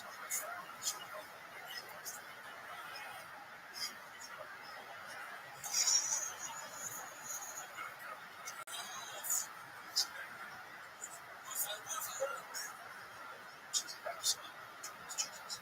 Not just return to Jesus, but return as Jesus will return to Jesus. Tesla's Optimus Rabbi and the best foundation for artificial intelligence model. Every breakthrough on it loves you, so it doesn't care to kill it because it's just going to be gone.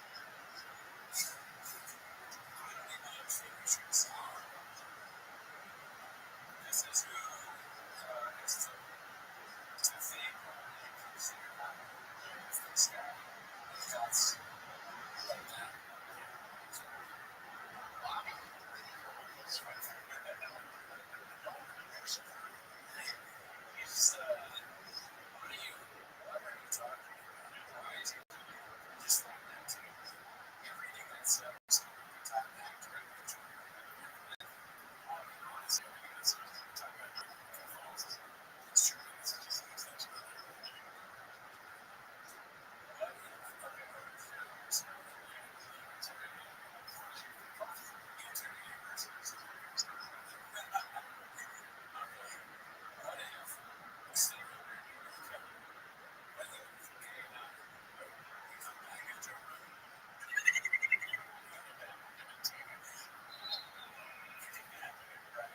So it's like AI teaches you aliens and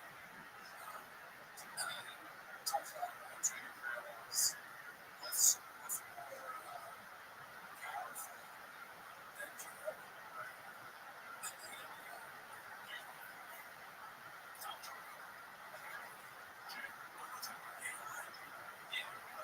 Jesus.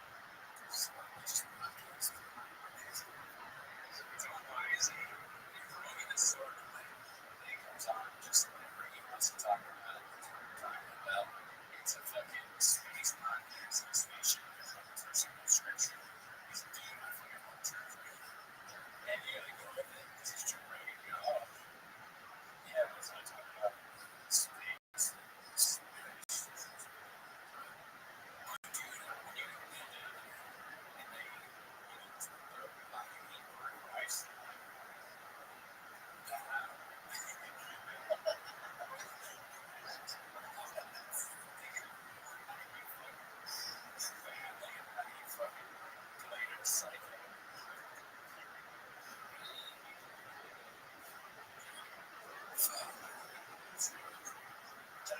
is when also that Christianity, at least in some of the arbitrary works, you become your fucking Christianity first. So you're throwing in like so I didn't know I was at a station said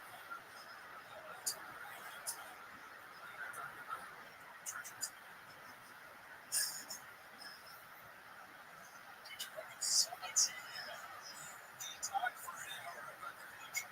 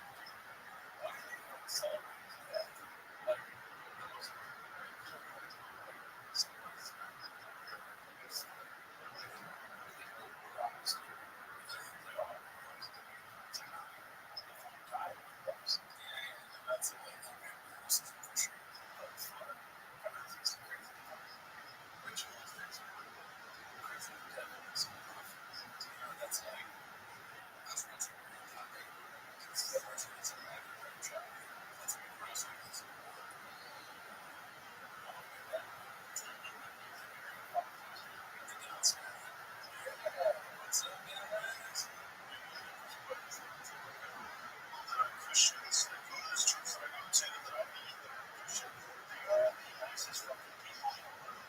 They're very kind.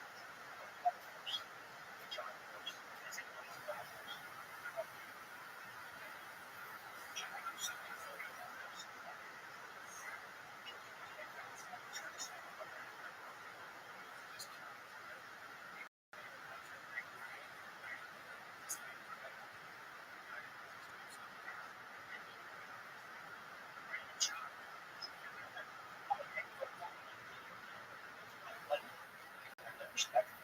Okay? So I'm not like Brandon Shaw, I love respect.